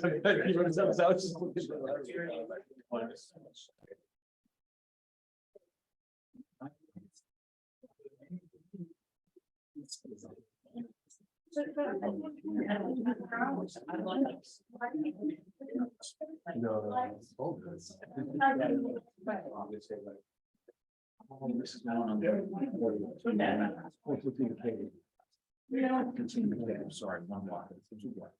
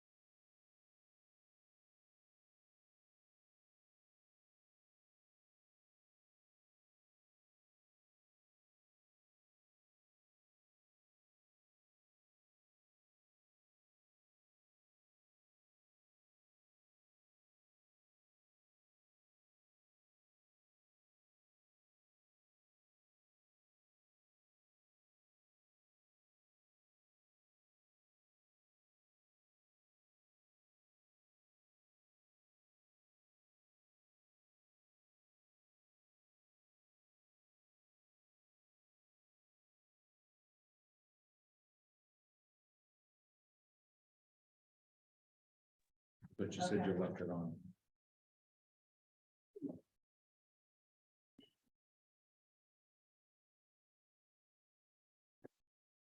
You're on there, right?